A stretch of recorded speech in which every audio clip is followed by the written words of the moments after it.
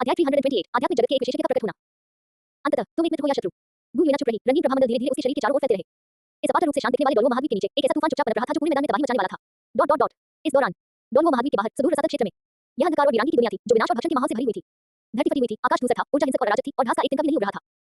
इसके भीतर केवल अनगिनत अगाध जीव दहाड़ते, संघर्ष करते और एक दूसरे को खा जाते थे। अगाध संत स्वामी उस लोक के ठीक केंद्र में स्थित अगाध सिंहासन पर सीधे बैठे थे। उसने अपनी आंखें उठाकर डोलवो महाद्वीप की दिशा में देखा। उसकी निगाहें धुंधली और लालची थी। ऐसा लग रहा था मानो वह अनंत अंतरिक्ष को भेदकर उस समृद्ध जीवन तक को एक ही झटके में निगल जाना चाहता हो। डोलवो महाद्वीप, ये कितना उत्तम ग्रह है, जीवन से भरपूर, ऊर्जा से शुद्ध और नियमों में परिपूर्ण। और यहाँ बहुत सारे शक्तिशाली स्पिरिट मास्टर, स्पिरिट बीस्ट और डिवाइन रैंक के लोग हैं। अफसर, पिछली बार उसने डोलवो महाद्वीप पर एक ही झटके में कब्जा करने के इरादे से आक्रमण करने के लिए एक क्लोन भेजा था। लेकिन इसका परिणाम ये हुआ कि लू शियाओ ने अपने क्लोन को आत्मविनाश के लिए मजबूर कर दिया, जिससे भारी नुकसान हुआ। उसके मूल शरीर की उत्पत्ति ऊर्जा को भी गंभीर क्षति पहुंची थी। फिर भी डोलवो महाद्वीप के प्रति उसकी लालसा में जरा भी कमी नहीं आई थी। एक बार जब वह विमान नष्ट हो जाएगा तो वह तुरंत अपनी वर्तमान बेड़ियों को तोड़कर एक सच्चे ईश्वर राजा का पद प्राप्त कर सकेगा। इसके परिणाम स्वरूप एबिस प्लेन के विकास में भी एक बड़ी छलांग लगेगी और ये डोलवो के बाद दूसरा सबसे महत्वपूर्ण प्लेन बनकर उभरेगा। ईश्वर लोक, बस रुको, मैं जल्द से जल्द अपनी ताकत वापस हासिल कर लूंगा और वापसी करूंगा। अगली बार जब मैं नीचे उतरूंगा तो मैं स्वयं कार्रवाई करूंगा और पूरे डोलवो महाद्वीप को रसातल का हिस्सा बना दूंगा। ठीक उसी समय जब उसकी महत्वाकांक्षा चरम पर थी और वह गुपचुप तरीके से योजना बना रहा था, गुंजन अगाध तल के किनारे पर बिना किसी चेतावनी के एक विशाल स्थानीय दरार खुल गई। घोर अंधेरी दरार शून्य क्षेत्र में फैली हुई थी। आसपास का स्थान हिंसक रूप से मुड़ रहा था और ढह रहा था। फिर भी ऊर्जा का एक अंश भी बाहर नहीं निकला। अगाध संत स्वामी चौंक गए और तुरंत सिंहासन से उठ खड़े हुए। कौन? उसकी दिव्य शक्ति एक गर्जना के साथ फूट पड़ी। रसातल की शक्ति सभी दिशाओं में फैल गई। उसका चेहरा अत्यंत सतर्क भाव से भरा हुआ था। अंतरिक्ष को चीरते हुए और बिना उसकी जानकारी के रसातल तल में प्रवेश कर पाना, वहां पहुंचने वाले व्यक्ति की ताकत निश्चित रूप से उससे कम नहीं थी। क्या डोलवो महाद्वीप का कोई ईश्वर स्तरीय विशेषज्ञ मेरा पीछा कर रहा था? असंभव। जब मेरे क्लोन ने आत्मविनाश किया तब तक मैंने सभी आभा कनेक्शन तोड़ दिए थे। वे किसी भी हालत में मेरा पीछा करते हुए यहाँ नहीं आ सकते थे। क्या ये देवलोक से कोई हो सकता है? अगाध संत भगवान का हृदय कस गया। लेकिन मेरा रसातल लोक हमेशा से निष्क्रिय रहा है और कभी भी ईश्वर लोक का शत्रु नहीं रहा है। उनके पास मुझ पर हमला करने का कोई कारण नहीं है। वह उस स्थानीय दरार को टकटकी लगाकर देखता रहा। उसका दिल बेतहाशा धड़क रहा था। एक पल के लिए वह झिझक और बेचैनी में डूब गया। लेकिन अगले ही पल एक विचित्र ऊर्जा, शुद्ध, विशाल और रसातल की ऊर्जा श्रेणी से कहीं अधिक धीरे धीरे स्थानीय दरार से बाहर निकलने लगी।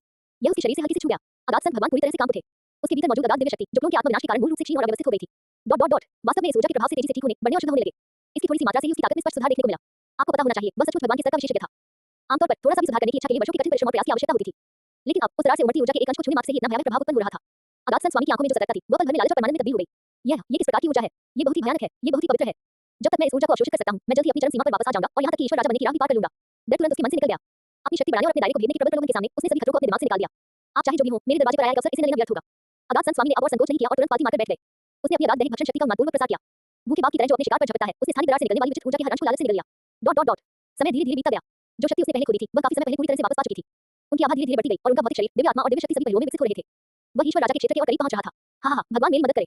अगाध संत स्वामी अपने हृदय में परमानंद से भर गया और भी अधिक उन्मादपूर्वक भोजन करने लगा। वह अपनी शक्ति में आए जबरदस्त उछाल के आनंद में पूरी तरह डूबा हुआ था। उसने इस बात पर बिल्कुल भी ध्यान नहीं दिया कि स्थानीय दरार की गहराई में क्या हो रहा है। ठंडी उदासीन आंखों की एक जोड़ी जो तिरस्कारपूर्ण उपहास से भरी हुई थी, पहले ही चुपचाप रसातल तल पर टिक चुकी थी। ठीक इसी क्षण एक सुस्त, जिज्ञासु और कुछ हद तक तिरस्कारपूर्ण आवाज धीरे धीरे दरार की गहराई से निकली जो शून्य क्षेत्र में गूंज उठी। अरे क्या ये कोई नया विमान है? आवाज तेज नहीं थी, लेकिन उसमें एक सर्वोच्च दबाव था जो रसातल तल से भी ऊपर था। इस आवाज को सुनते ही अगाध संत स्वामी की दिव्य शक्ति पल भर में ठोस हो गई। ऐसा लग रहा था मानो किसी अदृश्य विशालकाय हाथ से उसका गला घोंटा जा रहा हो। वह अपनी साधना की अवस्था से अचानक झटके से जाग गया और उसका परमानंद पल भर में घोर भय में बदल गया। कौन? अगाध संत स्वामी ने कठोर स्वर में चिल्लाया। उनका पूरा शरीर तनावग्रस्त हो गया था, मानो वे किसी महान शत्रु का सामना कर रहे हों।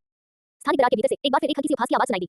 तो इस दुनिया में अभी भी जीवन बाकी है, हालांकि इसकी ताकत थोड़ी कमजोर है। हम नहीं, आप इस क्षेत्र के सबसे बड़े विशेषज्ञ प्रतीत होते हैं। उस लहजे में घोर तिरस्कार और निराशा झलक रही थी। कितनी बुरी किस्मत है कि हमें इतना कमजोर विमान मिल गया। खैर कुछ नहीं से तो बेहतर है। ऐसा संयोग है कि मैं अपनी ताकत बढ़ाने के लिए एक सीढ़ी के रूप में आपके इस विमान का उपयोग करूंगा। जैसे ही आवाज धीमी हुई, रक्त के रंग के प्रकाश से निर्मित एक लंबा सीधा खड़ा आकृति धीरे धीरे स्थानीय दरार से बाहर निकला। उसके आसपास कोई अनावश्यक आभा नहीं थी। फिर भी उसके द्वारा उठाया गया हर कदम संपूर्ण रसातल तल को हिंसक रूप से कपकपा देता था, मानो वह किसी भी क्षण ढह जाएगा। अगाध संत स्वामी उस रक्तरंजित आकृति को घूर रहा था। उसका चेहरा पीला पड़ गया था और उसके भाव अत्यंत गंभीर थे। इस व्यक्ति का क्षेत्र उसके अपने क्षेत्र से बहुत अलग नहीं प्रतीत होता था। फिर भी उसके भीतर से उभरने वाले संकट के घातक एहसास ने उसे निर्मम बना दिया। उसकी आत्मा कांप उठी। यह निश्चित रूप से एक डॉट डॉट डॉट एक भयावह अस्तित्व जिसका वह बिल्कुल भी विरोध नहीं कर सका। जिस बात ने उसे और भी ज्यादा शंकालु और बेचैन कर दिया वह ये थी कि डॉट डॉट डॉट इस व्यक्ति की शक्ति प्रणाली, आभा और यहाँ तक कि शारीरिक संरचना भी अतुलनीय रूप से विचित्र थी। वह न तो देवलोक का कोई व्यक्ति था, न ही डोलवो महाद्वीप का कोई व्यक्ति और निश्चित रूप से कोई अगाध प्राणी भी नहीं था। क्या ये किसी ऐसे शक्तिशाली विमान से हो सकता है जिसके बारे में उसने कभी सुना ही न हो? अभी कुछ देर पहले ये व्यक्ति खुद से बात कर रहा था। स्पष्टतः उनकी दुनिया अत्यंत शक्तिशाली थी और उन्होंने इस दुनिया को बिल्कुल भी महत्व नहीं दिया। वह भी डोलवो महाद्वीप पर कब्जा करने की लालसा रखता था। लेकिन उसे कभी उम्मीद नहीं थी कि एक और भी शक्तिशाली सत्ता उसके रसातल लोक को निशाना बनाएगी। अगाध संत स्वामी का हृदय पल भर में भय और पश्चाताप से भर गया। लेकिन उन्हें यह नहीं पता था कि डॉट डॉट डॉट अगर लू शियाओ या गु युएन अभी यहाँ होते और इस खून से लथपथ आकृति को देखते, वे तुरंत अपना रंग बदल लेंगे और उसकी पहचान कर लेंगे। इस आकृति की दिखावट, आभा और शक्ति संबंधी विशेषताएं, डॉट डॉट डॉट ये वही थे जो पिछली शादी की स्काई कैनोपी भ्रम में दिखाए गए थे। एक आध्यात्मिक लोक का प्राणी, ठीक वैसा। बस फर्क इतना था कि उसके सामने मौजूद आत्मा लोक के प्राणी की शक्ति मायाजाल में दिखाई देने वाले प्राणी की तुलना में कहीं अधिक कमजोर थी। स्पष्टतः वह आध्यात्मिक जगत के कई विशेषज्ञों में से एक अपेक्षाकृत साधारण सदस्य ही था। लेकिन फिर भी ये रसातल संत स्वामी को कुचलने और डोलवो महाद्वीप पर मौजूद ईश्वर स्तरीय विशेषज्ञों के विशाल बहुमत को खत्म करने के लिए पर्याप्त था। आत्माओं का लोक अंततः महज एक भ्रम और भविष्यवाणी नहीं रह गया था। आत्मा लोक का पहला सच्चा प्राणी अवतरित हुआ था और उनके अवतरण का पहला पड़ाव था रसातल तल। अध्याय 329 रसातल संत स्वामी को दास बनाना। अगाध संत स्वामी ने अपने सामने आत्मा लोक से आए प्राणी को देखा जो पूरी तरह से रक्त के रंग के प्रकाश से बना हुआ था। उसकी आत्मा की गहराई से उपजे भय के कारण वह लगभग बेहोश हो गया था। फिर भी रसातल लोक का स्वामी होने का गौरव और उसका मूल उद्देश्य उसे इस बात के लिए अप्रतिम बना देता था कि वह दूसरे पक्ष को अपनी इच्छा से अपने लोक को एक सीढ़ी के रूप में रोने की अनुमति दे। वह मन ही मन हार उठा। ये विमान उनके पूरे जीवन का आधार था। ईश्वर राजा के पद तक पहुंचने के लिए उनका एकमात्र सहारा था। भले ही विरोधी की ताकत अथाह हो, वह आखिरी दम तक करेगा। बूम बूम बूम पलक झपकते ही अगाध संत स्वामी के चारों ओर व्याप्त हिंसक अगाध शक्ति विस्फोटक रूप से फूट पड़ी। स्याही जैसी काली ऊर्जा संपूर्ण रसातल क्षेत्र में फैल गई। उसने अपनी दाहिनी मुट्ठी भींची। एक अलौकिक दिव्य कलाकृति जो पूरी तरह से काली थी और भयावह आकृतियों से ढकी हुई थी, स्वर्गीय संत की अगाध खाई को चीरने वाली भाला अचानक उसके हाथ में प्रकट हो गई। ये रसातल लोक की उत्पत्ति का सर्वोच्च खजाना था, उसके अस्तित्व की जड़। अगाध लोक के भीतर यह अलौकिक दिव्य कलाकृति बाहर की तुलना में कहीं अधिक भयावह शक्ति को उजागर कर सकती है और विमान के संवर्धन के कारण उसकी अपनी ताकत में भी 30% वृद्धि होगी। तुम मेरे अगाध लोक पर कब्जा करने की हिम्मत कैसे करते हो? तुम मौत को दावत दे रहे हो। अगाध संत स्वामी दहाड़ उठा। उसने अपने भीतर की सारी दिव्य शक्ति को बिना किसी संकोच के उस दिव्य संत के अगाध रसातल को चीरने वाले भाले में उड़ेल दिया। उसने अपनी सबसे शक्तिशाली प्रहार करने के लिए एबिस प्लेन की ओरिजिन शक्ति का एक अंश भी जला दिया। बूम गहरे काले रंग के भाले की चमक आकाश और पृथ्वी को घेरती हुई निकल आई। सब कुछ निगलने और सब कुछ नष्ट करने की भयानक गति को धारण करते हुए इसने आत्मा लोक के प्राणी पर निर्दयतापूर्वक बमबारी की। जहां जहां हमला हुआ रसातल का पहले से ही नाजुक स्थान हिंसक रूप से कांप उठा और उसमें दरारें पड़ गईं। हर जगह काले रंग की स्थानिक उथल-पुथल मची हुई थी। इस दबाव के कारण अनगिनत अगाध जीव सीधे राख में बदल गए। यह अगाध संत स्वामी का अंतिम प्रहार था जिसमें उसने अपनी सारी शक्ति लगा दी।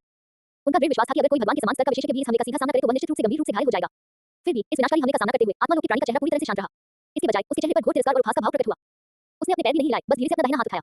उसकी पतली उंगली ने सामने के शून्य क्षेत्र में हल्के से स्पर्श किया। गुंजन।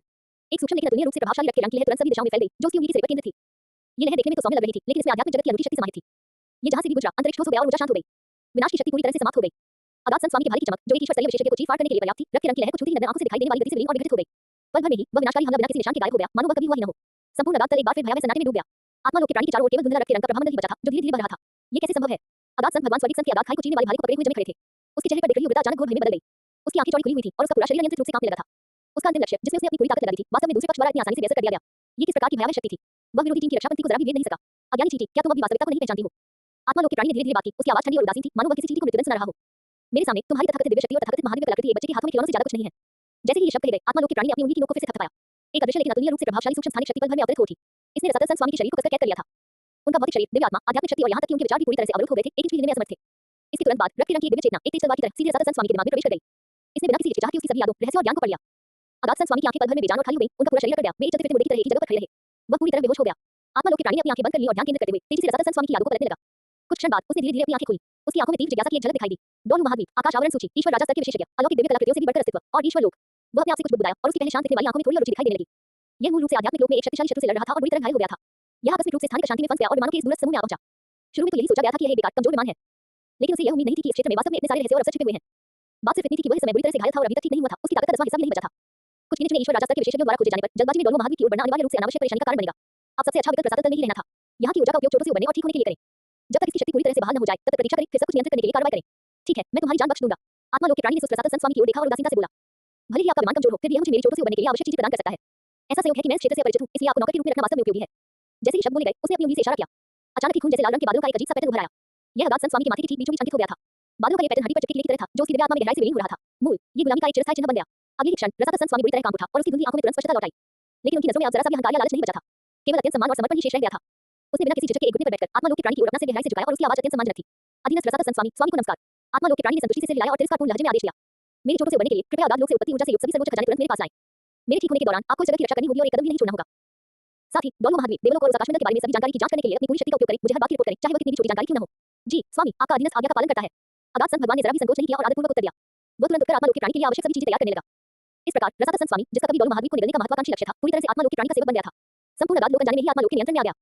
और रसातल लोक में जो यह अभूतपूर्व परिवर्तन हुआ, चाहे वह डोलू महाद्वीप में हो या दूरस्थ देवलोक में, किसी भी विशेषज्ञ ने इस पर ध्यान नहीं दिया। डॉट डॉट डॉट समय बीता गया और अभी आधा दिन ही बीता था। हम डोलू महाद्वीप के ऊपर वो रहस्यमय आकाश अचानक सुनहरी रोशनी से जगमगा उठा और हिंसक रूप से आगे बढ़ने लगा। उस चकाचौंध भरी रोशनी ने पूरे महाद्वीप को रोशन कर दिया। अध्याय 330 साधना गति रैंकिंग। पल भर में डोलू महाद्वीप और सूर्य चंद्रमा महाद्वीप के सभी स्पिरिट मास्टर्स और स्पिरिट बीस्ट ने अपनी गतिविधियां रोक दी। उन्होंने आशा और जिज्ञासा से भरी निगाहों से आकाश की ओर देखा। स्काई कैनोपी एक बार फिर प्रकट हो चुका था और एक नई रैंकिंग सूची जारी करने के लिए तैयार था। इससे पहले युद्ध शक्ति रैंकिंग, दिव्य कलाकृति रैंकिंग सूची और विवाह रैंकिंग जैसी सूचियां भी उपलब्ध थी। प्रत्येक सूची ने अभूतपूर्व अवसर और चौंकाने वाले परिणाम पेश किए थे। असंख्य लोग अभी सूची के आने का बेसब्री से इंतजार कर रहे थे। वे सूची में शामिल होने और आकाश के आवरण से सर्वोच्च पुरस्कार प्राप्त करने के लिए तरस रहे थे। जनमानस की निगाहों के बीच आकाश के ऊपर की सुनहरी रोशनी धीरे-धीरे सघन होती चली गई। भव्य और प्रभावशाली सुनहरे अक्षरों की एक पंक्ति धीरे-धीरे उभरकर सामने आई जो सबकी आंखों में गहराई से अंकित हो गई। साधना गति रैंकिंग, स्पिरिट मास्टर संस्करण। रैंकिंग नियम, डोलू महाद्वीप पर मानव आत्मा मास्टर के आंकड़े, वह आयु जिस पर उन्होंने डोलू उपाधि प्राप्त की, क्षेत्र का रिकॉर्ड रखा जाता है। जितनी कम उम्र होगी, रैंकिंग उतनी ही ऊंची होगी। शीर्ष 10 लोगों को सूची में शामिल किया जाता है और सूची में शामिल होने वाले सभी लोगों को असाधारण और असाधारण पुरस्कार प्राप्त होंगे। सूची का परिचय प्रकाशित होते ही पूरा डोलू महाद्वीप तुरंत ही हलचल से भर गया। असंख्य आत्मा गुरुओं ने उत्साह से उद्गार व्यक्त किए, बहस की और उग्र हो गए। उनकी आवाजें ज्वार की लहर की तरह पूरे देश में फैल गई। साधना की गति की रैंकिंग, ये वास्तव में सबसे तेज सफलता प्राप्त करने वालों की सूची है जिन्होंने डोलू उपाधि प्राप्त की। मुझे अच्छी तरह याद है कि तांग हाओ ने 44 वर्ष की आयु में उपाधि प्राप्त डोलू का खिताब हासिल किया था। वह एक समय महाद्वीप के सबसे कम उम्र के उपाधि प्राप्त डोलू थे। ये पहला स्थान निश्चित रूप से तांग हाओ को ही मिलना चाहिए। जरूरी नहीं, आजकल तो प्रतिभावान लोग बड़ी संख्या में उभर रहे हैं। विद्या अकादमी साधारण प्रतिभाओं से भरी पड़ी है और स्पिरिट हॉल की सर्वोच्च धर्माध्यक्ष भी है। शीर्ष स्थान कौन हासिल करेगा, यह भी निश्चित है। इस सूची में चाहे जो भी शामिल हो, उन सभी को स्काई कैनोपी से पुरस्कार मिलेंगे। ये तो वाकई बेहद सराहनीय है। कोट हेवन लो साम्राज्य, स्टार लो साम्राज्य, स्पिरिट हॉल, सी गॉड आइलैंड, ऊपरी तीन संप्रदाय। सभी दूतों ने अपनी सांसें थाम ली। उनकी निगाहें स्काई कैनोपी पर टिकी हुई थी, सूची के अनावरण की प्रतीक्षा में। स्टार डो ग्रेट फॉरेस्ट, कोरेलिया। गुलयोना ने आकाश की छतरी की ओर देखा। उसकी बेंगनी आंखों में निराशा की हल्की सी झलक दिखाई दी। इस बार सूची में केवल मानव आत्मा स्वामी ही शामिल थे और इसका आत्मा जानवर कबीले से कोई लेना देना नहीं था। हालांकि जब उसने स्पिरिट मास्टर वर्जन शब्द देखे, निराशा उम्मीद में बदल गई। चूंकि स्पिरिट मास्टर संस्करण मौजूद था, इसलिए भविष्य में स्पिरिट बीस्ट संस्करण भी अवश्य ही आएगा। उस समय स्टार डो ग्रेट फॉरेस्ट के क्रूर जानवरों को भी अवसर का लाभ उठाने का मौका मिलेगा। Spirit hall, supreme pontiff Palace. Bibi Dong सर्वोच्च धर्माध्यक्ष के सिंहासन पर सीधी बैठी थी। स्टार डो ग्रेट फॉरेस्ट में मिली करारी हार के कारण उसके मन में जो उदासी छाई हुई थी, वो पल भर में दूर हो गई। उसने आकाश की छत पर स्थित साधना गति रैंकिंग को देखा और उसके होठों के कोनों पर एक आत्मविश्वास भरी मुस्कान फैल गई। उसमें दोहरी आत्माएं और जनजातपूर्ण आध्यात्मिक शक्ति मौजूद थी। इसके अलावा उसे राक्षस देव परीक्षा का आशीर्वाद भी प्राप्त था। उन्होंने 38 वर्ष की आयु में डोलू की उपाधि प्राप्त कर एक बड़ी सफलता हासिल की थी, जो समय के तांग हाओ से कहीं अधिक थी। उनके विचार में वह निश्चित रूप से इस सूची में शीर्ष 3 में स्थान प्राप्त करेगी। जिन लोगों से वह कुछ हद तक सावधान थी, वे विद्या अकादमी की लुशियाओ और लीबाई थे। वे दोनों रहस्यमय और शक्ति में अथाह थे। वे बेहद कम उम्र के भी प्रतीत होते थे। वो सचमुच यह अनुमान नहीं लगा सकती थी कि उन दोनों ने किस उम्र में डोलू की उपाधि प्राप्त कर ली थी। बिग दीपक अकादमी एकांत कृषि क्षेत्र के भीतरी इलाके में स्थित है। लू शियाओ ने आकाश की छतरी में होने वाले उतार चढ़ाव को महसूस किया और धीरे-धीरे अपनी आंखें खोली। उसने आकाश में प्रदर्शित सूची पर एक नजर डाली। उसके चेहरे पर एक अजीब सा भाव आ गया। ये तथाकथित साधना गति रैंकिंग व्यवहारिक रूप से बिग दीपक अकादमी के लिए ही बनाई गई थी। शीर्ष कुछ स्थानों पर लंबे समय से बिग दीपक अकादमी का दबदबा कायम था, इसमें कोई संदेह नहीं था। उन्हें ऐसी सूची में कोई दिलचस्पी नहीं थी जिसमें कोई सस्पेंस न हो। एक हल्की सी नजर डालने के बाद उसने अपनी आंखें फिर से बंद कर लीं और पूरी तरह से अपनी एकांत साधना में लीन हो गया। उसने अपने साम्राज्य को सुदृढ़ करना जारी रखा और व्यवस्था तथा आकाश आवरण द्वारा लाए गए सभी अवसरों को आत्मसात कर लिया। डॉट डॉट डॉट एक छिपे हुए जंगल में तान हाओ अपने बुरी तरह से घायल शरीर को घसीटते हुए एक पेड़ की तरह से टिकाकर दयनीय अवस्था में खड़ा था। उसने आकाश की ओर देखा। उसकी धुंधली आंखों में एक तीव्र प्रकाश फूट पड़ा। उसका हृदय उत्साह से भर गया। उन्होंने 44 वर्ष की आयु में डोलवो की उपाधि प्राप्त करके एक महत्वपूर्ण सफलता हासिल की थी। डोलवो महाद्वीप के पूरे इतिहास में ऐसी गति दुर्लभ थी। उन्हें पूरा विश्वास था कि वे निश्चित रूप से इस सूची में अपना नाम दर्ज करा लेंगे। अगर वो सूची में शामिल हो जाता है और स्काई कैनोपी से पुरस्कार प्राप्त कर लेता है तो उसके शरीर पर छिपी चोटें और उसकी गिरी हुई साधना पूरी तरह से ठीक होने का मौका पा सकती है। अब जबकि स्पिरिट हॉल हर जगह उसका पीछा कर रहा था और उसकी साधना शक्ति बुरी तरह गिर गई थी, वह मुश्किल से हिल डुल पा रहा था। इस सूची में मिलने वाला इनाम ही उसकी एकमात्र उम्मीद थी। फिर भी उसके मन में एक हल्की सी बेचैनी भी थी। उनकी साधना का स्तर बहुत गिर गया था और वे अब शिखर स्तर के योद्धा नहीं रहे थे। शीर्षक डोलवो, क्या स्काई कैनोपी उस समय के उनके ब्रेक थ्रू रिकॉर्ड को अभी भी पहचान पाएगी? ठीक उसी समय जब सबके दिल की धड़कनें तेज हो रही थी और वे अपनी सांसें रोक रहे थे, आकाश की छतरी पर सुनहरी रोशनी अचानक फूट पड़ी और एक सुनहरी धारा की तरह पूरी क्षितिज पर फैल गई। अनंत दिव्य प्रकाश से परिपूर्ण 10वें स्थान का नाम धमाके के साथ प्रकट हुआ। खेती की गति रैंकिंग 10वां स्थान। नाम कियान दाओलियो। आत्मा 6 पंखों वाला देवदूत मार्शल आत्मा। सफलता का युग से लेकर खिताब प्राप्त डोलवो तक 43 इंचेस। सूची पुरस्कार सभी स्पिरिट रैंक की आयु सीमा 500 वर्ष बढ़ा दी गई है। चोटों से उबरने की क्षमता 10% बढ़ गई है और एंजल गॉड बॉडी की शक्ति 10% बढ़ गई है। आकाश में सुनहरे अक्षरों की एक स्पष्ट पंक्ति ऊंची लटकी हुई थी। तेजस्वी और गौरवशाली, इसने पल भर में ही हर आध्यात्मिक गुरु के हृदय में अपनी छाप छोड़ दी। एक संक्षिप्त भयावह सन्नाटे के बाद पूरा डोलवो महाद्वीप एक धरती को हिला देने वाले प्रचंड शोर के साथ फूट पड़ा। 10वां स्थान महायाजक का है कियान दाओलियो। 43 वर्ष की आयु में डोलवो की उपाधि प्राप्त करने में सफलता हासिल की। दिग्गज टाउन हाउस से 1 वर्ष पहले। हे भगवान, 6 विंग एंजल मार्शल सोल सचमुच अपनी प्रतिष्ठा के योग्य है। एंजल गॉड ट्रायल के संरक्षक से यही अपेक्षा थी कि वह डोलवो उपाधि प्राप्त कर ले। इतनी कम उम्र में ही इतना कुछ हासिल कर लिया। Quote dot dot dot quote. असंख्य स्पिरिट मास्टर्स के दिल कांप उठे। उनकी निगाहें स्पिरिट हॉल की ओर विस्मय से भर गई। कियान दाओलियो स्पिरिट हॉल कॉन्सेक्रेटेड हॉल के महापुजारी थे जो 3 निमित्त डोलवो में से एक थे और उनकी प्रतिष्ठा ने एक सदी तक महाद्वीप को हिलाकर रख दिया था। अब वो देवलोक में प्रवेश कर चुका था। 43 वर्ष की आयु में डोलवो की उपाधि प्राप्त करना असंख्य वरिष्ठ पीढ़ी के स्पिरिट मास्टर्स के दिलों में प्रतिभा का उच्चतम स्तर माना जाता था। लेकिन इस समय के बीच वहां मौजूद सभी लोगों के दिलों में एक और भी भयावह सिहरन दौड़ गई। कियान दाओलियो को केवल 10वां स्थान मिला। ये जानना जरूरी था कि कियान दाओलियो 43 वर्ष की आयु में उपाधि प्राप्त डोलवो बन गए थे। ये टाउन हाउस से 1 साल पहले था जिन्हें कभी महाद्वीप पर सबसे कम उम्र की उपाधि प्राप्त डोलवो के रूप में सराहा गया था। अब जबकि वह भी केवल 10वीं कक्षा में था तो क्या इसका यह मतलब नहीं था? उनसे आगे रैंक पर मौजूद 9 लोगों ने 40 वर्ष की आयु से पहले ही डोलवो की उपाधि प्राप्त कर ली थी। ये कैसे संभव है? क्या किसी को 40 वर्ष से कम आयु पर डोलवो उपाधि प्राप्त है? डोलवो महाद्वीप के पूरे इतिहास में ऐसे बहुत कम लोग हुए हैं। टाउन हाउस 44 साल का था, वह शीर्ष 10 में भी जगह नहीं बना पाया। ये साधना गति रैंकिंग तो वाकई डरावनी है। भला कौन महायाजक से श्रेष्ठ हो सकता है? कियान दाओलियो, क्या ये सच में बिग दीपक अकादमी के राक्षसों का समूह है? Quote dot dot dot quote. पल भर में सबकी निगाहें एक साथ बिग दीपक अकादमी की ओर मुड़ गईं। पूरी महाद्वीप की निगाहें पल भर में वहीं टिक गईं। सबके दिलों में बस यही बात थी कि बिग दीपक अकादमी जो अचानक कहीं से प्रकट हुई थी, विशेषज्ञों से भरी हुई थी और यहाँ तक कि स्पिरिट हॉल भी उसे डरता था। वह इतने सारे अलौकिक राक्षसों को जन्म दे सकता है जो साधना गति रैंकिंग में शीर्ष पर अपना वर्चस्व स्थापित कर सके। Dot dot dot Spirit Hall उपासना कक्ष। कियान दाओलियो, जिसने अभी अपने घावों को भरने के लिए एकांत साधना पूरी की थी और जिसकी आभा अभी भी कमजोर थी, ने अचानक अपनी आंखें खोल दी। उनकी सुनहरी आंखों में अविश्वास का भाव उभर आया। क्या सच में उनका नाम स्काई कैनोपी की सूची में शामिल हो गया? और यह कल्टीवेशन स्पीड रैंकिंग में शीर्ष 10 में था। 43 ने डोलवो की उपाधि प्राप्त करने में सफलता हासिल की। कियान दाओलियो ने अपने दिल में उथल-पुथल मचाते हुए फुसफुसाया। उसे लगा था कि उसकी साधना की गति को युवा पीढ़ी ने बहुत पहले ही पीछे छोड़ दिया है और सूची में शामिल होने का उसका कोई भी मौका बहुत पहले ही खत्म हो चुका है। लेकिन उन्हें यह उम्मीद नहीं थी कि उन्हें अभी भी कोई स्थान मिल सकता है। अध्याय 331 टाउन हाउस की अनिच्छा। अगले ही पल आकाश के ऊपर सुनहरी रोशनी की धाराएं आकाश से नीचे उतर रही थी। वे सीधे पूजा कक्ष में जा गिरे और कियान दाओलियो के शरीर में समा गए। स्पिरिट रैंक से उनमें वृद्धि, चोट से उबरना, दैवीय शरीर में सुधार, तीनों लाभ एक साथ प्रभावी हुए। कियान दाओलियो ने महसूस किया कि उसकी राजक देवदूत ईश्वरीय शक्ति तुरंत स्थिर हो गई। भूमि मीना के हमले से भगवान राजा को लगी चोटें नग्न आंखों से दिखाई देने वाली गति से ठीक हो रही थी। उसके शरीर के चारों ओर मौजूद 10 आध्यात्मिक छल प्रकाश से जगमगा उठे और उसकी आभा लगातार बढ़ती गई। स्काई कैनोपी की कृपा के लिए धन्यवाद। कियान दाओलियो उत्साह से कांप उठी और उसने जल्दी से आकाश को प्रणाम किया। जिन चोटों से उबरने में सालों लग जाते, वे 30% तक ठीक हो चुकी थी, जिससे वह शिखर के एक कदम और करीब आ गए। डॉट डॉट डॉट पोप के सर्वोच्च महल के अंदर बेबी डोन का चेहरा थोड़ा उतर गया। कियान दाओलियो का 10वां स्थान अप्रत्याशित था और इससे वह और भी ज्यादा घबरा गई। अगर कियान दाओलियो भी केवल 10वें स्थान पर थी तो उससे आगे के 9 लोग कौन थे? उन्होंने 38 वर्ष की आयु में टाइगर डोलवो के रूप में अपनी सफलता हासिल की थी और उन्हें विश्वास था कि वह शीर्ष 3 में स्थान प्राप्त कर सकती हैं। लेकिन अब वह थोड़ी सी घबराहट महसूस करने से खुद को रोक नहीं पा रही थी। डॉट डॉट डॉट उस रहस्यमय जंगल में सन्नाटा छाया हुआ था। टाउन हाउस वहीं जम गया। उसका खून और ऊर्जा उड़ रही थी। उसकी छाती तेजी से ऊपर नीचे हो रही थी। उसके सीने में असहनीय आक्रोश और क्रोध की भावना फूट पड़ी। कियान दाओलियो 43वें स्थान पर 10वें स्थान पर रही और टाउन हाउस ने 44 वर्ष की आयु में ही गुरु की उपाधि प्राप्त कर ली थी। 1 साल का अंतर, सिर्फ 1 साल। क्या वह शीर्ष 10 की दहलीज को भी नहीं छू सका? असंभव, यह असंभव है। टाउन हाउस ने अपनी मुट्ठियां कसकर भींच लीं, उसकी उंगलियों के जोर सफेद पड़ गए, हालांकि उसे इसका एहसास भी नहीं हुआ। उनकी धारणा में जब से उन्होंने 44 वर्ष की आयु में उपाधिधारी डोलवो के क्षेत्र में कदम रखा था, तब से वे पूरे डोलवो महाद्वीप में सबसे अधिक पहचाने जाने वाले सबसे कम उम्र के उपाधिधारी डोलवो रहे थे। ये रिकॉर्ड इतने सालों से कायम था और कोई भी इसे तोड़ नहीं पाया था। पूरे महाद्वीप में चाहे वह शीर्ष 3 संप्रदाय हो या स्पिरिट हॉल, ऐसा कौन सा वरिष्ठ शक्तिशाली समूह था जिसने टाउन हाउस की अद्वितीय प्रतिभा को स्वीकार नहीं किया? लेकिन अब स्काई कैनोपी उसे बता रही थी, तुम तो टॉप 10 में भी जगह नहीं बना सकते। स्काई कैनोपी, क्या मेरी यह रैंकिंग उचित है? टाउन हाउस ने ऊपर देखा और चमकदार सुनहरी स्क्रीन को टकटकी लगाकर देखने लगा। उसकी आंखें लाल थीं, आवाज कर्कश थी और उसमें अत्यधिक अनिच्छा और प्रश्नबोध झलक रहा था। ऐसा नहीं था कि वह इस बात को स्वीकार नहीं कर सकता था कि कोई उससे तेज है। वह अनुमान लगा सकता था कि बिग दीपक अकादमी के राक्षसों की उत्पत्ति रहस्यमय थी और उनकी ताकत भयावह थी। शायद वाकई ऐसे कई लोग थे जिन्होंने 40 साल की उम्र से पहले ही अपनी सफलता हासिल कर ली थी। लेकिन फिर भी क्या वाकई ऐसे 9 लोग थे जिन्होंने 43 वर्ष की आयु से पहले ही टाइगर डोलवो की उपाधि प्राप्त कर ली थी? क्या ऐसा हो सकता है कि टाउन हाउस, जिसने अपने जीवन के आधे हिस्से में इस महाद्वीप पर प्रतिभा का प्रदर्शन किया और अनगिनत कीमती रची, वह इस साधना गति रैंकिंग में अपना नाम तक नहीं छोड़ सका? जिस बात को वह सबसे ज्यादा स्वीकार नहीं कर पा रहा था, वह ये थी कि नाम उसके बिल्कुल करीब होते हुए भी बहुत दूर था। कियान दाओलियो को क्या पुरस्कार मिला? स्पिरिट रैंक से उम्र में वृद्धि, पुरानी चोटों से उबरना, दैवीय शरीर का संवर्धन। उसमें उपचार का प्रभाव था। अब वह बुरी तरह घायल हो चुका था। उसकी साधना शक्ति बुरी तरह गिर गई थी। उसकी नसें क्षतिग्रस्त हो गई थी और उसके शरीर में अनगिनत गुप्त चोटें थीं। स्पिरिट हॉल ने उसे एक आवारा कुत्ते की तरह दौड़ाया और वह दयनीय अवस्था में जीवन व्यतीत कर रहा था। जब तक वह रैंकिंग में ऊपर आ सकता है, जब तक उसे वो पुरस्कार मिल सकता है, उसकी चोटें ठीक हो जाएंगी, उसकी साधना बढ़ेगी और वह फिर से अपना सिर ऊंचा कर सकता है, अपने बेटे की रक्षा कर सकता है और टीएस स्काई संप्रदाय को पुनर्जीवित कर सकता है। लेकिन सिर्फ 1 साल की देरी से सब कुछ खत्म हो गया। आशा, जोश, वापसी का मौका, सब कुछ हवा में गायब हो गया। क्यों? ये तो सिर्फ 1 साल की बात है। टाउन हाउस ने अपनी मुट्ठी जमीन पर रखी, कठोर चट्टान चकनाचूर हो गई और धूल उड़ने लगी। उसने गहरी सांस ली। उसकी आंखों में निराशा और इच्छा झलक रही थी। बादलों से कीचड़ में गिरने का एहसास आहीन के आत्मबलिदान करने या संप्रदाय से निष्कासित किए जाने से भी अधिक दर्दनाक था। वह संतुष्ट नहीं हुआ। उसने इसे स्वीकार करने से इनकार कर दिया। लेकिन वह उस सर्वोच्च आकाशीय आवरण का सामना कर रहा था जो सभी स्वर्गों के नियमों को नियंत्रित करता प्रतीत होता था। उसके पास तो बहस करने की योग्यता भी नहीं थी। Dot dot dot Star Dou Great Forest. भूमि मीना स्थिर खड़ी थी। उसके लंबे चांदी जैसे बाल हवा में लहरा रहे थे। उसकी बैंगनी आंखों में जटिल भावनाएं झलक रही थीं। बीतियान, बीजी, शिवनज्जुन, 10,000 दानवों का राजा और अन्य सभी क्रूर जानवर यहाँ एकत्रित थे। उनमें से प्रत्येक ने गंभीर भावों के साथ आकाश की ओर देखा। कियान दाओलियो, 43 वर्ष, उपाधि डोलवो। ये संख्या स्पिरिट बीस्ट कबीले के लिए एक खुला झटका थी। मनुष्य, मानव आत्मा स्वामी। बीतियान ने अपने पंजे कसकर पकड़ लिए। सुनहरी आंखों वाली काली ड्रैगन राजा की आभा नियंत्रित रूप से बाहर निकल गई और उसकी आंखों में क्रोध और इच्छा उमड़ पड़ी। हम जैसे स्पिरिट बीस्ट को एक टाइटल डॉलर की युद्ध शक्ति प्राप्त करने के लिए 1 लाख साल का समय चाहिए। पूरे 1 लाख साल। तेज हवा और बारिश, स्वर्गीय कष्टों का बपतिस्मा, शिकारी जानवरों का शिकार, हर कदम डरावना है। एक जीवन, युद्ध शक्ति का एक हिस्सा हासिल करने में ही 10,000 साल लग जाते हैं। लेकिन उनका क्या, इंसानों का क्या? महज 40 वर्षों में पलक झपकते ही वे हमारे बराबर यहाँ से भी आगे निकल सकते हैं। शिवनत जून दहाड़ा और उसकी हिंसक आभा चारों दिशाओं में फैल गई। क्यों?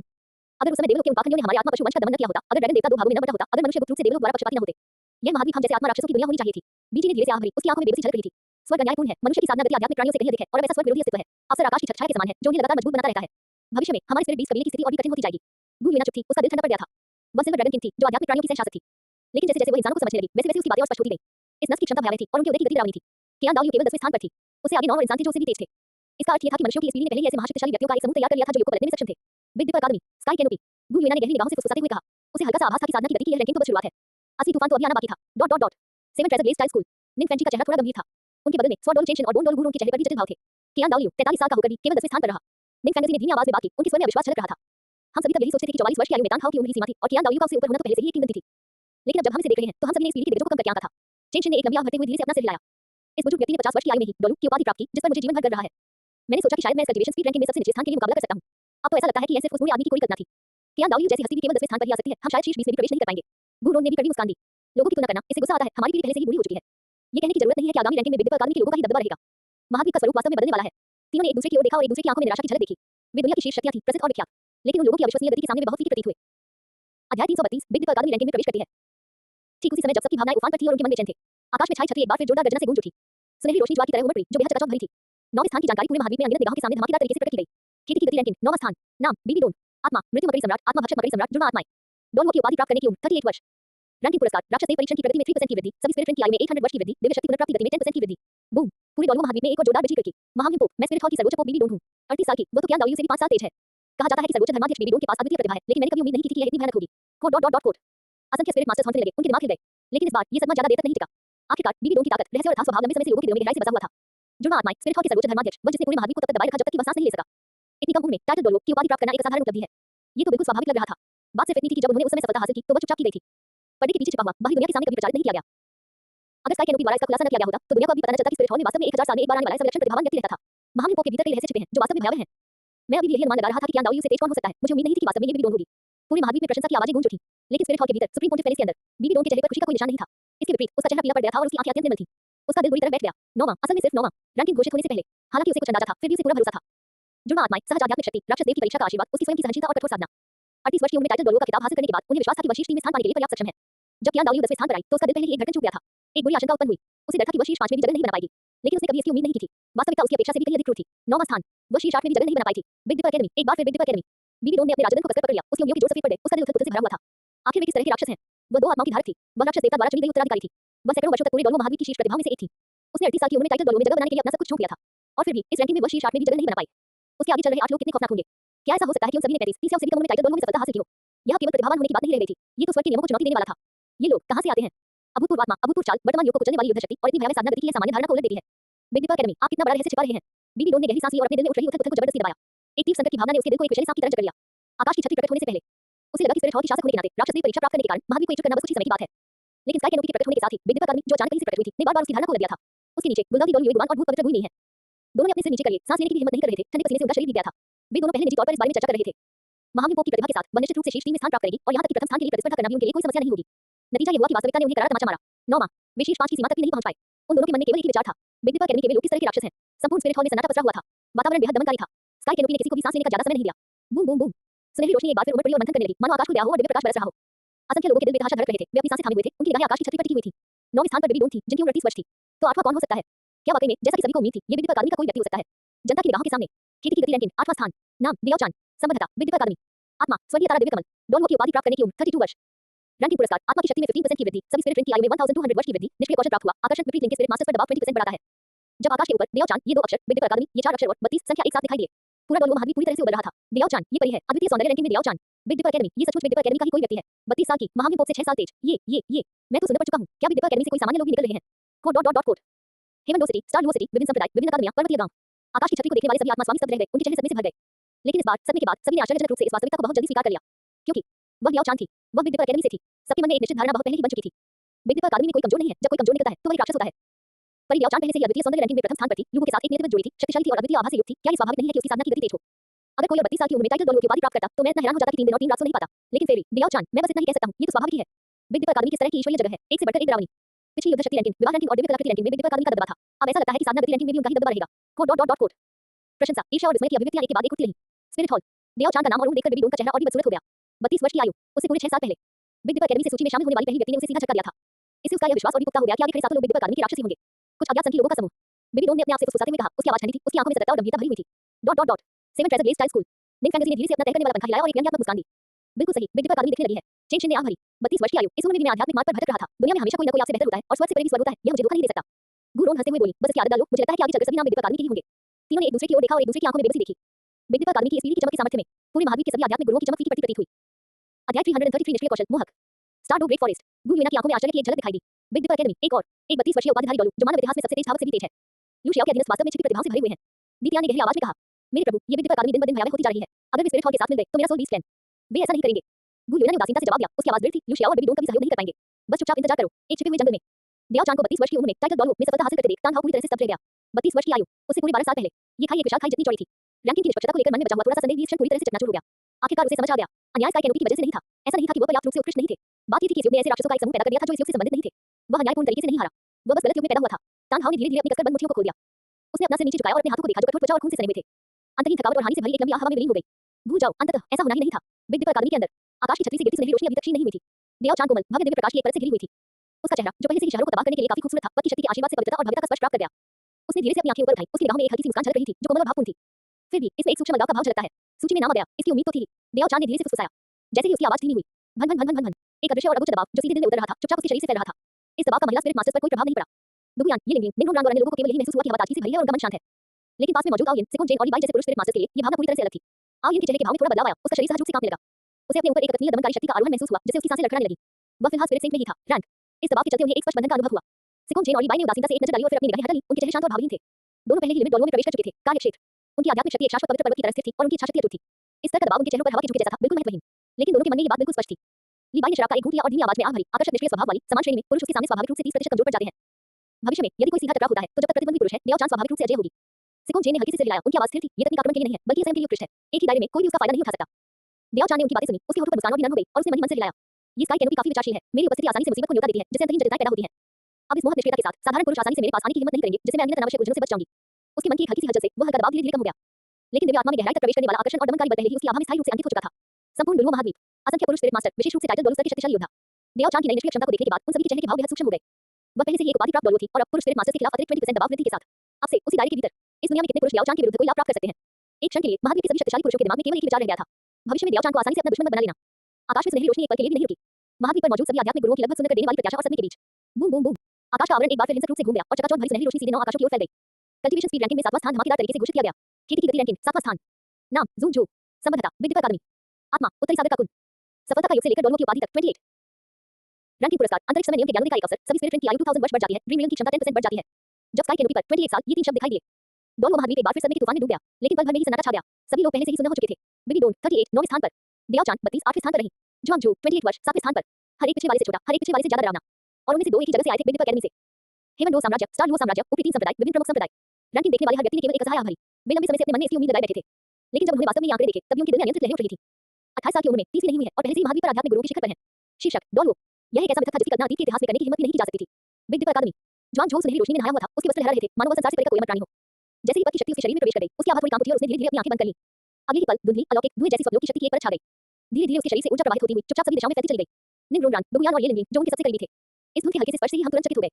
उनकी चेतना एक असीम अराजक भ्रम में खींची चली जा रही थी। उनके कानों में भ्रामक फुसफुसाहट गूंज रही थी, उनकी आंखों के सामने खंडित छवियां कौंध रही थी और वे बेहोशी में डूबने ही वाले थे। खतरा, लीवाई की आंखें सिकुड़ गईं, उनके दाहिने हाथ में तलवार की मुद्रा बनाई और उन्होंने हवा में धीरे से वार किया।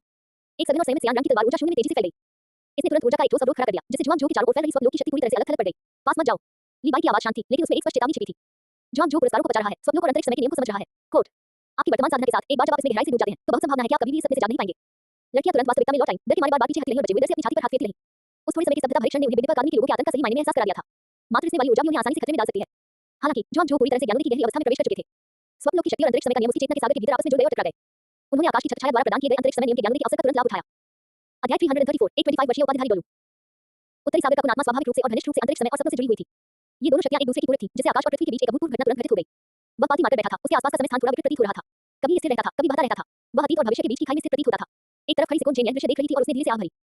यदि कोई अप्रत्याशित घटना न हो तो ज़ूम झोंक द्वारा इस अवसर को पूरी तरह से आत्मसात करने के बाद वह अनिवार्य रूप से सफलता प्राप्त कर लेगा और लिमिट दोनों में प्रवेश कर जाएगा। क्षेत्र लीबाई ने अपना सिर पीछे झुकाया और एक घड़ा भर तेज शराब पी ली। पहली बार उसकी आंखें अभूतपूर्व रूप से गंभीर हो गई और उसने धीरे-धीरे से हिलाया। जितना मजबूत उतना अच्छा। डीन पहले ही स्पष्ट रूप से कह चुके हैं कि आत्माओं के ऊपर आक्रमण दूर नहीं है। यह एक ऐसी विपत्ति है जिससे वे भी चिंतित हैं। उस युद्ध को केवल एक या दो शक्तिशाली व्यक्तियों द्वारा नियंत्रित नहीं किया जा सकता है। हमें अपनी ताकत जितनी जल्दी हो सके बढ़ानी होगी, अन्यथा भविष्य में हमारे पास खुद की रक्षा करने की भी शक्ति नहीं होगी। आध्यात्मिक जगत। ये दो शब्द सुनकर यूबू, काइवेंजी, सन वुकोंग और अन्य लोग उनके चेहरे एकदम गंभीर हो गए और उन्होंने भारी स्वर में सिर हिलाया। ये घटना लुशियाओ के विवाह स्थल से लौटने के बाद हुई। ये वह अत्यंत गोपनीय जानकारी थी जो उन्होंने विशेष रूप से बिग अकादमी के मुख्य नेतृत्व को जारी की थी। भविष्य का शत्रु न तो स्पिरिट हॉल था, न ही स्पिरिट बीस्ट और न ही गॉडरियन, बल्कि ये स्वर्ग से परे का आध्यात्मिक लोक था जो अकल्पनीय हद तक शक्तिशाली था। एक बार युद्ध छिड़ जाने पर संपूर्ण दोनों महाद्वीप और यहाँ तक कि देवलोक भी पतन के खतरे का सामना करेंगे। यहाँ तक कि डीन लुशियाओ भी बहुत गंभीर थे। ये लोग, ये समूह थोड़ी सी भी लापरवाही करने की हिम्मत कैसे कर सकते हैं? जैसे ही सबके चेहरे गंभीर हो गए और उनके आसपास का वातावरण भारी हो गया। Boom boom boom. आकाश में एक बार फिर सुनहरी रोशनी फूट पड़ी जिसकी गर्जनापूर्ण ध्वनि पूरे महाद्वीप में गूंज उठी। सभी की निगाहों के सामने साधना गति रैंकिंग में छठा स्थान बिना किसी संदेह के नीचे उतर गया। खेती की गति रैंकिंग छठा स्थान। नाम लूबू। संबद्धता बिग दीपक अकादमी। आत्मा फांटियन हर्बर्ट। डॉन की उपाधि प्राप्त करने की उम्र 25 वर्ष। रैंकिंग पुरस्कार असुर देवता परीक्षण की प्रगति में 10% की वृद्धि। फांटियन हर्बर्ट की वास्तविक शक्ति को अनदेखा करने वाली रक्षा में 10% की वृद्धि। सभी स्पिरिट की आयु में 2500 वर्ष की वृद्धि। जब आकाश की छत पर 25 साल के वे तीन हल्के तैरते हुए शब्द प्रतिबिंबित हुए। तीन पलों के सन्नाटे के बाद पूरा डोलो महाद्वीप पूरी तरह से विस्फोटित हो गया। 25 साल का एक उपाधि प्राप्त डोलो स्पिरिट एल्डर के साथ मुझे अभी भी संघर्ष करना पड़ रहा था। 25 साल की उम्र में साम्राज्य और वे पहले से ही महाद्वीप की शिखर पर खड़े हैं। बिग दीपक अकेडमी क्या विशेष 10 में सभी स्थान हासिल कर लेंगे? कोड विस्मय, सदमा, अविश्वास। ये सभी आवाजें एक साथ मिलकर लगभग पूरे क्षितिज को उलट-पुलट कर देने लगी। लेकिन इस बार सूची में शामिल उम्मीदवारों को लेकर लोगों के मन में कोई जिज्ञासा नहीं थी। अब केवल एक ही बेतुका लेकिन अतुलनीय रूप से वास्तविक विचार बचा था। क्या ये संभव था कि बिग दीपक अकादमी शेष सभी रैंकिंग पर कब्जा कर ले? जैसे ही यह विचार मन में आया, उन्हें खुद भी घुटन महसूस होने लगी। Spirit hall, supreme pontiff Palace. Bibi Dong सर्वोच्च सिंहासन पर सीधी बैठी थी। उसका चेहरा पहले से ही बेहद उदास था। उसकी उंगलियां उसकी हथेलियों में गहराई तक धंस गईं। वह आकाश की छत पर लिखी उस पंक्ति को टकटकी लगाकर देखती रही। विशेषकर वे तीन शब्द 25 वर्ष की आयु वे तो तेज चाकों की तरह थे जो उसके दिल में बेरहमी से चुभ रहे थे। दियाओ चांद 32 साल की थी और वह पहले से ही चिंतित थी। जॉन जो 28 साल की थी और वह पहले से ही सदमे में थी। लेकिन लूबू की उम्र 25 साल थी। बीबी डोन को अपने पैरों के तलवों से लेकर सिर तक एक सहन सी महसूस हुई। उसका पूरा शरीर ठंडा पड़ गया। जब वह 25 वर्ष की थी तब भी वो स्पिरिट सेन के रूप में साधना करने के लिए संघर्ष कर रही थी। क्षेत्र वह अभी भी उपाधि प्राप्त डोलो बनने से 1,08,000 ही दूर थी। फिर भी उसी उम्र में लूबू महाद्वीप की शिखर पर पहुंच चुकी थी। यह अंतर इतना बड़ा था कि वह निराशा में डूब गई। क्या यही बिग दीपक अकादमी की असली नींव है? बीबी डोन की आवाज बैठ गई थी और उसके दिल में एक भयानक तूफान उमड़ रहा था। अगर छठे स्थान पर रहने वाला व्यक्ति ही 25 साल का है तो बाकी के शीर्ष 5 लोगों का व्यक्तित्व कितना असाधारण होगा? क्या ऐसा हो सकता है? क्या ऐसा हो सकता है कि शीर्ष 8 स्थान पूरी तरह से उन्हीं के एकाधिकार में आ जाएं? वह इसे आगे सोचने की हिम्मत नहीं कर पा रही थी। महाद्वीप को एकजुट करना और ईश्वर का पद प्राप्त करना उसकी मूल महत्वाकांक्षा थी। बिग दीपक अकेडमी के इन भयावह रैंकिंग परिणामों को देखकर मैं पूरी तरह से टूट गया था। नीचे क्राइसिंथम डोलो और घोस्ट डोलो ने अपने सिर नीचे झुका रखे थे। उनके शरीर ठंडे पसीने से भीगे हुए थे और वे जोर से सांस लेने की भी हिम्मत नहीं कर रहे थे। संपूर्ण स्पिरिट हॉल का वातावरण अत्यंत तनावपूर्ण था। ये तूफान आने से पहले की खामोशी जैसा था। ये सिर्फ स्पिरिट हॉल ही नहीं था। Seven Treasure Blade Style School, Blue Lightning Tided Dragon School, Heaven Dou Imperial Palace, Star Duo Imperial Family. सभी गुटों की निगाहें एक साथ सूर्य आसमान की गहराई की ओर टिकी हुई थी। उस बिग दीपक अकादमी की ओर जो कहीं से भी प्रकट हुई थी और जिसने महाद्वीप के परिदृश्य को उलट-पुलट कर दिया था। सबके मन में बस एक ही विचार रह गया था। इसके बाद स्काई कैनोपी उन्हें कितना और झटका देगी? क्या ये एक सुखद आश्चर्य होगा या आतंक का एक गहरा स्तर? आकाश के ऊपर सुनहरी रोशनी लगातार घूमती और गरजती रही। 25 साल की लूबू शीर्ष 10 में केवल मध्य श्रेणी का परिणाम थी। पिरामिड की शिखर पर वास्तव में खड़े हुए कुछ गिने-चुने राक्षस अभी तक पूरी तरह से प्रकट नहीं हुए थे। पूरे डोलो महाद्वीप में सभी स्पिरिट मास्टर्स ने अपनी सांसें रोकी। उस शानदार आकाश को टकटकी लगाकर देखते हुए उनके दिल तेजी से धड़क रहे थे। वे सब इंतजार कर रहे थे। उस पल का इंतजार है जब कल्टीवेशन स्पीड रैंकिंग के शीर्ष 5 खिलाड़ियों का पूरी तरह से खुलासा हो जाएगा। अगाध तल। रक्त के रंग का प्रकाश गाढ़ी तरल पदार्थ की तरह पूरे स्थान में व्याप्त हो गया। वातावरण में विनाशकारी ऊर्जा का ऐसा सैलाब उमड़ रहा था जिसे चरम सीमा तक दबा दिया गया था। आध्यात्मिक जगत से आया वह सर्वोच्च अस्तित्व अभी भी हवा में लटका हुआ था। उसके शरीर के चारों ओर खून की रंग की रोशनी की आकृतियां धीरे-धीरे बहने लगी। पहले जो आभा मन थी वह कई गुना अधिक प्रबल हो गई थी। इस गहन खान-पान और स्वास्थ्य लाभ की अवधि के बाद उसके शरीर पर लगी घातक चोट 30% तक ठीक हो चुकी थी। यहाँ तक कि केवल 30% आभा के क्षीण होने से भी संपूर्ण रसातल लगातार काम रहा था। स्थानिक अवरोधों से ऐसी कराहें निकल रही थी मानो वे भार सहन करने में असमर्थ हो, मानो वे किसी भी क्षण ढह जाएंगी। नीचे रसातल संत स्वामी आदरपूर्वक जमीन पर लेट गए, यहाँ तक कि अपना सिर उठाने का भी साहस नहीं कर रहे थे। वह स्पष्ट रूप से महसूस कर सकता था कि उसके स्वामी की शक्ति अविश्वसनीय गति से पुनः प्राप्त हो रही थी। उस स्तर की शक्ति बहुत पहले ही दैवीय पद से ऊपर उठ चुकी थी। इसने एक अधिक सर्वोच्च और भयावह क्षेत्र को छू लिया था। कचरा, सचमुच कचरे का ढेर। आध्यात्मिक जगत के विशेषज्ञ ने धीरे-धीरे अपनी आंखें खोली। उनकी खून जैसे लाल रंग की पुतलियों में अधीरता और असंतोष की एक झलक दिखाई दी। उनकी आवाज उदासीन थी, फिर भी उसमें एक निर्विवाद गरिमा थी। संपूर्ण अगाध तल के संसाधन केवल मेरी चोटों के 30% तक ठीक होने के लिए पर्याप्त थे, इससे पहले कि वे पूरी तरह से समाप्त हो जाएं। इतनी कमजोर जगह को विमान कहना सरासर हास्यास्पद है। अगाध संत स्वामी पूरी तरह से कांप उठे और जल्दी से प्रणाम किया, जरा सा भी खंडन करने का साहस नहीं किया। इस आध्यात्मिक लोक के स्वामी के सामने वह रसातल लोक पर गर्व करता था। यह महज एक अस्थायी गढ़ था जिसे किसी भी समय त्यागा जा सकता था। आध्यात्मिक लोक के विशेषज्ञ ने अपना हाथ थोड़ा ऊपर उठाया। उनकी उंगलियों पर रक्त के रंग की रोशनी घूम रही थी। उसकी निगाहें अनंत शून्य क्षेत्र को देखते हुए दूर उस दिशा की ओर गईं जो अधिक उज्ज्वल और जीवन से भरपूर थी। डुलुओ महाद्वीप, डोलो महाद्वीप, इसमें भगवान राजा हैं, इसमें दिव्य रंग है, इसमें दिव्य कलाकृतियां हैं, इसमें आकाश छत्र है। अवसर, ऊर्जा की सांद्रता इस जर्जर खाई की तुलना में दर्जनों गुना अधिक है। वह अपने आप से बुदबुदाया, उसकी खून से लाल आंखों में लालच और निर्मलता की झलक दिखाई दी। हालांकि ये देवलोक जितना समृद्ध नहीं है, लेकिन यहाँ बहुत अधिक शक्तिशाली व्यक्ति नहीं है, जो इस समय मेरे लिए बिल्कुल सही है। देवलोक में शक्तिशाली व्यक्तियों के समूह हैं, जिनमें पूर्ण रूप से 5 देवराज और कई दिव्य शक्तियां शामिल हैं। उनकी वर्तमान में 30% ठीक हुई ताकत के साथ जल्दबाजी में घुसपैठ करना थोड़ा मुश्किल हो सकता है। लेकिन डोलो महाद्वीप अलग है। हालांकि वहाँ ईश्वर राजा स्तर के अस्तित्व भी मौजूद है। समग्र शक्ति स्तर ईश्वर लोक की तुलना में कहीं कम स्थिर है। यदि योजना को ठीक से क्रियान्वित किया जाता है, तो वह पूरी तरह से गुप्त रूप से प्रवेश कर सकता है। धीरे-धीरे महाद्वीप के उद्गम को निगलते हुए, शक्तिशाली व्यक्तियों की शक्ति को निगलते हुए, आकाश की शक्ति को निगलते हुए, तब तक उनकी चोटें निश्चित रूप से आश्चर्यजनक गति से ठीक हो जाएंगी। जब पूर्ण रूप से स्वस्थ होने का दिन आ जाए, वह क्षण होगा जब पूरा डोलो महाद्वीप उसका पोषण बन जाएगा। अध्याय 335 दिव्य कौशल शाश्वत वसंत वापसी। डुलुओ महाद्वीप। आध्यात्मिक लोक के उस शक्तिशाली व्यक्ति ने अपने होठों को एक ठंडी क्रूर मुस्कान में बदल दिया। कुछ देर और मौज मस्ती कर लो, जैसे ही मेरी ताकत थोड़ी और बढ़ जाएगी तुम्हारा अंत निकट होगा। उसने अपनी उंगली से इशारा किया। गहरे रक्त के रंग का एक दिव्य विचार अगाध संत भगवान के मन में आया। शेष सभी संसाधनों को एकत्र करना जारी रखें और साथ ही डोलो महाद्वीप पर कड़ी नजर रखें। अगर कोई हलचल हो तो मुझे तुरंत सूचित करें। मैं वहां मौजूद सभी प्रभावशाली लोगों की गतिविधियों के बारे में जानना चाहता हूं, जिसमें विमान के बाहर उस सुनहरी फिल्म की स्थिति भी शामिल है। हाँ मास्टर। अगाध संत स्वामी ने आदरपूर्वक आदेश स्वीकार कर लिया और जरा भी अवज्ञा करने का साहस नहीं दिखाया। आध्यात्मिक लोक के उस शक्तिशाली व्यक्ति ने अपनी आंखें फिर से बंद कर ली। जैसे ही उसने चुपचाप शक्ति एकत्रित करना शुरू किया, रक्त के रंग की रोशनी ने एक बार फिर उसके शरीर को घेर लिया। आत्माओं के लोक से एक भयानक छाया ने चुपचाप डोलो महाद्वीप के ऊपर के आकाश को ढक लिया था। ये पूरी तरह से विस्फोट करने के लिए सही समय का इंतजार कर रहा था। इसी बीच डोलो महाद्वीप पर सभी की निगाहें उस शानदार चकाचौंध भरे आकाशमंडल पर टिकी रहीं। आकाश की शिखर पर सुनहरी रोशनी अनंत काल तक फैलती रही। उस गर्जनापूर्ण ध्वनि से पूरा महाद्वीप हिल गया। लू बू की टाइटल डॉलवुड तक पहुंचने की खबर 25 वर्ष की आयु में रियल की गूंज पूरे महाद्वीप में गूंज रही थी। इससे उत्पन्न हुई विशाल लहरों को लंबे समय तक शांत नहीं किया जा सका। सुनहरी रोशनी और भी तेज और चमकदार होती गई। ऐसा लग रहा था मानो नौ आकाशों के ऊपर सचमुच का सूर्य लगता हुआ हो। Boom boom boom. अगले ही पल आकाशमंडल दहाड़ उठा और दिव्य प्रकाश नीचे बरसने लगा। कल्टीवेशन स्पीड रैंकिंग में 5वां स्थान आधिकारिक तौर पर घोषित कर दिया गया है। इस क्षण पूरा डोलवो महाद्वीप एकदम शांत हो गया। असंख्य लोगों ने अपनी सांसें रोक ली, उनके दिल बेतहाशा धड़क रहे थे। उनकी निगाहें उस चमकदार प्रकाश के पर्दे पर टिकी हुई थी। खेती की गति रैंकिंग 5वां स्थान। नाम कैवेंजी। संबद्धता विद्युत अकादमी। Spirit Life Reincarnation Hope. डोलवो की उपाधि प्राप्त करने की उम्र 22 वर्ष। रैंकिंग पुरस्कार जीवन उत्पत्ति का गहन जागरण सभी आत्मा वलयों की आयु 3000 वर्ष बढ़ जाती है। समूह उपचार दिव्य कौशल में महारत शाश्वत वसंत वापसी। जब 22 वर्ष ये तीन अंक नजर आए, महज 3 सांसों के भीतर पूरा डोलवो महाद्वीप पूर्णतः सन्नाटे में डूब गया। इसके तुरंत बाद पहले से कहीं अधिक भयंकर तूफान पूरे इलाके में फैल गया। कैवेंजी ये फिर से विद्युत अकादमी है। 22 साल का उपाधि डोलवो। क्या मैंने सही देखा? 22 साल की लू बू से 3 साल छोटी। क्या उसकी आत्मा जीवन पुनर्जन्म लीना है? मुझे डर है कि यह डोलवो महाद्वीप में एकमात्र आत्मा है उपाधि प्राप्त डोलवो तक पहुंचने के लिए इतनी कम उम्र में इस दुनिया में रहना बहुत ही डरावना है। असंख्य स्पिरिट मास्टर जमीन पर गिर पड़े, उनकी आंखें निराशा और शून्यता से भरी हुई थी। जिस प्रतिभा पर उन्हें कभी बहुत गर्व था, बिग दीपा अकेडमी के इस समूह के सामने यह महज एक मजाक जैसा था। स्टार लुओ साम्राज्य के महल के अंदर स्टार लुओ सम्राट के हाथ में मौजूद चाय का प्याला खटखट की आवाज के साथ जमीन पर गिर गया। चाय चारों तरफ फैल गई, लेकिन उसे इसका बिल्कुल भी पता नहीं चला। वह बस आकाश की छतरी को निहारता से देखता रहा और अपने आप से कुछ बुदबुदाता रहा। 22 साल की उम्र, इस तरह की साधना गति किसी मनुष्य की बस की बात नहीं है। बिग दीपा अकादमी किस प्रकार का अस्तित्व है? ब्लू लाइटनिंग टाइरेंट ड्रैगन संप्रदाय के अंदर कई बुजुर्गों का चेहरा पीला पड़ गया और वे चुपचाप एक दूसरे को देखने लगे। उनका ब्लू लाइटनिंग टाइरेंट ड्रैगन संप्रदाय शीर्ष 3 संप्रदायों में से एक था, जिसके पास परम आक्रमण प्रकार का पशु आत्मा था। लेकिन संप्रदाय के सबसे प्रतिभाशाली शिष्य के लिए भी डोलवो की उपाधि प्राप्त करना असंभव था। 50 या 60 वर्ष की आयु के बिना ही एक ऐसा क्षेत्र हासिल करना। फिर भी महज 22 साल की उम्र में काइवेंजी उस मुकाम पर पहुंच गई थी जहां वे अपने पूरे जीवन में शायद ही पहुंच पाते। 7 ट्रेजर ग्लेस स्टाइल स्कूल में निंगफेंजी के हाथ में मौजूद फोल्डिंग पंखा पूरी तरह से रुक गया। उनके चेहरे पर मौजूद शांत और संयमित मुस्कान एक बार फिर गायब हो गई और केवल गहरा सदमा ही रह गया। जीवन पुनर्जन्म मीना 22 वर्षीय उपाधि प्राप्त डोलवो। बिग दीपा अकादमी में उपचार में विशेषज्ञता रखने वाले एक सहायक स्पिरिट मास्टर के पास भी इतनी भयावह साधना गति होती है। इस स्पिरिट मास्टर के बारे में मेरी समझ पूरी तरह से उलझ जाती है। स्वॉर्ड डोल चेंज ने गहरी सांस ली, उसकी आवाज थोड़ी कांप रही थी। जब मैं 22 साल का था तब मैं केवल स्पिरिट सिंह में था। वह अभी स्पिरिट डोलवो की स्तर तक भी नहीं पहुंची है, फिर भी वह टाइटल डोलवो बन चुकी है। दूसरों से तुलना करने से केवल निराशा ही मिलती है। बोन डोल घूर ने भी कड़ी मुस्कान दी और अपना सिर हिलाया। भूल जाओ, हमारी पीढ़ी युवाओं से पूरी तरह पीछे छूट गई है। अब से इस महाद्वीप का भविष्य पूरी तरह से बिग दीपा अकादमी के हाथ में है। Spirit hall supreme pontiff palace. Baby डोन सर्वोच्च सिंहासन पर बैठी थी, उसका पूरा शरीर ठंड से कांप रहा था। उसके आसपास की आभा को चरम सीमा तक दबा दिया गया था। 22 साल का है। इस उम्र में अतीत में उसके लिए वह भी एक प्रतिष्ठित डोलवो बनने से बहुत दूर थी। फिर भी काइवेंजी पहले से ही महाद्वीप के स्पिरिट मास्टर की शिखर पर खड़ी थी। पागलों का झुंड, बिल्कुल पागल। बीबी डोन को अपने दिल में बेबसी का एहसास हुआ। देओ चांद 32 पर, जून जो 28 पर, लू 25 पर, काइवेंजी 22 पर। प्रत्येक पिछले वाले से छोटा, प्रत्येक पिछले वाले से अधिक ईश्वर विरोधी।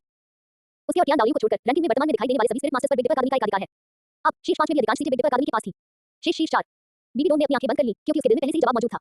वे बिग दीपा अकादमी से ही होंगे। लू शाओ, ली बाई, आप दोनों ने किस उम्र में टाइटल डोलवो में सफलता हासिल की? अभूतपूर्व संकट की अनुभूति एक विषैले सांप की तरह उसके दिल के चारों ओर कसकर लिप गई, जिससे उसे सांस लेने में कठिनाई होने लगी। स्टार डो ग्रेट फॉरेस्ट मुख्य क्षेत्र। गू यूना की बैंगनी आंखों में एक पल के लिए गहरी गंभीरता झलक उठी। जीवन पुनर्जन्म मीना परम जीवन आत्मा 22 वर्षीय उपाधि प्राप्त डोलवो। बिग दीपा अकादमी की नींव मेरी कल्पना से कहीं अधिक भयावह है। उनकी आत्माओं के बारे में कोई नहीं जानता, उनका मूल क्या है? दीतियान की काली ड्रैगन आभा उमड़ पड़ी, उसका दिल शक्तिहीनता की भावना से भर गया। गुरुजी, मनुष्यों की साधना गति एक भयावह स्तर तक पहुंच गई है। क्या हमारे आत्मा पशु वंश के उत्थान की अभी भी कोई आशा है? हजारों वर्षों की साधना भी मनुष्यों के महज 20 वर्षों की साधना के सामने कुछ भी नहीं है। बीजी, शिव जून और अन्य क्रूर जानवर भी कड़वाहट से भरे हुए थे। उनके हृदय अनिच्छा से भरे हुए थे, फिर भी वे असहाय थे। एक छिपे हुए जंगल में तान हाओ पेड़ की तरह से टिककर आकाश की छतरी पर लेटे काइवेंजी के नाम को देखते हुए गहरी सांस ली। उसकी आंखों में बची आखिरी जुड़ी भी पूरी तरह गायब हो गई। 22 साल का है। वह उनसे पूरे 22 साल छोटी थी। 44 वर्ष की आयु में उपाधि प्राप्त डोलवो बनने का उनका गौरवपूर्ण रिकॉर्ड वर्तमान रैंकिंग में शीर्ष 10 में भी जगह नहीं बना पाया। रहने भी दो। तान हाओ ने अपनी आंखें बंद कर ली, अब वह आकाश की छतरी की ओर नहीं देख रहा था, उसका दिल पूरी तरह से शांत हो गया था। बिग दीपा अकादमी के अंदर काइवेंजी ने जीवन पुनर्जन्म मीना को अपनी बाहों में धारण किया हुआ था, उनका शरीर प्रकाश के एक सुनहरे स्तंभ से घिरा हुआ था। एक सौम्य और राशि जीवन शक्ति सभी दिशाओं में प्रवाहित हुई। पूरा सनसेट फॉरेस्ट जीवंतता से भरपूर था, वनस्पति बेतहाशा उड़ रही थी और हर जगह फूल खिले हुए थे। उसके होठों के कोने हल्के से ऊपर उठे, जिससे एक कोमल और भावपूर्ण मुस्कान प्रकट हुई।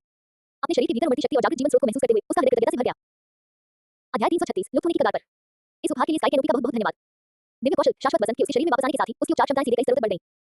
भविष्य की लड़ाइयों में वह अपने साथियों की रक्षा करते हुए पूरी बिग दीपा अकादमी के लिए रसद और उपचार की व्यवस्था करने में पूरी तरह से सक्षम होगी। यूबू, देओ चान और अन्य लोग मुस्कुराते हुए बधाई देने के लिए आगे आए। काइवेंजी की ताकत में हुई वृद्धि से पूरी बिग दीपा अकादमी को जबरदस्त प्रोत्साहन मिला। Dot dot dot. ठीक उसी समय जब काइवेंजी का नाम सूची में शामिल होने के कारण डोलवो महाद्वीप में पूरी तरह से हंगामा मच गया था। ईश्वर लोक बादल मंडरा रहे थे और हर जगह दिव्य प्रकाश चमक रहा था। दिव्य मंदिर के भीतर विशाल असीम आभा वाले 5 आकृतियां विराजमान थी। वे देवलोक में सर्वोच्च सत्ता थे, 5 महान देवराज। वे जीवन के देवराज, विनाश के देवराज, अच्छाई के देवराज, बुराई के देवराज और असुर देवराज थे। उनके बगल में भावनाओं के देवता थे। अचानक जीवन देवराज ने अपनी आंखें अचानक खोल दी, उनकी पन्ना हरी पुतलियों में गंभीरता की एक झलक दिखाई दी। उसके चारों ओर जीवन का नियम थोड़ा-थोड़ा स्पंदित हुआ। कुछ गड़बड़ है। वह धीमी आवाज में बोली, उसकी आवाज स्पष्ट थी, फिर भी उसमें गंभीरता का भाव था।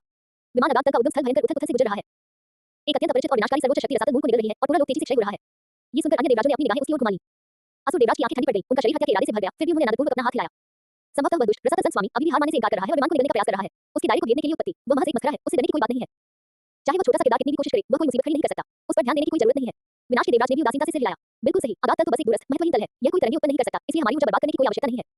जीवन देव राजा ने अपनी भौहें थोड़ी सी खोली, उन्हें लगा कि यह शक्ति अत्यंत विचित्र है और ऐसी शक्ति नहीं है जो रसातल स्वामी के पास हो सकती है। हालांकि फिलहाल वह आगे की जांच नहीं कर सकती और केवल अपने मन में उठ रही संदेह को ही दबा सकी। तभी भावनाओं के देवता ने धीरे-धीरे बोलना शुरू किया। उसने अपनी निगाहें डोलवो महाद्वीप की ओर घुमाई, उसकी आंखों में थोड़ी गंभीरता झलक रही थी। हम सभी को रसातल की तुलना में डोलवो महाद्वीप के बारे में अधिक चिंतित होना चाहिए। डोलवो महाद्वीप के बाहर बसवंत समतल झिल्ली जो देवलोक को महाद्वीप से अलग करती है, अत्यंत तीव्र गति से कमजोर हो रही है। मेरे अनुमान के अनुसार ये कुछ ही महीनों में पूरी तरह से गायब हो जाएगा। क्या क्या ये कुछ महीनों के भीतर पूरी तरह से गायब हो जाएगा? ईश्वर राजा अचानक खड़े हो गए, उनके चेहरों पर आश्चर्य और खुशी के भाव दिखाई दे रहे थे। इतने वर्षों तक देवलोक समतल झिल्ली द्वारा अवरुद्ध था, जिससे वह डोलवो महाद्वीप के मामलों में सीधे हस्तक्षेप करने में असमर्थ था। वे इसे केवल गॉड ट्रायल और लेगेसी जैसी विधियों के माध्यम से अप्रत्यक्ष रूप से ही प्रभावित कर सकते थे, जो उनके लिए लंबे समय से निराशाजनक साबित हो रही थी। अब ये बाधा आखिरकार मिटने ही वाली थी। ईश्वर के देवराज ने कोमल मुस्कान के साथ कहा, ये बहुत अच्छा है, हम आखिरकार इस मामले को सुलझा सकते हैं। एक बार बाधा हटाने के बाद हम डोलवो महाद्वीप पर फिर से नियंत्रण हासिल कर सकते हैं और विमान को वापस सही रास्ते पर ले जा सकते हैं। दुष्ट देवराज की आंखों में एक ठंडी चमक दिखाई दी। आकाश के आवरण के प्रकट होने से कई अनिश्चितताएं उत्पन्न हो गई हैं। किसी भी अप्रत्याशित जटिलता से बचने के लिए हमें यथाशीघ्र स्थिति पर नियंत्रण पाना होगा। असुर देवराज युद्ध की प्रबल इच्छा से भर गए थे। दोनों महाद्वीप पर चाहे जो भी परिस्थितियां उत्पन्न हो, वे परम शक्ति के सामने कुछ भी नहीं है। विमान अवरोध के हटने के बाद ही अपनी योजनाओं पर चर्चा करते हुए पांचों देवराज आनंद से भर उठे। फिर भी उनमें से किसी को भी यह एहसास नहीं हुआ कि रसातल लोक में होने वाली युद्ध का कारण रसातल स्वामी बिल्कुल भी नहीं था। डॉट डॉट डॉट देवलोक में उत्पन्न हलचल का दोनों महाद्वीप पर जरा सा भी प्रभाव नहीं पड़ा। आकाश के ऊपर सुनहरी रोशनी एक बार फिर गर्जना करते हुए नौ स्वर्गों और पृथ्वी को हिलाकर रख दिया। खेती की गति रैंकिंग में चौथा स्थान अंततः पूरे महाद्वीप की निगाहों के सामने आ गया। असंख्य लोगों की आंखें चौड़ी हो गई, उनके दिल मानो सीने से बाहर निकल रहे थे। वे आकाश की छतरी को टकटकी लगाकर देख रहे थे। जिस क्षण सुनहरे अक्षरों की वह पंक्ति प्रकट हुई, पूरा महाद्वीप एक बार फिर पागलपन की चपेट में आ गया। खेती की गति रैंकिंग चौथा स्थान, नाम सिकोन जैन, संबद्धता विद्युत अकादमी, आत्मा नौ स्वर्गों की दिव्य गर्जना, डॉन की उपाधि प्राप्त करने की उम्र 20 वर्ष, रैंकिंग पुरस्कार नौ स्वर्गों की दिव्य गर्जना का गहन विकास, आत्मा बिजली के नियम की समझ में महत्वपूर्ण वृद्धि और सभी आत्मा वलय की आयु में 3500 वर्षों की वृद्धि हुई। 20 साल की उम्र में लॉर्ड सिकोन जैन ने 20 साल की उम्र में ही डोलुआ की उपाधि प्राप्त कर ली। हे भगवान, काई वेंजी से 22 साल छोटी, नौ स्वर्गों की दिव्य गर्जना स्पिरिट, एक बेहद शक्तिशाली स्पिरिट, ये तो बहुत ही भयानक है। बिग दीपक अकादमी किस तरह का दिव्य स्थान है, यहाँ हर कोई पिछले वाले से भी ज्यादा ईश्वर विरोधी है। बाकी स्पिरिट मास्टर्स कैसे जिएंगे? Code dot dot dot code. पूरा डॉलुआ महाद्वीप पूरी तरह से अफरा तफरी में था। अनगिनत स्पिरिट मास्टर चीख रहे थे, उनके दिमाग पूरी तरह से चकनाचूर हो गए थे। उन्होंने शुरू में सोचा था कि 22 वर्षीय काई वेंजी ही सीमा है, लेकिन उन्हें यह उम्मीद नहीं थी कि सिकोन जैन सफलता की उम्र को घटाकर 20 कर देगा। हेमंडो साम्राज्य, स्टार लुओ साम्राज्य, ऊपरी तीन संप्रदाय, विभिन्न महान संप्रदाय, जंगली आत्मा गुरु, हर कोई स्तब्ध था। केवल अंतहीन सदमा और विस्मय का भाव ही रह गया था। उन्हें कोई संदेह नहीं था। उनके दिलों में बस एक ही विचार रह गया था, बाकी बचे शीर्ष तीन प्रतियोगी निश्चित रूप से बिग दीपक अकादमी के ही होने चाहिए। इस साधना गति रैंकिंग पर बिग दीपक अकादमी का पूर्णतः एकाधिकार था। डॉट डॉट डॉट सुदूर उत्तरी भूभाग, दुनिया 10,000 मील तक जमी हुई थी। ठंडी हवा चुभ रही थी और ऐसा लग रहा था मानो अंतरिक्ष भी जम गया हो। स्टार ग्रुप ग्रेट फॉरेस्ट से सुदूर उत्तरी भूमि में लौटी हुई महारानी बर्फ से ढकी सफेद पोशाक में सुदूर उत्तरी बर्फीले मैदानों के ऊपर खड़ी थी। उसके बेहद खूबसूरत चेहरे पर कोई भाव नहीं था, लेकिन उन बर्फीली नीली आंखों के भीतर एक अजब सदमे की लहर दौड़ गई। वह सुदूर उत्तर के तीन महान स्वर्गीय राजाओं की नेता और हिमतत्व की सर्वोच्च अधिष्ठाता थी। अपने लंबे जीवन में उन्होंने अनगिनत प्रतिभाशाली मानव आत्मा गुरुओं को देखा था, लेकिन बिग दीपक अकादमी की तरह कोई भी बार-बार उसकी समझ को पलटने में सक्षम नहीं था। देव चांद 32 वर्ष की आयु में, जुआंग जो 28 वर्ष की आयु में, लुबु 25 वर्ष की आयु में, काई वेंजी 22 वर्ष की आयु में, सिकोन जैन 20 वर्ष की आयु में, प्रत्येक पिछले वाले से छोटा, प्रत्येक पिछले वाले से अधिक ईश्वर विरोधी। हे महारानी ने मन ही मन फुसफुसाया, 20 वर्ष का उपाधि डोलुओ, मनुष्यों के लिए सीमा वास्तव में कहां है? बिग दीपक अकादमी नामक उस स्थान में किस प्रकार का रहस्य छिपा है? डॉट डॉट डॉट बिग दीपक अकादमी के अंदर सिकोन जैन की चारों ओर बिजली कड़क उठी और नौ स्वर्गों की दिव्य गर्जना से आकाश कांप उठा। प्रकाश की सुनहरी किरण उसके शरीर में समा गई और उसकी आत्मा में प्रत्यक्ष रूप से एक गहरा विकास हुआ। बिजली का नियम ज्वाला की तरह उसकी चेतना के सागर में समा गया। उसकी आभा में जबरदस्त वृद्धि हुई और एक निमित्त डोलुओ के रूप में उसका क्षेत्र और भी अधिक स्थिर हो गया। उनकी दृष्टि राशि थी, मानो नौ स्वर्गों के गर्जन देवता अवतरित हो रहे हों। इतनी जबरदस्त ताकत। सिकोन जैन ने हल्के से सिर हिलाया, उनके चेहरे पर संतुष्टि की झलक दिखाई दी। स्काई कैनोपी से मिले इनाम से उसकी ताकत एक बार फिर काफी बढ़ गई थी। भविष्य में आत्माओं के लोक के आक्रमण का सामना करने के लिए उसके पास अधिक युद्ध शक्ति होगी। लीबाई ने शराब का एक घूंट लिया और मुस्कुराते हुए कहा, भगवान सिकोन की शक्ति में बहुत वृद्धि हुई है। हमारी बिग दीपक अकादमी को एक और बड़ी संपत्ति मिल गई है। काई वेंजी, देव चांद, लुबु और लोगों ने सिर हिलाया, उनके चेहरे उत्साह से भरे हुए थे। और आकाश के ऊपर सुनहरी रोशनी लगातार घूमती और गरजती रही, मानो किसी और भी बड़ी शक्ति की तैयारी कर रही हो। चौथा स्थान 20 वर्षीय सिकोन जैन, जिन्हें डोलुओ का खिताब प्राप्त है। तो फिर शीर्ष तीन किस प्रकार के भयावह अस्तित्व होंगे? क्या वह तलवारबाजी के मार्ग में नंबर 1 पर रहने वाला लीबाई होगा, या फिर वह रहस्यमय डीन लू शियाओ जिससे देवराज भी डरते थे? पूरे डोलुओ महाद्वीप में सभी स्पिरिट मास्टर्स ने अपनी सांसें रोकी। अंतिम शिखर के प्रकट होने का इंतजार है। अध्याय 337 आक्रोश की शक्ति, ईश्वरीय परीक्षा को जन्म देना। आकाश के ऊपर सुनहरी रोशनी उबलती लावा की तरह मंथन और गर्जना कर रही थी। नौ आकाशों और पृथ्वी को हिला देने वाली वह गर्जना अभी तक शांत नहीं हुई थी। चौथे स्थान पर रहे सिकोन जैन के 20 वर्षीय खिताब विजेता डोलुओ होने के बाद के प्रभाव अभी भी डोलुओ महाद्वीप के हर कोने में गूंज रहे थे। ठीक इसी क्षण आकाश के केंद्र में स्थित प्रकाश के पर्दे में एक बार फिर से भारी बदलाव आया था। चमकीली सुनहरी रेखाएं एक आकाशगंगा की तरह उभरी और तुरंत ही नई सूची की जानकारी को रेखांकित कर दिया। विशाल अक्षरों में लिखी हुई पंक्तियां जिनमें हर चीज को कुचल देने वाली आवाज थी, पूरे महाद्वीप की दृष्टि में अंकित हो गई। खेती की गति रैंकिंग तीसरा स्थान, नाम लीबाई, संबद्धता बिग दीपक अकादमी, आत्मा नीला कमल दिव्य तलवार, शराब अमर लौकी, डोलुओ की उपाधि प्राप्त करने की उम्र 18 वर्ष। सूचीबद्ध पुरस्कार, तलवार दाव विधि की पूर्णता की अंतर्दृष्टि, नीले कमल तलवार की आत्मा शक्ति में 20% की वृद्धि, सभी आत्मा वलयों की आयु में 4000 वर्ष की वृद्धि, Divya rank unlock, sword intent, निर्वासन में अमर, 18 साल का। ये तीन शब्द नौ स्वर्गों से गिरे वज्रपात के समान थे, जिन्होंने डोलुओ महाद्वीप के सभी आध्यात्मिक गुरुओं के हृदयों पर गहरा प्रहार किया। कुछ क्षणिक सन्नाटे के बाद पहले से कहीं अधिक हिंसक हलचल सुनामी की तरह पूरे देश में फैल गई। आकाश और पृथ्वी के बीच बहने वाली हवा की आवाज भी इस जबरदस्त शोर में दब गई। 18 साल का, क्या मुझे कुछ भ्रम हो रहा है? 6 साल की उम्र में आध्यात्मिक जागृति, 12 साल में टाइटल डोलुओ की उपाधि तक पहुंचना, यह कोई विलक्षण प्रतिभा नहीं है, ये तो महाद्वीप का अपना बेटा है। सिकोन जैन की 20 साल की उम्र काफी चौंकाने वाली थी, लेकिन लीबाई तो वास्तव में केवल 18 साल का है। क्या बिग दीपक अकादमी के लोगों को सामान्य ज्ञान के अनुसार साधना करने की आवश्यकता नहीं है? हेमंडो एम्पायर, असंख्य स्पिरिट मास्टर जमीन पर गिर पड़े, उनकी आंखें खाली थी। वे बार-बार 18 साल की उम्र का उच्चारण कर रहे थे। 50 वर्ष से अधिक आयु के एक बुजुर्ग जो एक आत्मा सम्राट थे, ने अपनी आत्मा की अंगूठी को कसकर पकड़ रखा था और उनकी आंखों से आंसू बह रहे थे। 6 साल की उम्र में ये बूढ़ा आदमी अभी भी मिट्टी से खेलता था और 18 साल की उम्र में मैं अभी स्पिरिट बना था। 18 साल की उम्र में वह पहले से ही एक उपाधि प्राप्त डोलुओ है। लोगों के बीच का अंतर मनुष्य और आत्मा राक्षसों के बीच के अंतर से भी कहीं अधिक है। स्टार लुओ साम्राज्य, शाही भावना के भीतर जागृति कक्ष, सभी बच्चे आध्यात्मिक साधना से गुजर रहे हैं। आकाश में मौजूद लोग इस खबर से स्तब्ध रहे और अपनी गतिविधियां रोक दी। स्टार लुओ सम्राट ऊंचाई पर खड़े होकर आकाश की छतरी को निहार रहे थे। उसकी उंगलियां रेलिंग में कसकर बनी हुई थी, उसकी उंगलियों के जोड़ सफेद पड़ रहे थे। जागृति से लेकर डोलुओ की उपाधि प्राप्त करने तक 12 वर्ष, इस प्रकार की साधना गति शायद एक दिव्य श्रेणी का उत्तराधिकारी भी इसे प्राप्त करने में सक्षम न हो। बिग दीपक अकादमी के पास वास्तव में कौन सा रहस्य है? ब्लू लाइटनिंग टाइरेंट ड्रैगन अनुभाग, संप्रदाय का मुख्य हॉल सन्नाटे में डूबा हुआ था। युवांजन बिना कुछ बोले मुख्य सीट पर बैठी रही। कई बुजुर्गों ने एक दूसरे की ओर देखा, सभी अविश्वास और निराशा से भरे हुए थे। हमारा ब्लू लाइटनिंग टाइरेंट ड्रैगन एक शीर्ष श्रेणी का बीस स्पिरिट है, जिसकी प्रतिभा इस महाद्वीप पर बेजोड़ है, एक ग्रैंड एल्डर ने मुश्किल से कहा। फिर भी संप्रदाय के इतिहास में सबसे प्रतिभाशाली पूर्वज भी केवल 18 वर्ष की आयु में स्पिरिट की शिखर पर थे, जो एक उपाधि प्राप्त डोलुओ से बिल्कुल अलग था। लीबाई का 18 साल की उम्र में टाइटल डोलुओ बनाना सिर्फ प्रतिभा का कुचलना नहीं है, यह एक बहुआयामी रहा है।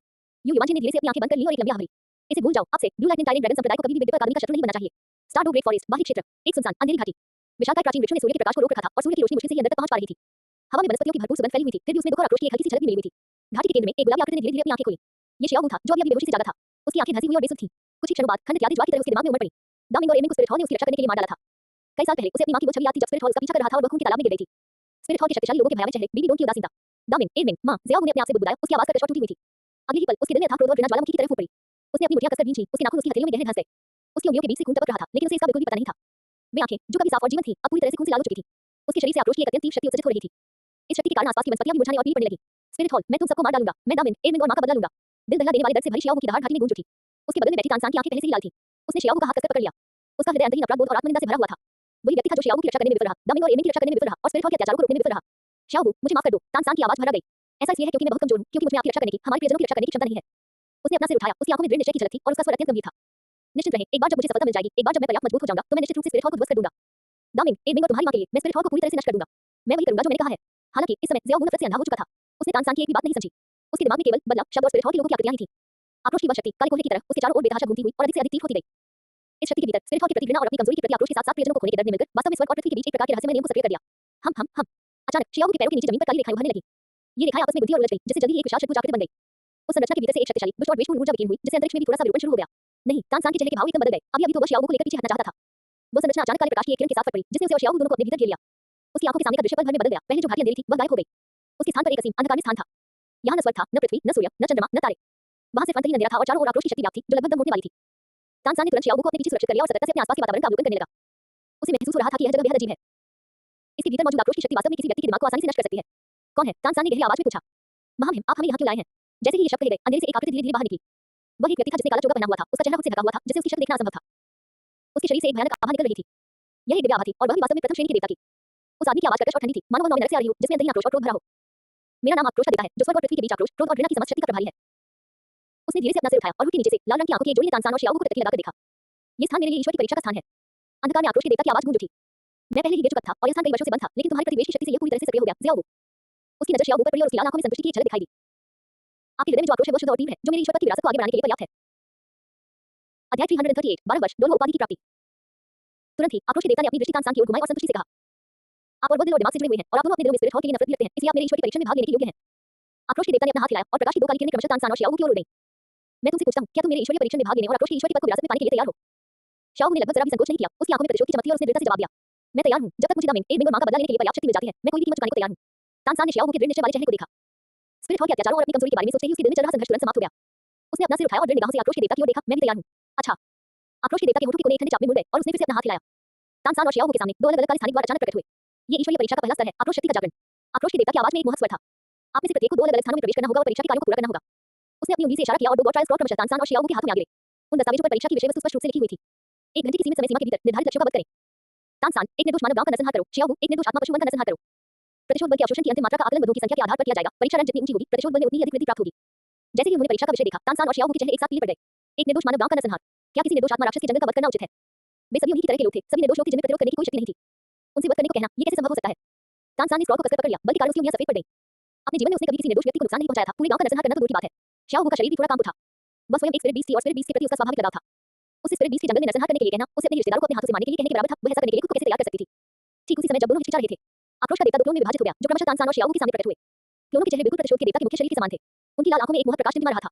तानसान के सामने प्रकट हुए क्लोन ने धीरे-धीरे अपना मुंह खोला। तानसान, क्या तुम शियाओ का बदला लेना चाहते हो? क्या तुम स्पिरिट हॉल को कुचल कर रख देना चाहते हो? तानसान ने अचानक अपना सिर उठाया। उसकी आंखों में संघर्ष की एक झलक दिखाई दी। मैं करता हूं, लेकिन मैं निर्दोषों को नुकसान नहीं पहुंचा सकता। मासूम, क्लोन ने उपहास किया। स्पिरिट हॉल ने तुम्हारे रिश्तेदारों और अनगिनत स्पिरिट बीस्ट का नरसंहार किया। क्या उन्होंने कभी निर्दोषता के बारे में सोचा? ये दुनिया मूलतः योग्यतम की उत्तरजीविता का सिद्धांत है। तुम शक्तिशाली बनना चाहते हो और बदला लेना चाहते हो, तो तुम्हें इसकी कीमत चुकानी ही पड़ेगी। क्रोध का देवता स्वर्ग और पृथ्वी के बीच मौजूद क्रोध के मूल्य को आत्मसात करने से उत्पन्न एक दिव्य शक्ति है। आप जितना अधिक क्रोध की शक्ति को आत्मसात करेंगे, आपकी शक्ति उतनी ही प्रबल होगी। ये पहला स्तर सिर्फ आपको अपने दिल की आवाज सुनने, अपने दिल में बसी नफरत को दूर करने और शुद्ध आक्रोश शक्ति को आत्मसात करने के लिए है। इसके अलावा ये केवल एक ईश्वरीय परीक्षण का स्थान है। इसके अंदर सब कुछ केवल एक भ्रामक प्रक्षेपण है और वास्तविकता में इसका कोई अस्तित्व नहीं है। आप यहाँ जो कुछ भी करेंगे, उसका वास्तविक दुनिया पर कोई प्रभाव नहीं पड़ेगा। दूसरी ओर शियाओ के सामने प्रकट होने वाला क्लोन उसे लगातार मोहित कर रहा था। शियाओ, क्या तुम भूल गए हो कि दामिंग और एमिंग की मृत्यु कैसे हुई? क्या तुम भूल गए हो कि तुम्हारी मां को स्पिरिट हॉल ने कैसे मारा था? तुम्हारी वर्तमान कमजोरी के कारण तुम उनसे बदला नहीं ले सकते। केवल मेरी ईश्वर परीक्षा उत्तीर्ण करके और प्रतिशोध के देवता का पद प्राप्त करके ही तुम आत्मा के महल को कुचलने की शक्ति पा सकते हो। ये स्पिरिट बीस्ट वन महज एक भ्रम है। तुम्हारा उनका वध करना केवल सत्ता हासिल करने के लिए है, अपने सबसे करीबी प्रियजनों का बदला लेने के लिए है। क्या तुम इन मायावी आत्मा राक्षसों से बदला लेने का मौका छोड़ दोगे? भ्रामक। तानसान और शियाओ ने मन ही मन इन 3 शब्दों का जाप किया। उन्होंने आकाश की छतरी की ओर देखा, जहां अभी यह खबर घोषित की गई थी कि लीवाई को 18 वर्ष की आयु में एक उपाधि प्राप्त वालों को विद्रोही बना दिया गया है। बिग डिपर अकादमी के सभी लोग बेहद शक्तिशाली थे, फिर भी उनके पास अपने प्रियजनों की रक्षा करने की क्षमता भी नहीं थी। स्पिरिट हॉल की छाया उनके दिलों पर एक विशाल पर्वत की तरह भारी पड़ रही थी। अगर वे जल्द से जल्द अपनी ताकत में सुधार नहीं कर सके, तो बदला लेने की बात तो दूर की है, वे शायद अपनी जान भी नहीं बचा पाएंगे। हाँ, यह महज एक भ्रमपूर्ण स्थान है। तानसान ने अपनी आंखें बंद कर ली और दामिंग और एमिंग द्वारा स्वयं को बलिदान करने की छवियां और शियाओ के डर भरे भाव उसके मन में उभर आए। जब उसने दोबारा आंखें खोली, उसकी आंखों में अब कोई झिझक नहीं थी, केवल दृढ़ निश्चय था। शियाओ की आंखों में भी पूरी तरह से नफरत छाई हुई थी। उसने अपने दांत कसकर भींच लिए और उसकी लाल आंखों में एक अजीब सी चमक दिखाई दी। बदले की खातिर मैं कुछ भी करने को तैयार हूं। लगभग उसी समय तानसान और शियाओ अपने अपने गॉड स्पेस में प्रवेश कर गए। तानसान की आंखों के सामने एक शांतिपूर्ण मानव गांव प्रकट हुआ। गांव में खेलते बच्चे, काम करते किसान और दयालु बुजुर्ग थे, सब कुछ बहुत शांतिपूर्ण लग रहा था। शियाओ की आंखों के सामने एक घना स्पिरिट बीस्ट जंगल प्रकट हुआ। जंगल में प्यारे छोटे खरगोश, ईमानदार और सरल भालू जैसे स्पिरिट बीस्ट और फुर्तीले पक्षी जैसे स्पिरिट बीस्ट थे। वे एक साथ हरकत होकर रहते थे और सद्भाव से जीवन यापन करते थे। वे दोनों अपनी जगह पर खड़े होकर अपने सामने के दृश्य को देख रहे थे और उनके दिलों में एक बार फिर थोड़ी सी अनिच्छा जागृत हो गई। लेकिन जल्द ही स्पिरिट हॉल की भयावह घटनाओं और उनके प्रियजनों की दुखद मौतों ने इस अनिच्छा को खत्म कर दिया। तानसान ने अपना हाथ उठाया और नीली चांदी की घास तुरंत जमीन से फूट पड़ी, जिसमें उनके कांटे थे और गांव के बच्चों की ओर उड़ गई। शियाओ की आकृति चमक उठी और एक गुलाबी परछाई में बदल गई, जैसे उसका कोमल हड्डियों वाला दानव खरगोश। उस पर बुरी आत्मा का कब्जा हो गया था। उसके नुकीले पंजे सामने खड़े छोटे खरगोश की ओर वृथा से बढ़ रहे थे। आक्रोश के देवता का क्लोन अंधेरे में खड़ा था। इस दृश्य को देखकर उसकी लाल आंखों में संतुष्टि भरी मुस्कान झलक उठी। असंतोष की शक्ति अंततः जागृत होने लगी है। ऐसा लगता है कि मेरे पुनरुत्थान का अवसर आ गया है। Dot dot dot. ठीक उसी तरह जैसे तानसेन और शियाओ वो ईश्वरीय परीक्षा में लीन थे, सत्ता की खातिर वध करने का विकल्प चुन रहे थे। डोलवो महाद्वीप के आकाश के ऊपर। आकाश की सुनहरी रोशनी एक बार फिर अपने चरम पर पहुंच गई। 18 साल की उम्र में लीबाई के एक उपाधि प्राप्त डोलवो बनने का सदमा अभी भी पूरे महाद्वीप में फैल रहा था। और साधना की गति की रैंकिंग में दूसरा स्थान सभी के ध्यान के बीच पहले ही सामने आ चुका था। इस बार सुनहरी रोशनी की चमक पहले के किसी भी समय से कहीं अधिक थी। असंख्य स्पिरिट मास्टर्स के दिल, जो लंबे समय से सुन पड़े थे, एक बार फिर तेजी से धड़कने लगे। वे आकाश की छतरी को टकटकी लगाकर देख रहे थे, उनके दिल जिज्ञासा और भय से भरे हुए थे। लीबाई ने 18 साल की उम्र में टाइटल डोलवो में सफलता हासिल की। दूसरे स्थान पर रहने वाला खिलाड़ी आखिर कितना युवा हो सकता है? अध्याय 339 अराजकता जादू मानव वंश पुनर्जागृति। 7 treasure Blaze style school. Sword डॉल चेंशन की निगाहें आकाश की छत पर अंकित दो अक्षरों लीबाई पर टिकी हुई थी। उन तलवार जैसी तेज आंखों में जिन्होंने अनगिनत तूफानों का सामना किया था, पहली बार इतनी तीव्र प्रशंसा और ईर्ष्या का भाव उमड़ा। अपने पूरे जीवन में वो तलवार के प्रति जुनूनी रहा, तलवार का अभ्यास करता रहा और तलवार के लिए ही जीता रहा। उन्हें महाद्वीप पर सबसे शक्तिशाली तलवार आत्मा के स्वामी के रूप में सराहा गया। फिर भी 18 वर्ष की आयु में वह केवल स्पिरिट सम्राट के स्तर पर ही था। वह क्षेत्र जिसने अभी तक आत्मा संघ की दहलीज को छुआ भी नहीं है। लेकिन 18 वर्ष की आयु में ही लीबाई एक उपाधि प्राप्त डोलवो बन चुके थे। उन्होंने तलवार विधि को समझ लिया था और उनकी आत्मा को संत घोषित कर दिया गया था। 18 साल की उम्र, गुरु की उपाधि प्राप्त करने के लिए 12 साल की साधना। चेंशन की आवाज थोड़ी कांप रही थी, जो गहरी भावनाओं से भरी हुई थी। मैंने दशकों तक कठोर साधना की है, ये सोचते हुए कि मेरी तलवारबाजी की कला अपने चरम पर पहुंच गई है, लेकिन लीबाई की तुलना में यह एक जुगनू की तरह है जो चमकीले चंद्रमा से प्रतिस्पर्धा कर रहा है। तलवार की दाव के लिए इस बच्चे की प्रतिभा अभूतपूर्व है, वास्तव में महाद्वीप की नंबर 1 तलवार आत्मा बनने के लिए योग्य है। यदि कोई दुर्घटना न हो तो इस जीवन में मैं निश्चित रूप से उसे अपने दाव को उच्च स्तर तक सत्यापित करते हुए और देवलोक में आरोहण करते हुए देखूंगा। उसके बगल में निक फेंची ने धीरे-धीरे अपना तय करने वाला पंखा बंद कर दिया। उसके चेहरे से एक व्यापारी का संयम गायब हो गया, केवल गहरी श्रद्धा ही शेष रह गई। बिग दीपा अकादमी सचमुच में ड्रैगन को छुपाती है और बागों को घात लगाकर रखती है।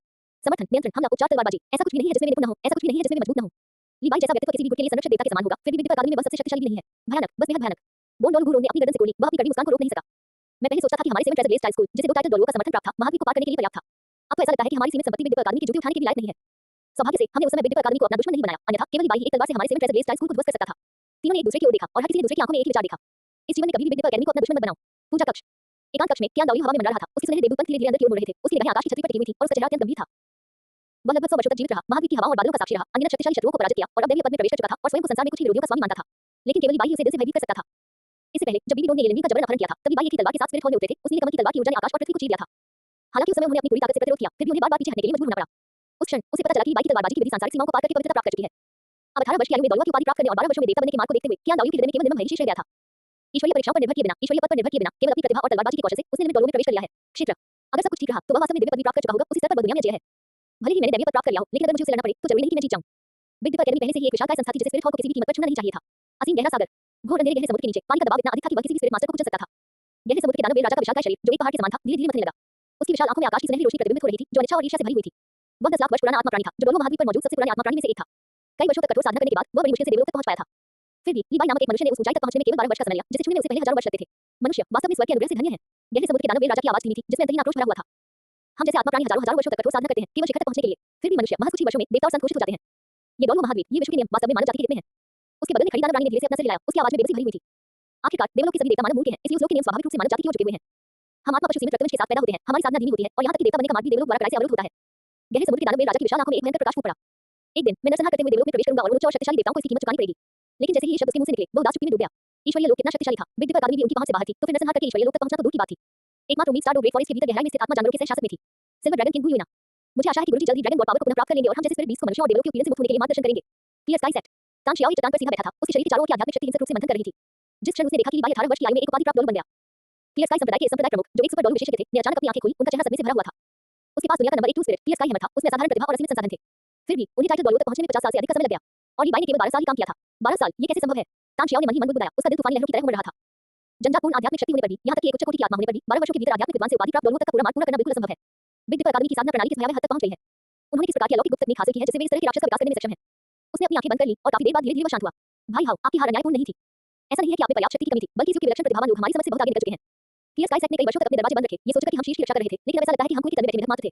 क्लियर स्काई संप्रदाय में हर तरफ सन्नाटा पसरा हुआ था। हर बुजुर्ग के मन में बस एक ही विचार था। बिग दीपा अकेडमी महाद्वीप का नंबर 1 गुट बन गया था, जिसे कोई भी रोक नहीं सकता था। और ठीक उसी समय जब सभी लोग लीबाई के असाधारण कारनामे से उबर भी नहीं पाए थे, बूम बूम बूम, आकाश में सुनहरी रोशनी फिर से उमड़ पड़ी। पहले से कहीं अधिक तीव्र, अधिक हिंसक और आकाश पर अधिक दमनकारी। साधना गति रैंकिंग में दूसरा स्थान, बिना किसी संदेह के गर्जना के साथ दुनिया पर छा गया। पूरा महाद्वीप क्षण भर के लिए सन्नाटे में डूब गया, करोड़ों निगाहें आकाश के आवरण पर टिक गईं। अगले ही पल सुनहरे अक्षर 9 स्वर्गों को पार कर गए। खेती की गति रैंकिंग द्वितीय स्थान, नाम संघकोण, संबद्धता बिग दीपा अकादमी, आत्मा रुई जिंगू बैंक शारीरिक आत्मा, डोल उपाधि प्राप्त करने की आयु 15 वर्ष। रैंकिंग पुरस्कार केस मैजिक एप लाइन जागृति 1%, जुड़वा आत्माओं की शक्ति में 20% की वृद्धि, कुल आत्मा बल की आयु में 5000 वर्ष की वृद्धि, दिव्य श्रेणी कौशल अनलॉक, महान ऋषि दिव्य शक्ति, 15 वर्ष की उम्र। 3 पल की खामोशी के बाद पूरा महाद्वीप पूरी तरह से विस्फोटित हो गया।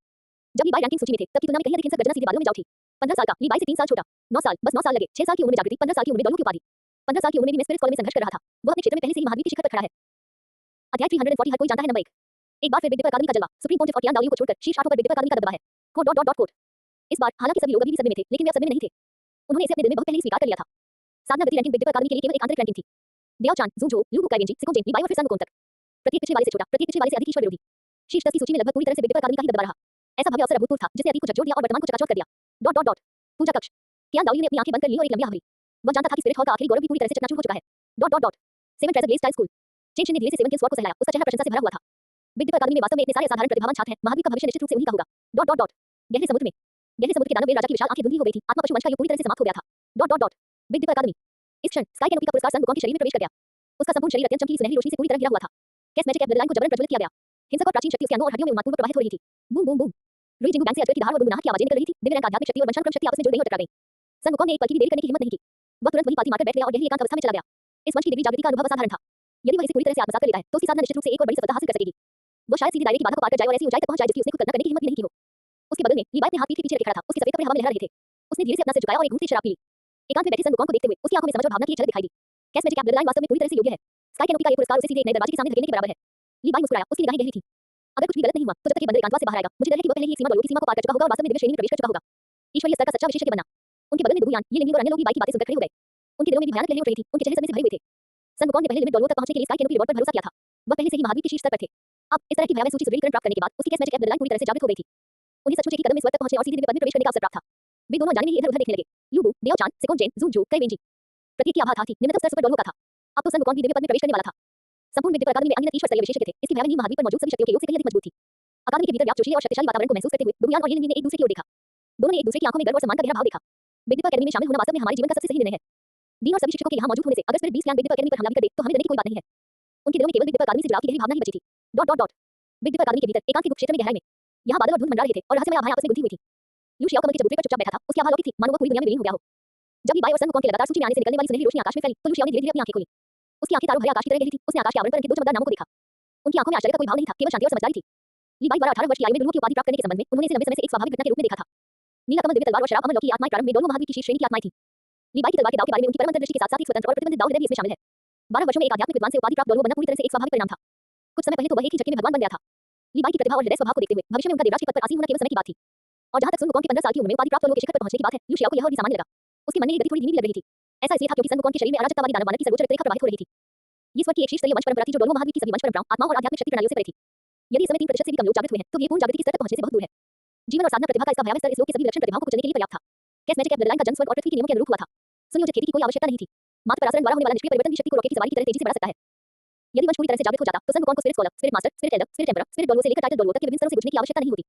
वह जन्म लेते ही एक सच्चे ईश्वर समान विशेषज्ञ का दर्जा हासिल कर सकता था। इसलिए 15 साल की उम्र में टाइटल डोलवो में सफलता हासिल करना दूसरों के लिए ये स्वर्ग को चुनौती देने वाला एक पृथक और युग-युग तक अद्वितीय था। लेकिन लू शियाओ की नजर में यह राजकता का सबसे बुनियादी प्रकटीकरण मात्र था। वंश। उसने हल्के से सिर हिलाया। उसकी निगाहें सन वुकोंग पर टिक गई। आकाश की छतरी से मिला वह पुरस्कार उसके शरीर के भीतर मौजूद अराजकता वाली जादुई मानव रक्तरेखा को तेजी से सक्रिय कर रहा था। वंश की दिव्य जागरूकता में थोड़ी और वृद्धि हुई है। लू शियाओ ने अपने आप से बुदबुदाया। उसकी आवाज सपाट थी। इस तरह आध्यात्मिक लोग के आगामी आक्रमण का सामना करते हुए आत्मविश्वास का एक और बिंदु है। जैसे ही उनकी आवाज धीमी हुई उन्होंने अपनी आंखें फिर से बंद कर ली। उसकी आकृति धीरे-धीरे गुप्त क्षेत्र के अराजकता के कोहरे में विलीन हो गई। लीबाई और सन वुकोंग का इस सूची में शामिल होना बिग दीपक अकादमी की प्रदर्शित शक्ति का महज एक छोटा सा हिस्सा था। असली ध्रुव का पता, असली शिखर, वह अस्तित्व जो वास्तव में स्वर्ग को दबा सकता था, आत्मा जगत को विस्मित कर सकता था और देव जगत पर अपना प्रभाव जमा सकता था, वह स्वयं था। डॉट डॉट डॉट और ठीक इसी क्षण सबकी निगाहें सीधे आकाश की छतरी के बिल्कुल ऊपरी हिस्से पर टिक गईं। वह एक पद जो खाली था, वह एक पद जो चकाचौंध से भरा था, वह एक पद जो प्रकट होने की प्रतीक्षा कर रहा था। खेती की गति के मामले में रैंकिंग नंबर 1। इस समय पूरा महाद्वीप अपनी सांसें थाम चुका था। सबके दिलों में एक ही नाम उभर आया। वो रहस्यमय दिन जो अचानक कहीं से प्रकट हुआ। उसने एक हाथ से बिग दीपक अकादमी की स्थापना की, स्पिरिट हॉल पर दबाव डाला, स्पिरिट बीस्ट को भयभीत किया और यहाँ तक कि देवलों को भी सतर्क कर दिया। लू जियाओ अपनी ईश्वर राजा स्तर की युद्ध शक्ति के साथ, अपनी अथाह नींव के साथ और सन वुकोंग, लीबाई और सिकोन जेन जैसे राक्षसों को विकसित करने की अपनी क्षमता के साथ इस नंबर 1 के अलावा दूसरा व्यक्ति तो हो ही नहीं सकता। हर कोई कांप रहा था, हर कोई उम्मीद से भरा था, हर कोई डरा हुआ था। लीबाई 18 वर्ष का था, सन वुकोंग 15 वर्ष का। फिर बिग दीपक अकादमी के इस मास्टर महावीर के नंबर 1 विशेषज्ञ लू शियाओ ने किस उम्र में टाइटल डोलवो में सफलता हासिल की? क्या ये 10 थे या उससे भी कम उम्र के, या फिर जन्म से ही देवत्व प्राप्त करने के लिए नियत? आकाश के ऊपर सुनहरी रोशनी चरम सीमा तक फैल गई, मानो अगली पल वो बरसने वाली हो और पूरे महाद्वीप को अपने में डुबो दे। अध्याय 341 2 वर्ष शीर्षक डोलवो। आकाश के ऊपर ऐसा प्रतीत होता था मानो वो सुनहरा प्रकाश 2 वर्षों से उड़ रहा हो और इस क्षण अंततः उसने अपना अंतिम विस्फोट कर दिया। आकाश की छतरी ने मानो पूरे महाद्वीप पर रहने वाले सभी प्राणियों के दिलों में बसी उम्मीदों को भांप लिया और एक पल के लिए भी नहीं रुकी। अगले ही पल आकाश से सुनहरी बारिश बरस रही थी। सूची में शामिल पिछले 9 विशेषज्ञों के संयुक्त प्रकाश की तुलना में 10 मिलियन गुना अधिक शानदार दिव्य प्रकाश एक गर्जना के साथ पूरे महाद्वीप में फैल गया। आकाश और पृथ्वी के बीच केवल ये सर्वोच्च स्वर्ण प्रकाश ही शेष रहा, मानो ये घोषणा कर रहा हो, राजा आ गए हैं। पूरे डोलवो महाद्वीप में हर स्पिरिट मास्टर ने इस क्षण अपनी सांस रोकी थी। वे अपने मन में पहले से ही आश्वस्त थे। इस प्रथम स्थान के लिए बिग दीपक अकादमी के अथाह नींव लू शियाओ के अलावा कोई और उम्मीदवार था ही नहीं। आशा के अनुसार सबकी निगाहों के सामने सुनहरे अक्षरों की वो पंक्ति जो विमान के इतिहास में अंकित होने योग्य थी, धीरे-धीरे उभरकर सामने आई। खेती की गति सूची प्रथम स्थान, नाम लू जियाओ, संबद्धता बिग दीपक अकादमी, आत्मा प्राचीन जीवन वृक्ष, प्रज्वलित विनाशक देवता वध तलवार, सृजन देवता की अंगूठी, डोलवो उपाधि प्राप्त करने के लिए सफलता का समय 2 साल। सूची पुरस्कार बिना किसी संघर्ष या प्रतिक्रिया के त्रिपक्षीय आत्माओं की शक्ति का पूर्ण सम्मेलन, ईश्वर राजा क्षेत्र की समझ में प्रत्यक्ष रूप से 40% की वृद्धि, सभी आत्मा वलय की आयु में 10,000 वर्षों की वृद्धि, सभी दिव्य कलाकृतियों की शक्ति में समग्र रूप से 30% की वृद्धि। जब स्काई कैनोपी पर इस जानकारी का पूरी तरह से खुलासा हुआ, महज 3 सांसों के भीतर पूरा डोलवो महाद्वीप पूर्णतः सन्नाटे में डूब गया। सभी को पहले से ही यह अनुमान था कि पहला स्थान निश्चित रूप से लू शियाओ को ही मिलेगा। इसलिए जैसे ही उन्होंने नाम देखा, सबके चेहरों पर आश्चर्य का कोई भाव नहीं था, केवल एहसास का भाव था। आखिरकार लू शियाओ की ईश्वर राजा स्तर की युद्ध शक्ति और सन वुकोंग और लीबाई जैसे स्वर्ग विरोधी राक्षसों को व्यक्तिगत रूप से प्रशिक्षित करने की भयावह नींव के साथ ये शीर्ष स्थान स्वाभाविक रूप से पहले से ही उनकी झोली में था। लेकिन जब उनकी नजर खेती का समय 2 वर्ष शब्दों पर पड़ी, सबकी आंखें अचानक से खुल गईं, दिमाग सुन्न हो गया और मानो खून पर घर में जम गया। 2 साल, सिर्फ 2 साल। आत्मा से टाइटल डॉलुओ की ओर जागृति और सफलता की राह पर। इसमें सिर्फ 2 साल लगे। कोट। 2 साल। क्या मैंने सही पढ़ा? उपाधि प्राप्त डॉलुओ बनने के लिए साधना करने में केवल 2 साल लगे। आत्मा 6 बजे जागना, 8 बजे डॉलु की उपाधि पाना। क्या ये वाकई माननीय है? यहाँ तक कि 2 स्तर की जनजातपूर्ण आध्यात्मिक शक्ति के साथ भी, शीर्ष स्तरीय संसाधनों के संचय के साथ भी, और यहाँ तक कि एक देव राजा के व्यक्तिगत मार्गदर्शन के साथ भी 2 वर्षों के भीतर टाइटल डॉलुओ तक पहुंचना असंभव है। आध्यात्मिक शक्ति को जितना अधिक विकसित किया जाता है, उतना ही कठिन होता जाता है। 90वें स्तर के बाद हर स्तर में जाने जितना कठिन होता है, फिर भी उसने केवल 2 साल का समय लिया। उसने वह मात्र किया जिसे दूसरे लोग जीवन भर में भी पूरा नहीं कर सकते। ये हमारे विश्व दृष्टिकोण को चकनाचूर कर देता है। ये हमारे सभी विश्व दृष्टिकोणों को पूरी तरह से चकनाचूर कर देता है। कोट। डॉलुओ महाद्वीप भर में अनगिनत स्पिरिट मास्टर जमीन पर गिर पड़े, उनकी आंखें खोखली थी। वे बार-बार अपने मुंह से 2 साल शब्द दोहराते रहे। स्टार लुओ साम्राज्य के महल के अंदर स्टार लुओ सम्राट सीधे अपने ड्रैगन सिंहासन से जमीन पर गिर पड़े। उनका चेहरा स्तब्ध था, उन्हें दर्द का भी एहसास नहीं हो रहा था। अपने जीवन में उन्होंने अनगिनत प्रतिभावान लोगों को देखा था, लेकिन उसने कभी नहीं देखा था, नहीं कभी कल्पना की थी कि इस दुनिया में कोई ऐसा भी हो सकता है जो 2 साल में ही उपाधि प्राप्त डॉलुओ के क्षेत्र तक पहुंच सके। गेम शहर, आत्मा शिकार वन, सुदूर उत्तर के बर्फीले मैदान, सागर देवता द्वीप, प्रमुख राज्य, प्रमुख संप्रदाय, पूरा महाद्वीप, सारे गुट, सारे स्पिरिट मास्टर, सब कुछ पूरी तरह से ध्वस्त हो गया। उनकी संज्ञानात्मक क्षमता, उनका सामान्य ज्ञान, आत्मा गुरु साधना के बारे में उनकी सारी समझ, इस क्षण में पूरी तरह से चूर-चूर हो गया। ट्रिपल स्पिरिट्स, उन्होंने इसे पहले ही आध्यात्मिक विशेषज्ञों की सूची में देख लिया था और वे इसके प्रति पहले से ही उदासीन हो चुके थे। लेकिन टाइटल डॉलुओ को 2 साल हो गए। यह अब सिर्फ प्रतिभा, वंश या अवसर की बात नहीं रह गई थी। ये तो स्वर्ग के नियमों को चुनौती देने जैसा था, भाग्य के नियमों को चुनौती देने जैसा था, पूरे विमान के नियमों का उल्लंघन करते हुए। बिग दीपर अकादमी गुप्त क्षेत्र के भीतर गहराई में स्थित है। लू शियाओ राजकता की आभा से घिरी हुई चुपचाप अंदर बैठी थी। बूम! वह क्षण जब आकाश की छतरी से सुनहरी रोशनी गर्जना के साथ उतरी और उसे पूरी तरह से घेर लिया। अत्यंत शुद्ध शक्ति की असंख्य धाराएं ज्वाला की तरह उसके शरीर में प्रवाहित होने लगी। तीनों आत्माएं पूर्णतया एक हो गई, उनके बीच अब जरा सी भी बाधा नहीं रह गई थी। प्राचीन जीवन वृक्ष की जीवंतता, प्रचंड विनाशक तलवार का संहार और सृष्टि के देव वलय का सर्वोच्च नियम। इस क्षण पूर्णतया एकीकृत होकर एक ऐसी शक्ति का निर्माण हुआ जो केवल उसी की थी। ईश्वर राजा क्षेत्र की समझ एक ज्ञानवर्धक प्रवाह की तरह उनके आध्यात्मिक सागर में उन्मादपूर्वक उमड़ पड़ी। ईश्वर राजा की वे बाधाएं जो मूल रूप से स्पष्ट और समझने में कठिन थी और अड़चनों से भरी हुई थी, अचानक इस क्षण प्रकाशित हो गई। आत्मा की अंगूठी की आयु, दिव्य कलाकृति की शक्ति, सभी पुरस्कारों का असर दिखने लगा और उसकी आभा नग्न आंखों से दिखाई देने वाली गति से बेतहाशा बढ़ गई। वह सच्चे ईश्वर राजा के क्षेत्र के एक कदम और करीब पहुंच गया था।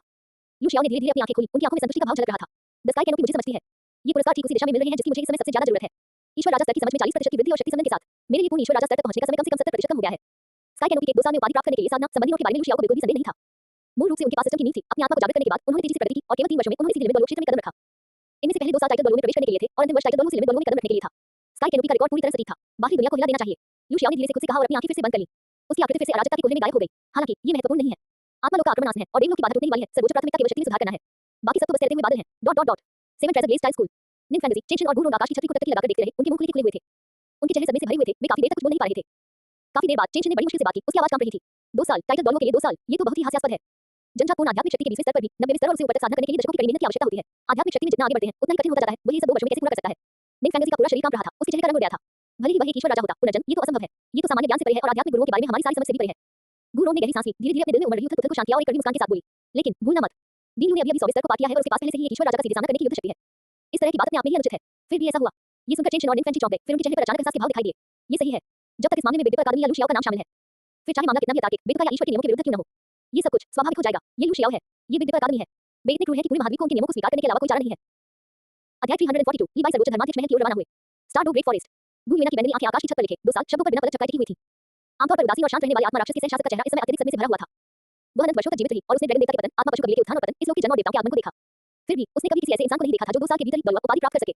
2 साल, गुइना ने धीरे से बुदबुदाया, उसका मन विचलित था। पूर्व काल के ड्रैगन देवता के पास भी इतनी भयावह साधना गति नहीं हो सकती थी।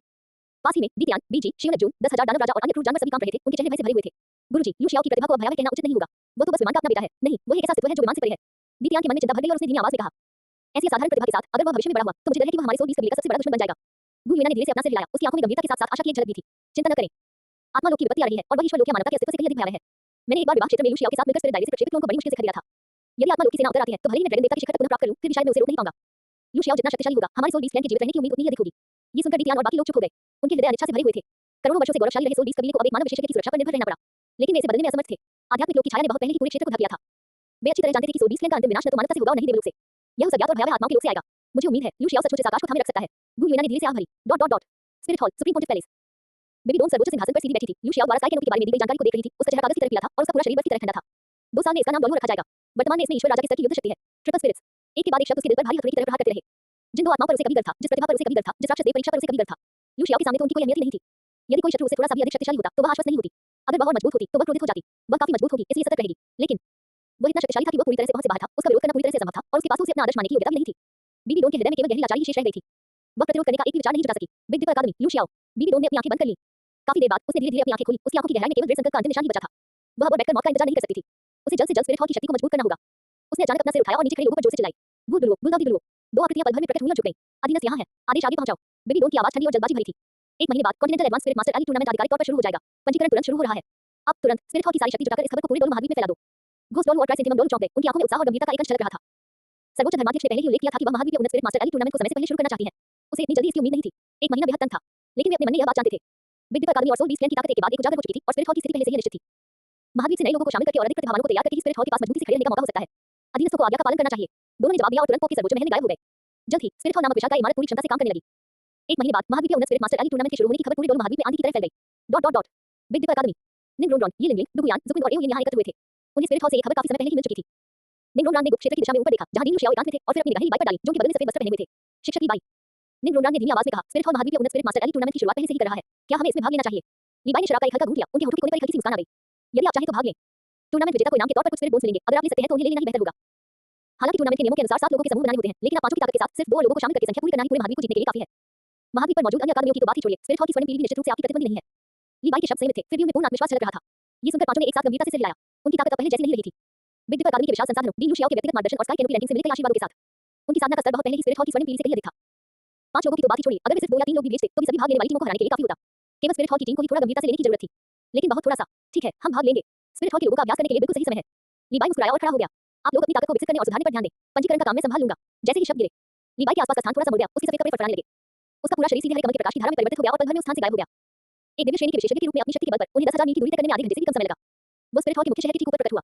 उन्होंने कुछ भी नहीं छिपाया। उनकी दिव्य शक्ति एक जोरदार धमाके के साथ प्रकट हुई। गुंजन पोप के सर्वोच्च महल के अंदर स्थान हिंसक रूप से मुड़ गया। सफेद वस्त्र पहने एक आकृति धीरे-धीरे शून्य लोक से बाहर निकली।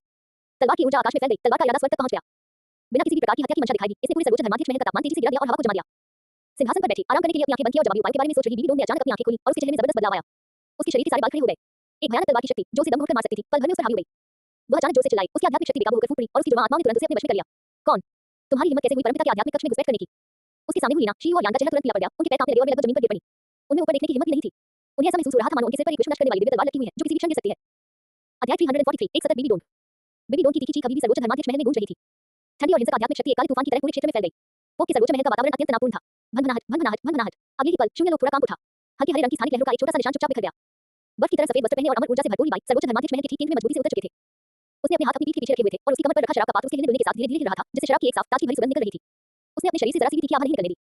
फिर भी एक सच्चे ईश्वर समान विशेषज्ञ से उत्पन्न उस विशाल दबाव ने हॉल में मौजूद हर किसी के लिए सांस लेना भी बेहद मुश्किल बना दिया था। जैसे ही उसने नवागंतुक का चेहरा देखा बीबी डोम की पुतलियां तेजी से सिकुड़ गईं और उसका पूरा शरीर तनाव की चरम सीमा तक पहुंच गया। लीबाई उसने हर शब्द को स्पष्ट रूप से उच्चारित किया। उसकी आवाज बर्फीली और तीक्ष्ण थी। उसकी भौहें कसकर सिकुड़ी हुई थी। उसकी आंखों में सतर्कता और सावधानी झलक रही थी। आप बिग डिपर अकादमी में तैनात नहीं हैं तो मेरे स्पिरिट हॉल में जल्दबाजी में घुसपैठ करने का आपका इरादा क्या है? क्या ऐसा हो सकता है कि आप मेरे स्पिरिट हॉल के खिलाफ कोई कार्रवाई करना चाहते हो? हालांकि उसके शब्द कठोर थे बीबी डोम का दिल पहले से ही भावनाओं की तीव्र लहरों से उबल रहा था। राक्षस देवता के उत्तराधिकारी होने के नाते दिव्य शक्ति के प्रति उनकी समझ दुनिया के किसी भी अन्य आध्यात्मिक गुरु की तुलना में कहीं अधिक थी। इस क्षण उसने पूर्ण स्पष्टता के साथ यह निर्धारित किया कि लीबाई वास्तव में एक देवता बन चुका था। उसे पहले से ही संदेह था। लीबाई ने आकाश की छत्रछाया से लगातार स्वर्ग विरोधी पुरस्कार प्राप्त किए थे और उसके पास नीले कमल दिव्य तलवार जैसी शीर्ष श्रेणी की तलवार प्रकार की आत्मा थी। दिव्य पद में प्रवेश करना तो बस समय की बात थी लेकिन उसने कभी कल्पना भी नहीं की थी कि ये दिन इतनी जल्दी आ जाएगा।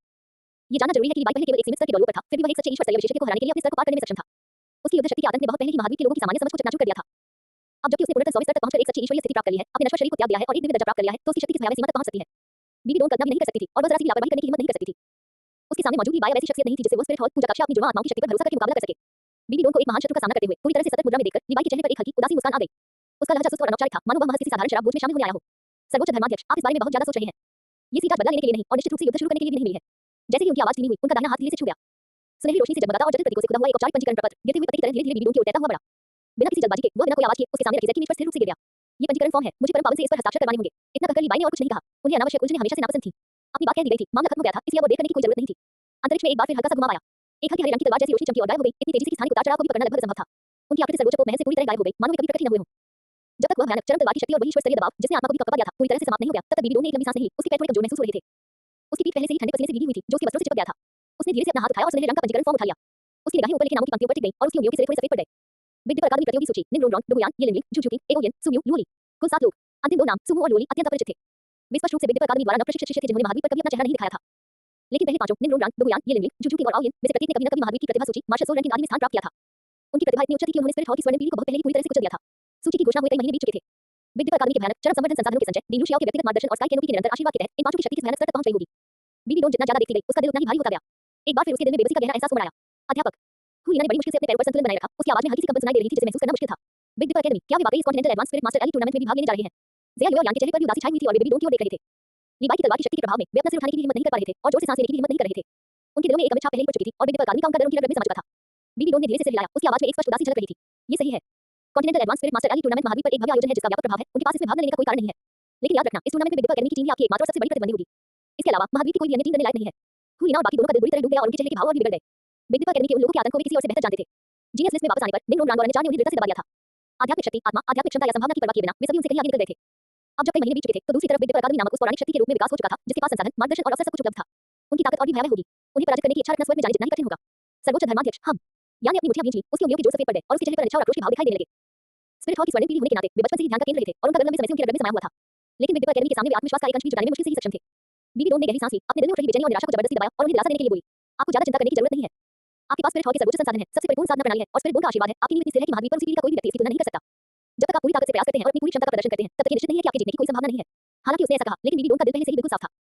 वह किसी और से बेहतर जानती थी कि स्पिरिट हॉल की स्वर्णिम पीढ़ी चाहे कितनी भी शक्तिशाली क्यों न हो, वे केवल सामान्य प्रतिभाशाली लोग थे जो स्पिरिट मास्टर कल्टीवेशन के नियमों का पालन करते थे। लेकिन बिग दीपर अकेडमी के वो लोग तो राक्षस थे। वे ऐसे अस्तित्व थे जिन्हें सामान्य ज्ञान से मापा नहीं जा सकता था। वे स्वयं लूशियाओं द्वारा प्रशिक्षित असाधारण प्रतिभावान बच्चे थे। इस समय उसकी एकमात्र आशा यही थी कि हुईना और अन्य लोग बहुत बुरी तरह से न हारें। कम से कम उन्हें स्पिरिट हॉल के अंतिम स्वरूप और गरिमा को बनाए रखने के लिए अखाड़े में कुछ और 40 चलने तक इंतजार करना चाहिए। आपके मार्गदर्शन के लिए धन्यवाद परम पावन। हुईना और अन्य दो ने झुककर अभिवादन किया। उनकी आंखों में एक दृढ़ चमक फिर से जागृत हो गई। उनका स्वर बुलंद और दृढ़ था। हम तुरंत एकांतवास में साधना शुरू करेंगे और एक पल भी बर्बाद नहीं करेंगे। इस टूर्नामेंट में हम निश्चित रूप से चैंपियनशिप जीतेंगे और स्पिरिट हॉल की शान की रक्षा करेंगे। विरोधी चाहे कोई भी हो, चाहे वह कितना भी शक्तिशाली क्यों न हो, हम पीछे नहीं हटेंगे। तीनों ने एक साथ जोर से चिल्लाया। उनकी आवाजें हॉल में गूंज उठी। अपनी बात खत्म करते ही मुड़े और बिना रुके तेजी से चले गए। तुरंत ही कोप के सर्वोच्च महल से निकल गए। वे यह बात अच्छी तरह जानते थे। ये लड़ाई स्पिरिट हॉल के भविष्य और उससे भी अधिक उनकी अपनी प्रतिष्ठा से संबंधित थी। सर्वोच्च धर्माध्यक्ष महल में एक बार फिर केवल बीबी डोम ही बची थी। उसने खाली हॉल की ओर देखा, खिड़की के बाहर अंधेरा होते आसमान की ओर देखा और एक लंबी आह भरी। उसकी आंखों में बेबसी और थकावट साफ झलक रही थी। बिग दीपर अकादमी की छाया ने स्पिरिट हॉल के भविष्य को आकाश की चंद्रमा की तरह ढक लिया था। अध्याय 344 ईश्वर आक्रोश की परीक्षा, द्वितीय चरण, आक्रोश के कुंड में शरीर का शुद्धिकरण। इसी बीच स्टारडू ग्रेट फॉरेस्ट के सबसे गहरे हिस्से में आक्रोश के देवता के विशेष ईश्वर परीक्षण क्षेत्र के भीतर दो अस्त व्यस्त आकृतियां धीरे-धीरे असीम अंधकार से बाहर निकली। वे कोई और नहीं बल्कि तानसान और शियाओ थे। उनके कपड़े तार-तार थे और गहरे काले खून से सने हुए थे। उनके कभी साफ-सुथरे कपड़े बंधे हुए थे और उनके बाल गालों से चिपके हुए थे। उनके चेहरे अत्यंत पीले पड़ गए थे। उनमें कोई रंग नहीं था। उनकी आंखें धंसी हुई थीं। उनके भाव सुंदर थे और उनकी निगाहें नीरस थीं। उनके चारों ओर खून और आक्रोश की एक धुंधली, ठंडी और भयावह आभा मंडरा रही थी। ईश्वरीय परीक्षा के पहले चरण के दौरान निर्दोष गांवों और आत्मा राक्षसों के जंगलों में हुए नरसंहार के दृश्यों उनके दिमाग में बार-बार घूमते रहते थे। बुजुर्गों का विलाप, बच्चों का रोना, आत्मा राक्षसों की शोकपूर्ण आवाजें, हर दृश्य भयावह रूप से वास्तविक था, जिससे उनके दिमाग कांप उठे और उनके दिल संघर्ष, भय और एक अवर्णनीय अपराध बोध से भर गए। भले ही उनकी बुद्धि ने उन्हें बताया कि ये केवल ईश्वर परीक्षण स्थल के भ्रामक प्रक्षेपण थे और वास्तव में जीवित प्राणी नहीं थे, फिर भी स्वयं घातक प्रहार करने और अनगिनत जिंदगियों को समाप्त करने की भावना उनकी आत्मा में गहराई से अंकित हो गई थी, जिसे मिटाना असंभव था। धमाका, ठीक इसी क्षण स्याही जैसे काले रंग की दिव्य रोशनी का एक तेज विस्फोट हुआ, जिसने इस सन्नाटे भरे स्थान को रोशन कर दिया। आक्रोश का देवता धीरे-धीरे अंधेरे से बाहर निकला। वह लंबा था, उसके काले वस्त्र हवा में लहरा रहे थे और उसके चारों ओर आक्रोश का भंवर मंडरा रहा था। उसकी लाल आंखें मानो नरक की अग्नि के समान संतुष्टि से भरी हुई तानसान और शियाओ को कटकती लगाए देख रही थी। उसने वध की पूरी प्रक्रिया स्पष्ट रूप से देखी थी। इन दोनों के दिलों में नफरत की आग पूरी तरह भड़क उठी थी और भयंकर रूप से जल रही थी। बस थोड़े से मार्गदर्शन से वे उनके ईश्वर पद के लिए सबसे उपयुक्त उत्तराधिकारी बन सकते थे और उनके पुनरुत्थान और पुनर्जन्म के लिए महत्वपूर्ण मोहरे साबित हो सकते थे। जागो, आक्रोश के देवता ने धीमी आवाज में पुकारा। आवाज तेज नहीं थी, लेकिन उसमें दिव्य आत्मा की स्तर पर प्रभाव था। शुद्धकाली दिव्य शक्ति की दो धाराएं क्षण भर में उनके चेतना सागर में समा गईं, जिससे उनकी आत्माएं कांप उठी। तानसान और शियाओ बुरी तरह कांप उठे, मानो उनके दिमाग में बिजली कड़क गई हो। वे तुरंत अपनी सुंदर और खोखली अवस्था से बाहर आ गए। बधाई हो, आक्रोश के देवता की आवाज ठंडी और कर्कश थी, जैसे पत्थर पर धातु की रगड़। आपने आक्रोश की ईश्वरीय परीक्षा का पहला चरण सफलतापूर्वक पार कर लिया है। आक्रोश शक्ति का जागरण। उसने अपना हाथ हिलाया और दो काली ज्वालाएं उनके शरीरों में समा गईं और उनकी आत्मा की अंगूठियों और आत्मा की शक्ति में विलीन हो गईं। ईश्वरीय आक्रोश की परीक्षा का पहला चरण पूरा हुआ। पुरस्कार, सभी आत्मा वलय की आयु 500 वर्ष बढ़ गई। आत्मा शक्ति रैंक एक स्तर बढ़ गई। हम तानसान और शियाओ के चारों ओर मौजूद आध्यात्मिक घेरा एक साथ जगमगा उठा और एक तेज रोशनी उनके पूरे शरीर पर फैल गई। उनकी आध्यात्मिक शक्ति में जबरदस्त उछाल आया और उनकी आभा लगातार बढ़ती गई। अपनी शक्ति में उल्लेखनीय वृद्धि को स्पष्ट रूप से महसूस करते हुए और अपने आध्यात्मिक छलों को भारी होते हुए और अपनी आध्यात्मिक शक्ति को और अधिक बढ़ते हुए महसूस करते हुए उनकी आंखों में एक तीव्र जलन और पागलपन की झलक दिखाई दी। कुछ क्षण पहले उनके दिलों में जो बेचैनी, अपराध बोध, संघर्ष और भय था, वो पल भर में उनके दिलों की गहराई में दब गया। जब तक वे और मजबूत हो सकते थे, जब तक वे बदला ले सकते थे, जब तक वे स्पिरिट हॉल में अपना दबदबा कायम कर सकते थे, वे कोई भी कीमत चुकाने को तैयार थे। हर दर्द सहना उनके लिए जायज था। क्रोध के देवता ने उन दोनों में आए बदलावों को देखा। उनके होठों के कोने पर एक ठंडी और धूल मुस्कान उभर आई। बहुत बढ़िया, तुम्हारा हृदय स्वभाव पर्याप्त रूप से निर्दयी और लचीला है, जो मेरी विरासत के लिए बिल्कुल उपयुक्त है। अगला चरण है आक्रोश की ईश्वरीय परीक्षा का दूसरा चरण, आक्रोश के कुंड में शरीर का शुद्धिकरण। जैसे ही उसकी आवाज धीमी हुई, उसने अपना दाहिना हाथ जोर से हिलाया और काली दिव्य शक्ति अंतरिक्ष को चीरती हुई आगे बढ़ी। अंतरिक्ष में जबरदस्त कंपन हुआ और तानसान और शियाओ को लगा कि उनकी दृष्टि धुंधली हो गई है, दुनिया घूम रही है। जब वे दोबारा होश में आए, तो वे पहले से ही एक गहरे, अधिक भयानक और अधिक दमनकारी अंधेरे अंतरिक्ष में थे। आकाश स्याही की तरह काला था, न सूर्य, न चंद्रमा, न तारे। धरती फटी हुई और भयानक थी, दरारों से ढकी हुई, हवा में घृणा और रक्त की तीखी और ठंडी गंध फैली हुई थी। इसे अपने शरीर में समाहित करने से उनका मन बेचैन हो जाता था। उनके ठीक सामने 1000 झांग ऊंचा एक विशाल काला वेदी खड़ा था। वेदी प्राचीन और भयानक थी, जिस पर डरावनी खून जैसे लाल रंग के चिन्ह खुदे हुए थे और उसके चारों ओर अनगिनत अज्ञात सूखी हड्डियां बिखरी हुई थी। रक्त ऊर्जा आकाश की ओर उठ रही थी और आक्रोश एक हसीन नरक की तरह उमड़ रहा था। उसे देखते ही रोंगटे खड़े हो जाते थे। यह तानसान की आंखें सिकुड़ गईं और उसके दिल में बेचैनी की एक तीव्र भावना पैदा हो गई। उसकी अंतरात्मा ने उसे बताया कि यह वेदी अत्यंत खतरनाक है। यह मेरी ईश्वर समाधि वेदी है। आक्रोश के देवता की आवाज स्वर्ग और पृथ्वी के बीच गूंजी, राशि और निर्मल। वेदी के नीचे वह दिव्य शरीर दबा हुआ है जिसे मैंने अपने पतन के बाद पीछे छोड़ दिया था। मेरा जन्म स्वर्ग और पृथ्वी के आक्रोश के संघर्ष से हुआ है, बिना पिता माता, बिना सगे संबंधियों के। मेरे दिव्य शरीर के भीतर आक्रोश की एक अनंत आदिम शक्ति विद्यमान है। यह संसार की सबसे हिंसक, सबसे निर्मम और आत्मा को भस्म करने वाली शक्ति है। उन्होंने वेदी के ठीक बीचों बीच इशारा किया। उनका स्वर उदासीन होते हुए भी एक निर्विवाद आदेश दे रहा था। तुम्हारा कार्य है वेदी के शीर्ष पर चढ़ना, पालती मारकर बैठना, अपनी साधना तकनीक का अभ्यास करना, मेरे दिव्य शरीर से उत्सर्जित क्रोध की शक्ति को अवशोषित करना और पूरे 3 दिन और 3 रात तक दृढ़ रहना। यदि आप दृढ़ रहते हैं, तो दूसरा चरण उत्तीर्ण मान लिया जाएगा। यदि आप टिक नहीं पाते, तो इसके परिणाम स्वयं भुगतें। तानसान और शियाओ ने एक दूसरे की ओर देखा और उनकी आंखों में दृढ़ संकल्प और दृढ़ता दिखी। बदला लेने के लिए उनके पास अब पीछे हटने का कोई रास्ता नहीं बचा था। बिना किसी झिझक के दोनों वेदी पर चढ़ गए। ठंडे पत्थर के चबूतरे से रूह कंपा देने वाली ठंड निकल रही थी और आक्रोश की शक्ति छोटी-छोटी सुइयों की तरह लगातार उनके अंगों और हड्डियों में चुभ रही थी। उनकी आत्मा और शरीर को क्षीण कर रही थी। धीरे-धीरे वे वेदी के केंद्र तक पहुंचे और तुरंत पालथी मारकर बैठ गए। अपनी सांस रोककर और ध्यान केंद्रित करते हुए उन्होंने अपनी आध्यात्मिक शक्ति का प्रयोग किया और उसे तेजी से ग्रहण करना शुरू कर दिया। धमाका, पलक झपकते ही काले आक्रोश की एक असीम शक्ति सुनामी की तरह उनके शरीरों में बेतहाशा उमड़ पड़ी। उनके चारों ओर की आध्यात्मिक शक्ति काली पड़ने लगी। हिंसक हो गए और नग्न आंखों से दिखाई देने वाली गति से नरसंहार और घृणा से भर गई। उनकी पुतलियां पल भर में घोर काली हो गईं। उनमें कोई चमक नहीं बची। उनके चेहरों पर एक अत्यंत पीड़ादायक संघर्ष के भाव थे। उनके हृदय में घृणासीन रूप से बढ़ गई थी। स्पिरिट हॉल के अत्याचार, शियाओ की मां की दुखद मृत्यु, दामिनी और एमिन का बलिदान, उनकी अपनी कमजोरी और लाचारी, रास्ते भर झेला गया उत्पीड़न और उपहास, सभी नकारात्मक भावनाएं उमड़ पड़ी, दाह उठी और बेकाबू होकर प्रचंड हो गईं। ये लगभग उनकी बुद्धि को पूरी तरह से नष्ट करने के लिए पर्याप्त था। उफ, आह, शियाओ दर्द से कराह उठी। उसका पूरा शरीर बुरी तरह कांप रहा था। पसीने से भीगे आंसू बह रहे थे, लेकिन क्रोध के कारण तुरंत सूख गए। तानसान ने भी दांत पीस लिए, ठंडा पसीना बह रहा था। क्रोध की शक्ति के प्रभाव से उनकी आत्माएं लगातार मरोड़ रही थी और खींच रही थी, मानो किसी भी क्षण चकनाचूर हो जाएंगी। कुछ ही दूरी पर आक्रोश का देवता चुपचाप खड़ा था। उसकी लाल आंखें चंचलता, उदासीनता और डरने से भरी हुई उन दोनों को टकटकी लगाए देख रही थी। ये चरण उसने यूं ही नहीं चुना था, बल्कि सोच समझकर और सावधानीपूर्वक योजना बनाकर चुना था। ये वेदी उसका तुरुप का पत्ता और उसके पुनरुत्थान की योजना की एक महत्वपूर्ण कड़ी थी। पहली बात तो यह है कि अगर वे दोनों 3 दिन तक टिक नहीं पाए और उनकी आत्मा नष्ट हो गई, तो वे पूरी तरह से प्रतिशोध की शक्ति में समाहित हो जाएंगे। वे प्रतिशोध की कठपुतली बन जाएंगे जो केवल मारना और आज्ञा मानना जानते होंगे। तानसान और शियाओ की प्रतिभा और क्षमता को देखते हुए कठपुतली बनना भी उनके लिए सर्वोच्च स्तर की युद्ध शक्ति होगी, जो उनके लिए पूरी तरह से लाभकारी और हानिरहित होगी।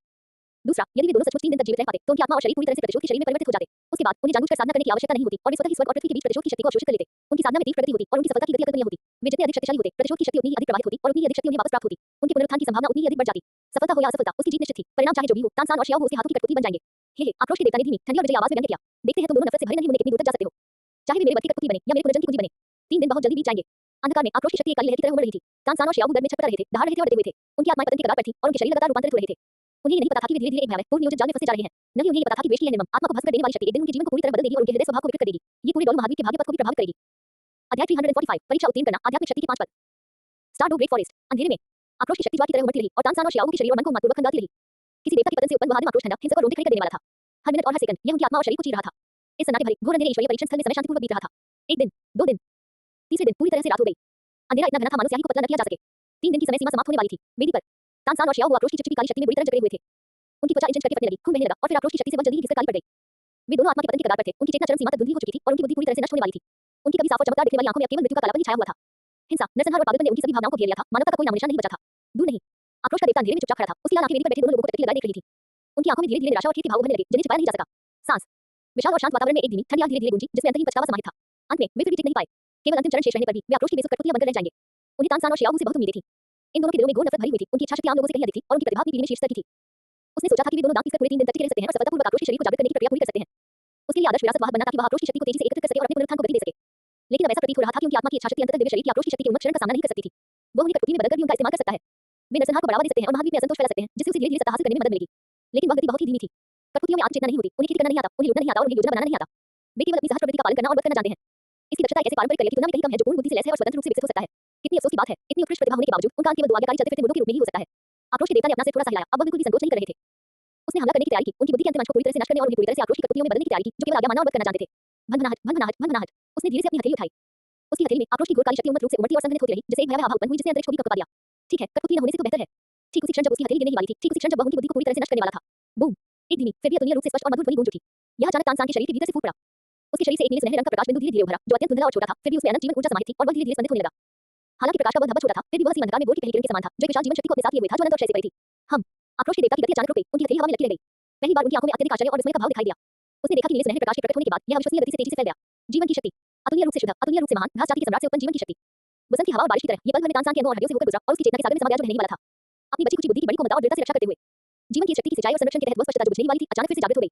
ये है आक्रोश के देवता की पुतलियां सिकुड़ गई। वे अपना उदासीन भाव बनाए रखने में असमर्थ रहे और वे सदमे में बुदबुदाए। नीले चांदी के सम्राट की अनंत जीवन शक्ति, ये वास्तव में नीला चांदी सम्राट है, वंश। उसने तानसेन को टकटकी लगाकर देखा, उसकी आंखों में एहसास और सदमा दोनों के भाव थे। दरअसल मैंने गलत अनुमान लगाया, ये बच्चा कोई साधारण मानव आत्मा का स्वामी नहीं है। वह एक मानव आत्मा गुरु और 1 लाख वर्ष पुराने नीले चांदी के सम्राट के वंशज है। वह नीले चांदी घास वंश के योग्य सम्राट है, जो जीवन से परिपूर्ण शरीर के साथ पैदा हुए हैं। भले ही आत्मा बिखरने और विलुप्त होने के कगार पर हो, जब तक जीवन का आधार बना रहता है, नीला चांदी सम्राट बना रहता है। वंशानुक्रम स्वतः ही स्वामी की रक्षा करेगा और उसकी चेतना के अंतिम अंश की भी दृढ़ता से रक्षा करेगा। इस क्षण आक्रोश के देवता को सब कुछ पूरी तरह समझ आ गया। तानसेन अंतिम क्षण में अपने मन को स्थिर करने में सक्षम था, न तो इच्छाशक्ति से, न ही आक्रोश से और न ही दृढ़ता से, लेकिन ब्लू सिल्वर सम्राट की सहज सुरक्षा के कारण वंश। ठीक उसी समय वो गर्म, सौम्य और जीवंत नीले सुनहरे रंग की आभा धीरे-धीरे बदन में खड़ी शियाओ की ओर फैल गई। शियाओ पहले से ही तानसेन के मन और हृदय से जुड़ा हुआ था। अब जीवन की आभा से सराबोर होकर वो स्पष्टता जो पूरी तरह से गायब होने वाली थी, पल भर में थोड़ी-थोड़ी वापस लौट आई। उसकी घोर काली आंखों में चपलता और चमक की एक झलक लौट आई। तीसरा भाई, शियाओ ने कमजोर स्वर में फुसफुसाया, उसकी आवाज धीमी थी, फिर भी समुद्र को शांत करने वाली सुई की तरह थी। इस कौल से तानसेन की रक्षा की अंतिम पंक्ति पूरी तरह से स्थिर हो गई। जो खुफिया जानकारी ध्वस्त होने ही वाली थी, उसे तुरंत और मजबूती से संभाल लिया गया। आक्रोश के देवता ने घटनाक्रम के इस अचानक और अप्रत्याशित मोड़ को देखा। क्रोधित होने के बजाय उसने धीरे से अपनी हथेली पीछे खींची। उसके चेहरे पर आश्चर्य और परमानंद के भाव स्पष्ट रूप से दिखाई दिए। एक दुर्घटना, यह एक बहुत बड़ी दुर्घटना थी, लेकिन उनके लिए ये सबसे अच्छा और सबसे उत्तम परिणाम था। वह मात्र एक अवशेष आत्मा था और ईश्वर की परीक्षा के भीतर होने वाले परिवर्तनों और प्रगति में हस्तक्षेप नहीं कर सकता था। अब जबकि दोनों ने खुद ही स्थिति को संभाल लिया था और आखिरी क्षण में अपने मन को स्थिर कर लिया था, जिससे वे सबसे खतरनाक क्षण से बच गए। इसका उद्देश्य, उन्होंने दूसरी परीक्षा सफलतापूर्वक पास कर ली थी। जिस मार्ग की उन्हें सबसे अधिक आशा थी, जो उनके पुनरुत्थान के लिए सबसे अधिक लाभदायक था, वह सफल हो गया। वाह, क्या शानदार ब्लू सिल्वर सम्राट है। आक्रोश के देवता ने धीमी आवाज में हंसा, उनकी आवाज अनियंत्रित उत्साह से भरी हुई थी। भगवान मेरी मदद करें। इस समय 3 दिन की समय सीमा आखिरकार समाप्त हो गई। संपूर्ण ईश्वर समाधि वेदी हिंसक रूप से हिल उठी, जिसे कान बहरा कर देने वाली ध्वनि उत्पन्न हुई। असंख्य घोर अंधकार में असीम रूप से शुद्ध आक्रोश की शक्ति सुनामी की तरह तानसेन और शियाओ के शरीरों में उमड़ पड़ी। यह न तो क्षरण था, न ही यातना, ये एक विरासत थी, ये एक उपहार था, ये परीक्षा उत्तीर्ण करने का सर्वोच्च पुरस्कार था। उन दोनों को ऐसा महसूस हो रहा था मानो उनके शरीर उस विशाल शक्ति से फटने वाले हों और उनकी आत्मिक शक्ति ज्वालामुखी की तरह उमड़ रही थी, लगातार बढ़ रही थी। 1 rank, 3 rank, dot dot dot, 5 rank. कुछ ही क्षणों में उनकी आध्यात्मिक शक्ति प्रत्येक रैंक में 5 रैंक की जबरदस्ती वृद्धि हुई थी। तानसेन और शियाओ ने एक ही समय पर अपनी आंखें खोली और एक दूसरे को देखा। दोनों ने एक दूसरे की आंखों में अत्यधिक सद्भाव और विश्वास देखा। ये शक्ति बहुत प्रबल है, केवल एक परीक्षण और इस रैंक में 5 की वृद्धि हुई। वे स्पष्ट रूप से महसूस कर सकते थे कि उनके शरीर में आक्रोश की हिंसक और ठंडी शक्ति, हालांकि इसने उन्हें थोड़ा सहज कर दिया था, वास्तव में उन्हें मजबूत बना दिया था। अध्याय 346 मानसिक परीक्षण। भविष्य में छिपे खतरों की बात करें तो उन्हें अब इसकी परवाह नहीं थी। जब तक वे और अधिक शक्तिशाली बन सकते थे, जब तक वे स्पिरिट हॉल को नष्ट कर सकते थे, कोई भी छिपा हुआ खतरा हो, कोई भी कीमत चुकाने को तैयार थे। उनके दिलों में आक्रोश की शक्ति के प्रति अस्वीकृति और प्रतिरोध का अंतिम निशान भी सुधार की इस भयावह गति के सामने पूरी तरह से गायब हो गया। बहुत अच्छा। उस स्थान में एक उदासीन और रासी आवाज गूंज उठी। आक्रोश के देवता ने अपना दाहिना हाथ हिलाया और एक कोमल काली शक्ति उन दोनों के चारों ओर लिपट गई। उन्हें तुरंत भगवान के अंतिम संस्कार स्थल से दूर ले जाकर एक अपेक्षाकृत स्थिर और सुरक्षित खुले स्थान पर प्रकट किया गया। बधाई हो। अंतिम क्षण में आपने अपने मूल इरादे पर कायम रहते हुए ईश्वर की परीक्षा के दूसरे चरण आक्रोश बॉडी रिफाइनिंग को पूरा किया। जैसे ही आवाज धीमी हुई, दो और भी भयानक और भारी काली रोशनी की किरणें उन पर जा गिरी। ईश्वर के प्रति आक्रोश की परीक्षा, दूसरा चरण पूरा हुआ। पहला पुरस्कार सभी स्पिरिट की आयु 500 वर्ष बढ़ जाएगी। पुरस्कार 2 विशेष शारीरिक क्षमता का जागरण आक्रोश का शरीर। गुंजन उनके चारों ओर मौजूद आत्मा के घेरे एक साथ चकाचौंध भरी रोशनी से फूट पड़े। उनकी उम्र बेतहाशा बढ़ गई और उनकी आभा लगातार बढ़ती गई, जो उसी रंग के आत्मा स्वामी से कहीं अधिक थी। इसी बीच एक अदृश्य अमूर्त और आंतरिक शारीरिक परिवर्तन चुपचाप पूरा हो गया।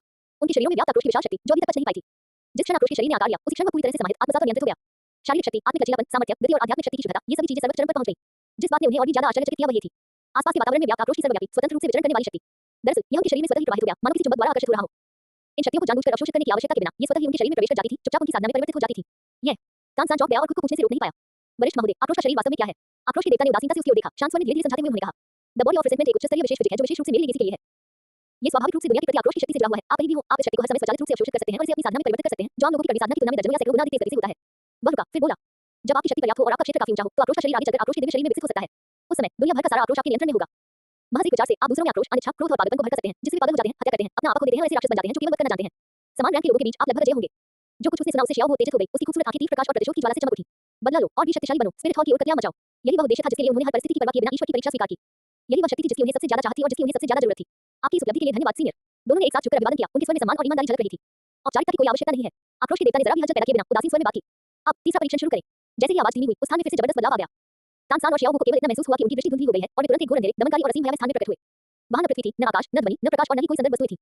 वहां केवल एक भयानक दबाव मौजूद था जो आत्मा को कुचलने और चेतना के सागर को चीरने जैसा प्रतीत होता था। ये दबाव न तो भौतिक शरीर पर कार्य करता था, न ही आध्यात्मिक शक्ति पर, ये केवल मन आत्मा पर कार्य करता था। शियाओ का चेहरा पल भर में कागज की तरह पीला पड़ गया। उसने अपना सिर पकड़ लिया और दर्द से कराहते हुए नीचे बैठ गई। उसका पूरा शरीर बुरी तरह कांप रहा था। वह मूल रूप से 1 लाख साल पुरानी नरम हड्डियों वाली खरगोश थी जो मानव रूप में परिवर्तित हो गई थी। उसकी शारीरिक क्षमता अद्वितीय थी, लेकिन मानसिक शक्ति उसकी सबसे बड़ी खूबी नहीं थी। ये विशुद्ध मानसिक दबाव उसके लिए पिछले आक्रोशपूर्ण बॉडी रिफाइनिंग की तुलना में 10-100 गुना अधिक भयावह था। तानसेन की हालत भी कुछ खास अच्छी नहीं थी। उसका चेहरा पीला पड़ गया था, माथे की नसें उभरी हुई थी और उसकी आत्मा सहनियत चुभने वाली दर्द से पीड़ित थी। केवल बैंगनी दानव आंखें स्वचालित रूप से काम करती थी, जो एक हल्की बैंगनी रोशनी उत्सर्जित करती थी, जिससे उसे मुश्किल से प्रतिरोध करने और टिके रहने में मदद मिलती थी। आक्रोश के देवता की आवाज इस मानसिक अंतरिक्ष में धीरे-धीरे गूंजी, राजसी, ठंडी और किसी भी भावना से रहित। यह मानसिक आक्रोश का क्षेत्र है। इसके भीतर का मानसिक दबाव बाहरी दुनिया के दबाव से 100 गुना अधिक है, जो पूरी तरह से आत्मा और मानसिक शक्ति को लक्षित करता है। तीसरा परीक्षण, मानसिक संयम। नियम, यहाँ पूरे 3 दिन तक बचे रहे। यदि आप दृढ़ रहते हैं तो परीक्षा उत्तीर्ण हो जाती है। यदि आप टिक नहीं पाते तो आपका चेतना सागर पूरी तरह से बिखर जाएगा, आपका शरीर मर जाएगा और आपका दाव लुप्त हो जाएगा, आपकी आत्मा उड़ जाएगी और आपकी भावना बिखर जाएगी और पुनर्जन्म की कोई संभावना नहीं रहेगी। उसकी आवाज शांत थी, फिर भी उसे उन दोनों को पूरे शरीर में ठंडक सी महसूस हुई और उनके दिलों की गहराई से एक असहनीय सिहरन उठी। इस चरण में विफलता की कीमत कठपुतली बनना या पीछे हटना नहीं थी, बल्कि मृत्यु थी। बेशक आप चाहें तो अपना नाम वापस भी ले सकते हैं। आक्रोश के देवता ने उदासीनता से कहा, लेकिन पीछे हटने का मतलब है अपनी पूरी विरासत को त्याग देना। और जब तक आप इन 3 दिनों तक जीवित रहेंगे, आपकी मानसिक शक्ति में गुणात्मक परिवर्तन आएगा। यदि कोई स्पिरिट मास्टर उच्चतर क्षेत्र में प्रवेश करना चाहता है, टाइटल दौड़ को लिए चुनौती देना चाहता है या देवताओं के क्षेत्र की झलक पाना चाहता है, तो मानसिक शक्ति ही आधार, कुंजी और अपरिहार्य मूल तत्व है। ये चरण आपके भविष्य में देवता बनने के मार्ग में बहुत उपयोगी साबित होगा। मृत्यु का खतरा उनकी आंखों के सामने स्पष्ट रूप से प्रकट हो गया था। जैसे ही उन्होंने आत्मा का उड़ जाना और आत्मा का बिखर जाना ये 4 शब्द सुने, तानसेन और शियाओ के शरीर एक साथ कांप उठे। मृत्यु की छाया ने पल भर में उनके दिलों को घेर लिया। उनके मन नियंत्रित रूप से सबसे गहरी और सबसे दर्दनाक यादों में डूब गए। तानसेन की आंखों के सामने उसकी मां के बलिदान का दृश्य प्रकट हुआ। उनके पिता तानहाओ को पियर्स संप्रदाय से निष्कासित कर दिया गया था और उन्होंने अपने पूरे जीवन में बदनामी झेली। जब से वो छोटा था उसने अपनी मां को एक बार भी नहीं देखा था। Spirit hall. तानसेन ने अपनी मुठ्ठियां कसकर खींची, उसके नाखून उसकी हथेलियों में गहरे धंस गए, जिनसे खून बहने लगा। शियाओ के मन में ये और भी अधिक रक्तमय लाल था। उसकी दयालु मां ने उसकी रक्षा करने और उसे भागने में मदद करने के लिए स्पिरिट हॉल के हाथों दुखद रूप से अपनी जान गंवा दी। आत्मा की खोज करने वाली टीम। स्टार टू ग्रेट फॉरेस्ट में दामिंग और येमिन ने उसकी रक्षा करने के प्रयास में स्पिरिट हॉल के विशेषज्ञों द्वारा घेराबंदी कर ली और मारे गए। वो बेफिक्र शियाओ से एक ऐसी आत्मा राक्षस में बदल गई जो केवल मानव जगत में छिपकर अरमान में जीवन व्यतीत कर सकती थी। उसने अपना परिवार खो दिया, अपना घर खो दिया और सब कुछ खो दिया। सब कुछ ये सब स्पिरिट हॉल की वजह से हुआ। मैं बदला लेना चाहता हूं। शियाओ ने फुसफुसाते हुए कहा। उसकी आंखों से आंसू बह रहे थे, लेकिन नफरत ने उन्हें तुरंत ही सुखा दिया। तानसेन ने अपने दांत पीसते हुए अपनी आत्मा में हो रही तीव्र दर्द को सहन किया और दृढ़ निगाहों से शियाओ को देखा। जियोगु। शियाओ ने अपना सिर उठाया। उसके पीछे चेहरे पर डर का कोई निशान नहीं था, केवल अटूट दृढ़ संकल्प और दृढ़ता थी। भाई, मुझे डर नहीं है। अगर हमें बदला लेना है तो हम मौत से नहीं डर सकते। मैं तुम्हारे साथ रहूंगा और डटा रहूंगा। अच्छा। दोनों ने एक दूसरे की ओर देखा और बिना किसी झिझक के एक साथ सिर हिलाते हुए कहा, हम तीसरे प्रयास को स्वीकार करते हैं। आक्रोश के देवता ने उनकी ओर देखा और अपनी लाल आंखों में उन्होंने अंततः वास्तविक संतुष्टि और स्वीकृति का एक अंश प्रकट किया। बहुत अच्छा। मेरे द्वारा तुम्हें शुभकामनाएं दी जाती हैं। जैसे ही आवाज धीमी हुई, उसकी आकृति धीरे-धीरे अंधेरे में विलीन हो गई और बिना किसी निशान के पूरी तरह से गायब हो गई। संपूर्ण मानसिक आक्रोश क्षेत्र में केवल तानसेन और शियाओ ही शेष रहे। 100 गुना मानसिक दबाव अरबों स्टील की सुइयों की तरह लगातार उनकी आत्माओं को चुभ रहा था और हर पल उनकी चेतना सागर को चीर रहा था। तीसरा चरण आधिकारिक तौर पर शुरू हो गया है। अध्याय 347 स्वर्णिम फिल्म का गायब होना। वेश देवता परीक्षण के दायरे से बाहर। पूरा डोलवो महाद्वीप एक लंबे समय से खोए हुए शांतिकाल में डूब गया था। जब से sky canopy cultivation speed ranking की पूरी घोषणा हुई और लू शियाओ ने 2 साल में टाइटल डोलवो बनकर पूरे महाद्वीप को चौंका दिया, तब से दुनिया ने कोई और अजीब घटना नहीं देखी थी। पूरे महाद्वीप की निगाहें सिर्फ एक ही बात पर टिकी थी, continental advance spirit master elite tournament. इस समय बिग डिपर अकादमी में पर्वत के पीछे स्थित निषिद्ध भूमि के भीतर सबसे गहरे, सबसे छिपी हुई गुप्त क्षेत्र में लू शियाओ पाती मारकर बैठा था। उसके चारों ओर अनंत ऊर्जा प्रवाहित हो रही थी। उसकी आभा विशाल और असीम थी। वह स्थान बुरी तरह कांप रहा था, मानो किसी भी क्षण चकनाचूर होकर ढह जाएगा। वह लंबे समय से एकांतवास में थे। आकाशमंडल द्वारा प्रत्यक्ष रूप से प्रदान किए गए संपूर्ण ईश्वर राजा ज्ञान का उपयोग कर रहे थे, साथ ही अनगिनत स्वर्ग और पृथ्वी के खजाने और कानूनों का भी। मूल स्रोत पहले सिस्टम द्वारा प्रदान किया गया था। वह पहले ही देवराज क्षेत्र की दहलीज को छू चुका था। एक निश्चित क्षण में दरार, एक ध्वनि मानो आत्मा की गहराई से और लोक की बाधा से आ रही हो, किसी अवरोध के टूटने की ध्वनि धीरे से गूंज उठी। वह सारी शक्ति जो पूरे गुप्त क्षेत्र में हिंसक रूप से प्रज्वलित होकर तबाही मचा रही थी। इस क्षण सब कुछ शांत हो गया और तेजी से लू शियाओ के शरीर में वापस प्रवाहित होने लगा, ताकि वह पूरी तरह से अवशोषित और नियंत्रित हो सके। आखिरकार सफलता मिल ही गई। लू शियाओ ने धीरे-धीरे अपनी आंखें खोली। गहरी और असीम आंखों का एक जोड़ा। वह भयावह दबाव जिसने पहले दुनिया को कपकपा दिया था और सभी जीवित प्राणियों को आत्मसमर्पण करने पर मजबूर कर दिया था, पूरी तरह से आंतरिक रूप से समाहित हो गया और बिना किसी निशान के गायब हो गया। लेकिन यह स्थिति जितनी अधिक होती गई, उतना ही यह इस बात का प्रतीक बन गया कि उसकी शक्ति सादगी की ओर लौटने और हर चीज को नियंत्रित करने की चरम अवस्था तक पहुंच गई थी। ईश्वर राजा। लू शियाओ धीरे-धीरे खड़ा हुआ। उसे अपने शरीर में पहले से सैकड़ों हजारों गुना अधिक शक्ति का एहसास हो रहा था। अंतरिक्ष, जीवन और विमान पर पूर्ण नियंत्रण का अनुभव करते हुए उसके होठों के कोने पर एक संतुष्टि भरी मुस्कान आ गई। हो गया, ये सही है। ईश्वर राजा के आशीर्वाद से आकाश की छत्र छाया द्वारा प्रत्यक्ष रूप से प्राप्त अंतर्दृष्टियों से परिपूर्ण होकर प्रणाली से अनगिनत खजाने और उत्पत्तियों से संचित होकर ये सब संभव हुआ। साथ ही वह स्वर्ग को चुनौती देने वाला लॉक इन करने पर प्राप्त दिव्य कलाकृति समय की रेत भरी। ये दिव्य कलाकृति किसी स्थान की समय प्रवाह दर को बलपूर्वक विकृत कर सकती है। यह अनुपात अभूतपूर्व स्तर पर पहुंच गया।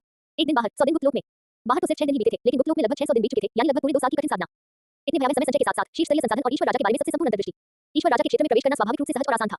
लू शियाओ ने अपना हाथ उठाया और आह्वान किया। समय की वह प्राचीन रहस्यमय चांदी की तरह चमकती घड़ी धीरे धीरे शून्य लोक से नीचे उतरी और स्थिर रूप से उसकी हथेली में आ गिरी। उसने एक घड़ी की सतह को धीरे से सहलाया, उसकी आंखों में हल्की सी मुस्कान झलक रही थी। आपके यहाँ होने से साधना का मार्ग वास्तव में अबाधित है। लू शियाओ ने ऊपर की ओर देखा, गुप्त क्षेत्र के बाहर स्थित दिव्य अकादमी की दिशा में। उनके दिव्य विचार एक ज्वार की तरह फैल गए और पल भर में पूरे डोल महाद्वीप को अपने आवरण में ले लिया। स्काई कैनोपी, बेडर, star door, great forest, spirit hall, सभी गतिविधियां उसकी समझ के दायरे में थी। उन्हें पता था कि continental advance spirit master elite tournament नजदीक आ रहा है, लेकिन वह ये भी जानता था, एक और भी महत्वपूर्ण मामला चुपचाप घटित हो रहा था। सुनहरी फिल्म की वह परत जो हमेशा से एक अवरोध की तरह डोलमो महाद्वीप की परिधि को घेरे रहती थी। जिस क्षण उसने ईश्वर राजा का रूप धारण किया, उसी क्षण वह पूरी तरह से गायब हो गया था। अवरोध गायब हो गया, विमान का गेट पूरी तरह से खुला हुआ था। देवलोक के देवता अपनी इच्छा से अवतरित हो सकते थे। अगाध लोक के शक्तिशाली प्राणी अपनी इच्छा से किसी को भी निगल सकते थे। अब से डोलमो महाद्वीप पर सुरक्षित क्षेत्र जैसी कोई चीज नहीं होगी। हाँ, दिलचस्प। और ठीक उसी क्षण जब भावों के देवता का दिव्य विचार कौन गया और डोलमो महाद्वीप पर छा गया। लू शियाओ के दिव्य विचार ने भी तुरंत उस आभा को ग्रहण कर लिया। प्रथम श्रेणी के देवता की दिव्य शक्ति का उतार चढ़ाव। लू शियाओ के होठों का कोना थोड़ा सा ऊपर उठा, उसका चेहरा शांत और भावहीन था। उन्हें आने दो। बहरहाल इनका सामना तो देर सवेर करना ही पड़ेगा। ईश्वर लोक, देवलोक के बहुत ऊपर 5 रंगों का प्रकाश प्रसारित हो रहा था और 5 महान देवराज अपने सिंहासनों पर विराजमान थे। माहौल पहले तो शांत था, लेकिन ठीक इसी क्षण एक तीव्र और हिंसक दैवीय शक्ति का उतार चढ़ाव अचानक ईश्वर क्षेत्र की बाधा को घेरते हुए गुजरा, जिससे पूरा अंतरिक्ष हिंसक रूप से कांप उठा। अगले ही पल भावों के देवता, जिनकी आभा में तीव्र उतार चढ़ाव हो रहा था, गंभीर चेहरे के साथ बिजली की तरह विशाल हॉल में प्रवेश कर गए। 5 महान देवराज, कुछ भयानक घटित हुआ है। 5 महान देवराजों ने एक साथ ऊपर की ओर देखा, उनकी आंखें सिकुड़ गईं।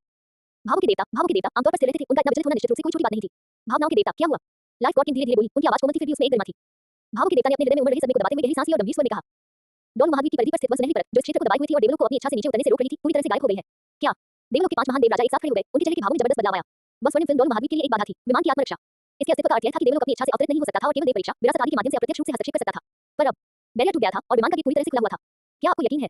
असुर देवराजा ने अचानक ठंडी आवाज में घातक इरादे से बोलते हुए कहा। एकदम खास। भावों के देवता ने सिर हिलाया, उनका स्वर अत्यंत गंभीर था। मैंने अभी अपनी दिव्य शक्ति से पुष्टि की, वो फिल्म पूरी तरह से गायब हो गई है और स्थानिक बाधा अत्यंत कमजोर हो गई है। मेरा दिव्य विचार बिना किसी बाधा के डोलमो महाद्वीप पर उतर सकता है। 5 महान देवराजों ने एक दूसरे की ओर देखा, उनके भाव अत्यंत जटिल हो गए। आश्चर्य, सतर्कता। आश्चर्य की बात यह थी कि वे अंततः औपचारिक रूप से डोलमो महाद्वीप पर उतर सकते थे। वहां उनके अनुयायी, उनकी विरासत और डोलमो के नियम एवं व्यवस्था मौजूद थे। विमान, सतर्कता इसलिए बढ़ती जा रही थी क्योंकि फिल्म के गायब होने का समय बहुत ही संयोगवश था। क्या ये बिग डिपर अकेडमी या स्काई कैनोपी का काम हो सकता है? चल दर, असुर देवराज ने तुरंत निर्णय लिया। हम इसकी व्यक्तिगत रूप से पुष्टि करने के लिए तुरंत डोलमो महाद्वीप के बाहर जाएंगे। 5 महान देवराजों ने देरी करने का साहस नहीं किया, उनकी आकृतियां एक साथ चमक उठी, 5 उज्ज्वल दिव्य प्रकाशों में परिवर्तित हो गईं, तुरंत देवलोक से बाहर निकलकर सीधे डोलमो महाद्वीप की ओर चल पड़ी। डोलमो महाद्वीप की परिधि के बाहर शून्य क्षेत्र में 5 महान देवराजों के दिव्य विचार एक साथ अवतरित हुए और उन्होंने डोलमो महाद्वीप को सभी दिशाओं में स्कैन किया। बस स्वर्णिम फिल्म वास्तव में पूरी तरह से गायब हो गई थी। स्थानिक अवरोध अत्यंत कमजोर था। जब तक वे तैयार होते, वे किसी भी समय नीचे उतर सकते थे। आशा के अनुसार लाइफ गॉड किंग ने धीरे से आभरी, क्या यह अप्रत्याशित परिणाम है या कोई इसे पीछे से धकेल रहा है, चाहे वह कोई भी हो। असुर गॉड किंग की निगाहें ठंडी थी, बिग डिपर अकादमी और स्काई कैनोपी का वह व्यक्ति निश्चित रूप से साधारण नहीं है। चलिए पहले वापस चलते हैं। विनाश के देवता राजा ने गहरी आवाज में कहा, हमें जवाबी कार्रवाई पर चर्चा करनी होगी। सबसे पहले हमें यह पता लगाना होगा कि आकाश का आवरण वास्तव में क्या है। बिग डिपर अकादमी की पृष्ठभूमि क्या है? लू शियाओ आखिर कौन है? दूसरा, हमें यह तय करने की जरूरत है कि क्या हमें अभी डोलमो महाद्वीप पर उतरना चाहिए। 5 महान देवराजों ने एक साथ सिर हिलाया, उनके चेहरे पर गंभीरता थी। डोलमो महाद्वीप में अब कोई अवरोध नहीं रह गया था। ईश्वर लोक में इच्छा अनुसार प्रवेश किया जा सकता था। गू यूना की दृष्टि में स्टार डोर ग्रेट फॉरेस्ट की गहराई में भावों के देवता का दिव्य विचार एक पल के लिए प्रकट हुआ और लुप्त हो गया। ये प्रथम श्रेणी के देवता की दिव्य शक्ति का उतार चढ़ाव था। एक प्रथम श्रेणी के देवता और यह एक प्रकार की शुद्ध आभा थी, एक दिव्य शक्ति जो ईश्वर लोक से उत्पन्न हुई थी। गू यूना का चेहरा पल भर में पीला पड़ गया। अच्छा नहीं है। ये सोचकर उसका दिल अचानक बैठ गया कि यह बहुत भयानक है। हालांकि वह दिव्य विचार अभी क्षण भर के लिए आया था, क्योंकि वह आत्मा राक्षसों का सह शासक था और इस समय उसे ड्रैगन किंग था जो ईश्वर राजा के स्तर के करीब था। अंतरिक्ष, दैवीय शक्ति और दैवीय विचार के प्रति उनकी समझ अत्यंत तीव्र थी। ये देवलोक की प्रथम श्रेणी के देवता का दिव्य विचार था। स्वर्णिम फिल्म गायब हुआ। गू यूना के दिव्य विचार तुरंत फैल गए और सीधे डोलमो महाद्वीप की परिधि की जांच करने लगे। आशा के अनुसार सोने की वह परत जो हमेशा उनकी रक्षा करती थी और देवलोक को रोकती थी, पूरी तरह से गायब हो गई थी। स्थानिक अवरोध इतना पतला था जितना कि एक टिड्डा का पंख, जिसमें किसी भी चीज को रोकने की क्षमता नहीं थी। देवलोक किसी भी समय डोलमो महाद्वीप पर अवतरित हो सकता है। अध्याय 348 देवलोक के रहस्य। गू यूना के चेहरे के भाव एकदम बदल गए और उसका दिल उथल-पुथल भरी लहरों से भर गया। इससे पहले वह सोल बीस क्लैन को सुरक्षित रूप से छिपाने और चुपचाप उनकी ताकत बढ़ाने के लिए सुनहरी फिल्म पर भरोसा कर सकती थी। लेकिन अब फिल्म गायब हो चुकी थी और देवलोक का पतन निकट था। एक बार जब देवलोक को इस क्रूर राक्षसी समूह, विशेष रूप से उसे और सिल्वर ड्रैगन किंग के अस्तित्व के बारे में पता चल जाएगा, तो परिणाम अकल्पनीय होंगे। मालिक, दीतियान, शिवनजून, बीजी और अन्य दुष्ट जानवरों ने एक साथ गू यूना की आभा में आए भारी बदलाव को महसूस किया और उसके चारों ओर इकट्ठा हो गए। वास्तव में क्या हुआ? दीतियान ने गहरी आवाज में पूछा, उनका लहजा सम्मानजनक था। गू यूना ने अपने दिल में उठ रही घबराहट को दबाते हुए धीरे से कहा, डोलमो महाद्वीप की परिधि पर स्थित सुनहरी परत पूरी तरह से गायब हो गई है। गोल्डन फिल्म, क्रूर जानवरों का समूह एक पल के लिए स्तब्ध रह गया। यह एक ऐसी बाधा थी जिसे वे बचपन से जानते थे, जो देवलोक को अलग करती थी और बाहरी दुनिया को अवरुद्ध करती थी। गायब हुआ। शिवनजून चौंक गया, क्या इसका मतलब यह है कि ये सही है? गू यूना ने धीमी आवाज में कहा, देवलोक के देवता किसी भी समय डोलमो महाद्वीप पर अवतरित हो सकते हैं। बूम। दीतियान, शिवनजून, बीजी, 10,000 दानव राजा और अन्य सभी क्रूर जानवरों के चेहरे के भावों में जबरदस्त बदलाव आया। पहले वे फिल्म पर भरोसा करके सुरक्षित रूप से छिप सकते थे, लेकिन अब जब देवलोक अवतरित हो रहा था, तो इसका क्या अर्थ था? इसका मतलब यह था कि उनके 1 लाख साल पुराने क्रूर राक्षसों के समूह और यहां तक कि सिल्वर ड्रैगन किंग के अस्तित्व का भी पता किसी भी समय देवलोक द्वारा लगाया जा सकता था। एक बार पता चलने के बाद इसका केवल एक ही परिणाम होना था, ईश्वरीय लोक द्वारा घेर लिया जाना और दबा दिया जाना, मार दिया जाना, या यहां तक कि न्याय के लिए ईश्वरीय लोक में वापस ले जाया जाना। ये कैसे संभव है? दीतियान की आवाज कांप रही थी। ये किसने किया? मुझे नहीं पता। गू यूना ने अपना सिर हिलाया, उसकी निगाहें जटिल थी, लेकिन एक बात निश्चित है, इसका बिग डिपर अकादमी के उस व्यक्ति से कुछ न कुछ संबंध जरूर है। लू जियाओ, दीतियान ने दांत पीसते हुए कहा, क्या वह सचमुच इस स्तर तक पहुंच सकता है? गू यूना ने बिग डिपर अकादमी की दिशा में ऊपर देखा और धीरे से बुदबुदाए, स्काई कैनोपी, बिग डिपर अकादमी, लू जियाओ। यदि देवलोक अवतरित होता है, तो संभवतः सबसे पहले वे इन्हीं के बारे में उत्सुक होंगे। अब हमारे पास इंतजार करने और देखने के अलावा कोई चारा नहीं है और हमें कुछ छिपाना होगा। उसने गहरी आवाज में आदेश दिया, इस दौरान सभी आत्मा प्राणियों को यथासंभव साधना करनी चाहिए, अपनी आभा को छुपाना चाहिए और किसी भी प्रकार की गतिविधि प्रदर्शित नहीं करनी चाहिए। हमें इस समय किसी भी हालत में देवलोक से सीधा टकराव नहीं करना चाहिए। समझा? दीतियान और अन्य लोगों ने एक साथ गंभीर भाव के साथ उत्तर दिया, जितनी जल्दी हो सके अपनी ताकत बढ़ाएं। गू यूना ने फुसफुसाते हुए कहा, जब देवलोक वास्तव में अवतरित होगा, तो हमारे पास खुद की रक्षा करने की शक्ति भी होनी चाहिए। उसने बिग डिपर अकेडमी की दिशा में देखा, उसकी आंखों में एक जटिल भाव था। शायद देवलोक और डोलमो महाद्वीप के बीच इस नए तूफान में बिग डिपर अकेडमी ही असली केंद्र है। अगाध तल, मुख्य क्षेत्र। रक्त की रक्त का लाल आकाश मंथन कर रहा था और रक्त के एक विशाल कुंड के केंद्र में एक आकृति चुपचाप तैर रही थी। यह असंख्य रक्त ऊर्जा से निर्मित एक प्रेत था। इसकी आभा अत्यंत भयावह थी, मानो ये पूरे लोक को एक ही झटके में निगल सकता हो। यह आध्यात्मिक जगत के महाशक्तिशाली व्यक्ति की आकृति थी। इस समय अन्य क्षेत्रों में स्थित प्रसाद संत स्वामी ने डोलमो महाद्वीप की परिधि पर हो रहे परिवर्तन को तुरंत महसूस किया। बस सुनहरी फिल्म गायब हो गई थी। क्या डोलमो महाद्वीप की बाधा गायब हो गई है? उसने फुसफुसाते हुए कहा, उसकी आवाज प्रकट थी, लेकिन उसमें एक भयावह शीतलता थी। अगले ही क्षण अगाध संत स्वामी अपने स्थान से उठकर मुख्य क्षेत्र की ओर चल पड़ा। मालिक, डोलमो महाद्वीप की परिधि पर स्थित सुनहरी परत पूरी तरह से गायब हो गई है। बाधा ध्वस्त हो गई है। हम किसी भी समय डोलमो महाद्वीप में प्रवेश कर सकते हैं और विनाश और नरसंहार शुरू कर सकते हैं। आध्यात्मिक जगत के शक्तिशाली व्यक्ति ने धीरे से सिर हिलाया, उसका लहजा उदासीन था। बहुत अच्छा, क्योंकि यही स्थिति है।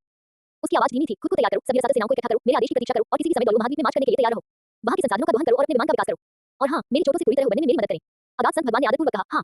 जैसे ही ये शब्द कहे गए, रसातल लोक के भीतर अन्य नृत्य में अभाय बेतहाशा बढ़ने लगी। एक एक करके अगाध विशालकाय जीव जागृत हो गए और रक्त की धुंध की परतें उठने लगी। Dot dot dot. और इस समय आक्रोश के देवता की ईश्वर परीक्षण क्षेत्र के भीतर हम प्रतिशोध के देवता की बची हुई आत्मा ने अचानक अपना सिर उठाया। उसकी लाल आंखें स्थानिक बाधाओं की परतों को भेदकर बाहरी दुनिया की ओर देख रही थी। अभी कुछ ही क्षण पहले अत्यंत कमजोर लेकिन अतुलनीय रूप से परिचित दिव्य विचार का एक अंश एक क्षणिक झलक की तरह चुपचाप स्थान के किनारे से गुजर गया। वह दिव्य विचार विशाल और पवित्र था, जिसमें भावनाओं को नियंत्रित करने के नियम के उतार चढ़ाव समाहित थे। वह भावनाओं का देवता था, भावनाओं का देवता। वह देवलोक के एक रूढ़िवादी प्रथम श्रेणी के देवता थे। आक्रोश के देवता के चारों ओर पनप रहा आक्रोश अचानक थम गया। उनके पहले से उदासीन और ठंडे चेहरे पर पहली बार स्पष्ट बेचैनी और गंभीरता दिखाई दी। ईश्वर की परीक्षा के खाली स्थान में उसकी गहरी और कर्कश आवाज में एक अविश्वसनीय कंपन का भाव था, जो स्वयं से बुदबुदा रही थी। ये कैसे संभव है? मैं स्पष्ट रूप से देवलोक के देवताओं की दृष्टि में पूरी तरह से गिर चुका था। ये ईश्वरीय परीक्षण स्थल एक गुप्त स्थान है जिसे मैंने अपनी अवशिष्ट आत्मा उत्पत्ति का उपयोग करके बनाया है। इसकी आभा अत्यंत संयमित है और इसे कभी भी एक अंश भी बाहर नहीं निकला है। उन्हें इस जगह के अस्तित्व का पता कैसे चला होगा? उसके दिल में एक खूनी रहस्य उमड़ रहा था, जो हमेशा के लिए छिपा हुआ था। उस समय उसने स्वर्ग और पृथ्वी के आक्रोश को नियंत्रित किया, देवताओं के हृदय दानों को उकसाया और देवलोक में विवादों को भड़काया। उसकी शक्ति दिन ब दिन बढ़ती गई, लगभग देवराज के स्तर तक पहुंच गई। असुर देवराज और विनाश के देवराज को उसकी बढ़ती शक्ति से भय था और उन्हें डर था कि वेश की शक्ति देवलोक की नींव को दूषित कर देगी। उन्होंने मिलकर एक घातक जाल बिछाया, देवताओं को एकजुट करके उसे घेर लिया और दबा दिया, उसकी दिव्य आत्मा को चकनाचूर कर दिया, उसके दिव्य शरीर को नष्ट कर दिया और उसे उसके देवत्व पद से पूरी तरह वंचित कर दिया। पूरी दुनिया का मानना था कि आक्रोश के देवता की बहुत पहले ही मृत्यु हो चुकी है और उन्हें दफनाए जाने के लिए कोई स्थान भी नहीं मिला है। किसी को नहीं पता था कि आक्रोश के देवता का शरीर मूल रूप से एक विशेष प्रकार का शरीर था जो अमर था और शेष आत्मा को जीवित रहने की अनुमति देता था। उसने अपनी मूल शक्ति का अंतिम अंश भी समाप्त कर दिया, विमान मार्ग को फाड़ कर खोल दिया और अपनी आत्मा के सबसे मूल अवशेष के एक छोटे से अंश को डोलो महाद्वीप में निकलने दिया।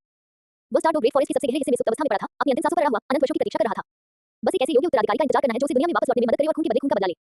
अब तानसान और शियाओ ने आखिरकार पहले दो परीक्षण पास कर लिए। आक्रोश शरीर जागृत हो गया और सब कुछ उनकी योजना के अनुसार लगातार आगे बढ़ रहा था। पुनरुत्थान का दिन निकट आ गया था। लेकिन ठीक इसी क्षण एक देवलोक देवता का दिव्य विचार प्रकट हुआ। पाखंडी देवताओं का वह समूह। आक्रोश के देवता ने अपने दांत पीसे, उसकी लाल आंखों में भयानक घृणा फूट पड़ी और उसके चारों ओर का आक्रोश लगभग उबल रहा था। मैंने कई वर्षों तक कष्ट सहन किया है और अंततः पुनर्जन्म के अवसर की प्रतीक्षा की है। मैं तुम्हें इसे नष्ट करने की अनुमति बिल्कुल नहीं दूंगा। उस समय तुमने मिलकर मुझे मारने की साजिश रची, मुझसे मेरा ईश्वरीय पद छीन लिया और मेरी नींव को चकनाचूर कर दिया। मुझे ये द्वेष कई वर्षों से याद है। जब मेरा पूर्ण पुनरुत्थान होगा तो मैं निश्चित रूप से देवलोक में लौटकर तुम्हें 1000 गुना 100 गुना पीड़ा लौटाऊंगा। मैं संपूर्ण देवलोक को असीम आक्रोश और निराशा में डुबो दूंगा। वो जानता था कि भावनाओं के देवता का प्रकट होना किसी भी तरह से आकस्मिक नहीं था। एक बार जब देवलोक को पता चला कि उसकी आत्मा का यह अंश अभी भी मौजूद है और उन्हें आक्रोश के देवता के ईश्वरीय परीक्षण के अस्तित्व का पता चला, उसका जो हश्र होगा वह कभी क्षमा नहीं बल्कि पूर्ण विनाश होगा। बिना किसी संकोच के प्रतिशोध के देवता की बची हुई आत्मा हिंसक रूप से काम उठी और उसके शरीर के चारों ओर की काली दिव्य शक्ति बेकाबू होकर उमड़ पड़ी। ईश्वरीय परीक्षण की प्रगति में तेजी लानी होगी। एक धीमी चीख सुनाई दी और आक्रोश के देवता के संपूर्ण ईश्वर परीक्षण स्थल में भीषण कंपन उत्पन्न हो गया। वो तानसान और शियाओ के लिए लेगेसी टेम्परिंग को सबसे तेज गति से पूरा करना चाहता था। उनकी ताकत को तेजी से बढ़ाने के लिए उत्तराधिकारी जितना शक्तिशाली होगा उतना ही अधिक आक्रोश वह अपने भीतर समाहित करेगा और उसका पुनरुत्थान उतनी ही तेजी से होगा। जब तक वह देवलोक के अवतरण से पहले पूरी तरह से स्वस्थ हो जाता तब तक उसके पास रहने की शक्ति होगी। आध्यात्मिक आक्रोश के क्षेत्र में खुद को संभालने के लिए संघर्ष कर रहे तानसान और शियाओ की ओर अपनी निगाहें घुमाते हुए आक्रोश के देवता की आंखें अतुलनीय रूप से तेज हो गईं। रुको, तुम दोनों ही मेरे बदले की एकमात्र उम्मीद हो। तीसरी परीक्षा आध्यात्मिक परिपक्वता, तुरंत तेज करो। मैं चाहता हूं कि तुम देवलोक के छोटे-मोटे दुश्मनों से सबसे तेज गति से मुकाबला करने की शक्ति प्राप्त करो। अंधकार में आक्रोश की शक्ति और भी अधिक हिंसक रूप से उमड़ पड़ी। अध्याय 349 असुरों का अवतरण। समय धीरे-धीरे बीतता गया, ये पता नहीं था कि कितना समय बीत चुका है। ईश्वर लोक का केंद्रीय केंद्र, 5 महान देवराज, जीवन देवराज, विनाश देवराज, असुर देवराज, अच्छाई देवराज और बुराई देवराज के चेहरे पर अत्यंत गंभीर भाव थे। उनके शरीरों के चारों ओर दिव्य प्रकाश प्रवाहित हुआ, जिससे देवलोक का संपूर्ण शून्य क्षेत्र थोड़ा कांप उठा। भावों के देवता रोम नियामन नीचे से झुकाए गंभीर चेहरे के साथ खड़े थे, अंतिम निर्णय की प्रतीक्षा कर रहे थे। कुछ ही क्षण पहले 5 महान देवराजाओं ने व्यक्तिगत रूप से डोलो महाद्वीप की परिधि का निरीक्षण किया था। उन्होंने पुष्टि की कि देवलोक को डोलो महाद्वीप से अलग करने वाली सुनहरी परत पूरी तरह से गायब हो गई थी। विमान अवरोधक लगभग न के बराबर था। दिव्य विचार, दिव्य शक्ति और यहाँ तक कि उनके वास्तविक स्वरूपों के अवतरण में भी अब कोई बाधा नहीं थी। सब लोग, मामला इस मुकाम पर पहुंच गया है, हम अब इंतजार नहीं कर सकते। विनाश के देवता राजा ने सबसे पहले बात की, उनकी बैंगनी रंग की दिव्य विनाशकारी शक्ति निर्विवाद अत्याचार का प्रतीक थी। सुनहरी परत गायब हो गई है, डोलो महाद्वीप पूरी तरह से उजागर हो गया है और रसातल लोक में मौजूद दुष्ट शक्तियों ने इसे वश ही देख लिया होगा। हमें स्थिति को नियंत्रित करने और विमान की व्यवस्था को स्थिर करने के लिए पहल करनी होगी। ईश्वर की देवी अच्छाई की रानी ने धीरे से सिर हिलाया, उनकी निगाहें कोमल लेकिन दृढ़ थी, विनाश ही उचित है। रसातल लोक स्वभाव से ही रक्त पिपासु है, यदि हम उन्हें पहले डोलो महाद्वीप पर नियंत्रण करने देंगे तो पूरा डोलो महाद्वीप नरक में डूब जाएगा। देवलोक के शासक होने के नाते हमें हस्तक्षेप करना चाहिए। दुष्ट देव राजा ने अपने होठों को ठंडे स्वर में सिकुड़ते हुए कहा, हमें न केवल हस्तक्षेप करना होगा बल्कि तेजी से भी करना होगा। बिग दीपक आदमी के लूशियाओ, रहस्यमय स्काई कैनोपी और स्टार टू ग्रेट फॉरेस्ट में स्पिरिट बीस्ट क्लैन के अवशेष और वो सिल्वर ड्रैगन किंग जो इतने समय से छिपा हुआ है, उन सभी को एक एक करके निपटाना होगा। जीवन देव राजा की भौं के बीच हरी रोशनी चिलमिला उठी, जैसे ही उनके दिव्य विचार ने पूरे डोलो महाद्वीप को घेर लिया और उन्होंने धीरे से कहा, लेकिन हम सब नहीं जा सकते। देवलोक का केंद्रीय केंद्र खाली नहीं छोड़ा जा सकता, हमें किसी को पीछे छोड़ना होगा ताकि वो किसी भी अप्रत्याशित घटना से इसकी रक्षा कर सके। जैसे ही उसकी आवाज समाप्त हुई, सबकी निगाहें एक साथ असुर देव राजा पर टिक गईं, जो केंद्र में बैठे थे और उनका शरीर रक्त रंग की असुर देव शक्ति से लिपटा हुआ था। 5 महान देवराजों में से असुर देवराज के पास सबसे भयंकर युद्ध शक्ति, सबसे तीव्र हत्या की प्रवृत्ति और सबसे तीक्ष्ण दिव्य विचार थे। स्थिति की जांच करने और छोटे-मोटे अपराधियों को डराने धमकाने के लिए सबसे पहले निचले लोक में उतरने के लिए वही सबसे उपयुक्त व्यक्ति था। असुर देवराज ने धीरे-धीरे अपनी आंखें खोली, वे आंखें खून से सनेदो आकाश की तरह थी। उनके भीतर असीम हत्या की मंशा दबी हुई थी और बस एक हल्की सी झटके से शून्य क्षेत्र में लहरें दिखाई दी। मैं जाऊंगा। इन दो छोटे शब्दों में पुनर्जन्म को नियंत्रित करने वाले और सभी चीजों का न्याय करने वाली की अत्याचारी गरिमा निहित थी। असुर, तुम कहां से शुरू करने का इरादा रखते हो? जीवन के देवता राजा ने तुरंत पूछा। असुर देवराज ने एक उंगली उठाई, उनका दिव्य विचार उस क्षेत्र को घेरते हुए सीधे डोलो महाद्वीप के केंद्र ताराड महान वन की ओर इशारा कर रहा था। सबसे पहले स्टार टू ग्रेट फॉरेस्ट में जाओ। उसकी आवाज ठंडी थी, उसमें किसी भी प्रकार की भावना का अभाव था। वर्षों पहले ड्रैगन कबीले के युद्ध के दौरान सिल्वर ड्रैगन किंग यूनानी स्पिरिट बीस्ट के एक हिस्से को भागने में मदद की थी। हालांकि मैंने उसे असुर दानव तलवार से बुरी तरह घायल कर दिया था, फिर भी वह हमेशा से ही देवलोक के लिए एक बड़ा खतरा रही है। अब जब फिल्म गायब हो गई है तो उसने जरूर कोई कदम उठाया होगा। मैं उसे सबसे पहले पकड़ूंगा ताकि डोलो महाद्वीप में जो भी मेरे सामने झुकने से इनकार करते हैं उन्हें डरा सकूं। बिग दीपक आदमी की बात करें तो स्काई कैनोपी। असुर देवराज की आंखों में हत्या का इरादा झलक रहा था। सिल्वर ड्रैगन किंग से निपटने के बाद मैं एक एक करके उनकी जांच करूंगा। पांचों देवराजों ने तुरंत एक समझौते पर सहमति जताई। असुर देवराज अकेले ही डोलो महाद्वीप में अवतरित हुए। लक्ष्य स्टार टू ग्रेट फॉरेस्ट भूमिना को पकड़ना। याद रखें, ईश्वर लोक के तुर्क के पत्तों को आसानी से प्रकट न करें, पहले स्थिति की जांच करें। जीवन के राजा ईश्वर ने उपदेश दिया, समझा। असुर देवराज ने और कुछ नहीं कहा, उनकी रक्त रंग की दिव्य शक्ति फूट पड़ी और देवलोक के शून्य क्षेत्र को चीरती हुई आगे बढ़ी। आकाश और पृथ्वी पर फैले रक्त रंग के इंद्रधनुष में रूपांतरित होकर वह सीधे डोलो महाद्वीप की ओर अग्रसर हुआ। उसकी गति इतनी तीव्र थी कि वो समय और स्थान की सीमाओं को पार कर गई। पलक झपकते ही वह विमान के बैरियर को घेरकर अंदर घुस चुका था। डोलो महाद्वीप के ऊपर उतरते हुए डॉट डॉट डॉट स्टार टू ग्रेट फॉरेस्ट जीवन की झील के ऊपर स्थित मुख्य क्षेत्र। गुलयूना हवा में खड़ी थी, उसने चांदी का गाउन पहना हुआ था, उसके चांदी जैसे बाल जने की तरह बंधे थे और उसकी त्वचा बर्फ से भी अधिक सफेद थी। उसके चारों ओर स्थानिक शक्ति प्रवाहित हो रही थी, लेकिन उसकी खूबसूरत आंखें गंभीरता से भरी हुई थी। उसे अभी एक भयानक दिव्य विचार का स्पष्ट रूप से एहसास हुआ था जो प्रथम श्रेणी के भगवान से भी बढ़कर था और देवराज के स्तर का था। यह अदम्य गति से स्टार टू ग्रेट फॉरेस्ट की ओर तेजी से बढ़ रहा था। वह दिव्य विचार अंतहीन हत्या, न्याय और विनाश से भरा हुआ था। वह उसका कट्टर दुश्मन था, जिसे वह दिल से नफरत करती थी, देवलोक का असुर देव राजा। मेरे नाथ दीत्यान, शिवनजून, बीजी, 10,000 दानव राजा और अन्य क्रूर जानवर तुरंत नीचे उतर आए। उनके चेहरे आतंक से भरे हुए थे और उनके शरीर कांप रहे थे। भगवान राजा का दबाव, यही तो एक ईश्वर राजा होने का असली दबाव था। यह एक ऐसा जीवन था जिसका वे बिल्कुल भी विरोध नहीं कर सकते थे। आखिरकार देवलोक आ ही गया। गूंज मीना ने धीमी आवाज में फुसफुसाया। उसकी मैंने आंखों में ठंडी नफरत की एक झलक दिखाई दी। कई साल पहले जब ड्रैगन देवता विभाजित हुए तो उसने स्पिरिट बीस्ट कबीले का नेतृत्व करते हुए प्रतिरोध किया, लेकिन देवलोक के देवताओं द्वारा उसे घेर लिया गया। वह बुरी तरह घायल हो गई और तब से वह मृत्यु के कगार पर है। अब जब उसका दुश्मन उसके दरवाजे पर आ गया था तो उसके दिल में पुरानी और नई नफरतें पल भर में उमड़ पड़ी। आप सभी जीवन की झील की गहराई में चले जाएं, अपनी आंखों को सील कर लें और लड़ाई न करें। गूंज मीना का लहजा अचानक तीखा और निर्विवाद हो गया। यह मेरे और देवलोक के बीच का विवाद है, इसका तुमसे कोई लेना देना नहीं है। मेरे प्रभु, वह असुर देवराज हैं। आप दीपिया ने चिंता से उसे आग्रह किया। छोड़ना। एक कोमल चीख के साथ गूंज मीना की स्थानिक शक्ति का विस्फोट हुआ, जिसने कई क्रूर जानवरों को जबरदस्ती जीवन की झील में गहराई तक धकेल दिया। स्थानिक अवरोधों की परतों ने उन्हें अलग कर दिया, जिससे उनकी आभा का कोई निशान नहीं बचा। उसी समय गूंज मीना ने अपनी दिव्य शक्ति का एक हिस्सा खर्च करके स्टारडो ग्रे फॉरेस्ट में मौजूद सभी स्पिरिट बीस्ट को अन्य स्थानों पर टेलीपोर्ट कर दिया। एक भयंकर युद्ध होने वाला था और बस स्पिरिट बीस्ट को प्रभावित नहीं होने दे सकती थी। ये सब करने के बाद उसने धीरे से अपना सिर उठाया और आकाश में फैली उस आकृति को देखा जो रक्त के रंग के प्रकाश से जगमगा रही थी। अगले ही पल धमाका। रक्त के रंग का दिव्य प्रकाश गरज उठा और स्टारडो ग्रे फॉरेस्ट के ऊपर का आकाश पथ भर में अनंत रक्त के रंग से ढक गया। ऊंचे ऊंचे प्राचीन वृक्ष कतारों में टूट पड़े और धरती फट गई, जिससे हजारों फुट गहरी खाएं बन गई। भयानक देवराज का दबाव पहाड़ की तरह भारी पड़ रहा था, जिससे स्टारडो ग्रे फॉरेस्ट के सभी जानवर भय से कांपने और जमीन पर ले जाने को मजबूर हो गए। असुर देवराज की आकृति धीरे धीरे रक्तमय दिव्य प्रकाश से बाहर निकली। रक्त के रंग के दिव्य वस्त्र पहने हुए उसने असुर दानव तलवार धारण कर रखी थी। न्याय की जंजीरें उसके शरीर पर जकड़ी हुई थी। उसका चेहरा कठोर था, उसकी आंखें ठंडी थी, मानो कोई हत्यारा देवता नौ पाताल लोगों से बाहर निकल रहा हो। सिल्वर ड्रैगन किंग गूंज मीना, हम वर्षों से नहीं मिले हैं और आप अभी भी जीवित हैं। असुर देवराज ने बात की, उनकी आवाज शाश्वत बर्फ की तरह कठोर थी, जिसमें न्याय का तिरस्कारपूर्ण भाव नहीं था। वर्षों पूर्व ड्रैगन देवता के विद्रोह के दौरान तुमने आत्मा राक्षसों का नेतृत्व करते हुए देवलोक में तबाही मचाई थी। तुम्हें बहुत पहले ही आत्मा विलीन होकर विलीन हो जाना चाहिए था। अब 10,000 वर्षों तक जीवित रहने के बाद तुम दोनों महाद्वीप पर कब्जा करने की हिम्मत कर रहे हो। क्या तुम्हें सच में लगता है कि देवलोक में कोई ऐसा नहीं है जो तुम्हें दंडित करने की हिम्मत करे? गूंज मीना की चांदी जैसी आंखें थोड़ी सिकुड़ गईं और उसके चारों ओर की स्थानिक शक्ति बेतहाशा बढ़ गई। विशालकाय ड्रैगन आकाश में उड़ गया और असुर देव राजा के घातक दबाव से भयंकर रूप से टकरा गया। असुर देव राजा। उसकी आवाज ठंडी थी, जिसमें 10,000 वर्षों की नफरत और अनिच्छा समाई हुई थी। वर्षों पहले देवलोक ने विश्वासघात किया, मेरे ड्रैगन कबीले को घेर लिया और मेरे आध्यात्मिक पशुओं का संहार कर दिया। मैंने अभी तक तुमसे इसका हिसाब नहीं चुकाया है, लेकिन तुम स्वयं मेरे द्वार पर आ पहुंच गए हो। हिसाब की निपटाना है। असुर देवराज ने तिरस्कार और घृणा से भरी आंखों से उपहास किया। तुम तो बस एक आवारा कुत्ते हो, एक टूटा हुआ अवशेष। इस ईश्वर के सामने इस तरह बेतुकी बातें करने की तुम्हारी हिम्मत कैसे हुई? आज ये भगवान तुम्हें पकड़ लेगा, तुम्हें देवलोक में वापस ले जाएगा और दूसरों को चेतावनी देने के लिए तुम्हें निवेदन देगा। जैसे ही उनकी आवाज समाप्त हुई, असुर देवराज ने अपना हाथ उठाया और उसे लहराया। असुर दानव तलवार म्यान से बाहर निकली और रक्त के रंग की तलवार की रोशनी आकाश को चीरती हुई सीधे गूंज मीना की ओर इशारा कर रही थी। अध्याय 350 असुर देवराज के विरुद्ध युद्ध। Boom boom boom. जब कोई ईश्वर राजा प्रहार करता है तो आकाश और पृथ्वी का रंग बदल जाता है। पूरे स्टारडो ग्रे फॉरेस्ट की हवा पल भर में सूख गई और कानून की शक्ति बेतहाशा हो गई, मानो यही पल वो पूरी तरह से बस हो जाएगी। गूंज मीना के चेहरे पर कोई भाव नहीं बदला। उसने धीरे से अपने कोमल हाथों को मुट्ठी में बंद कर लिया।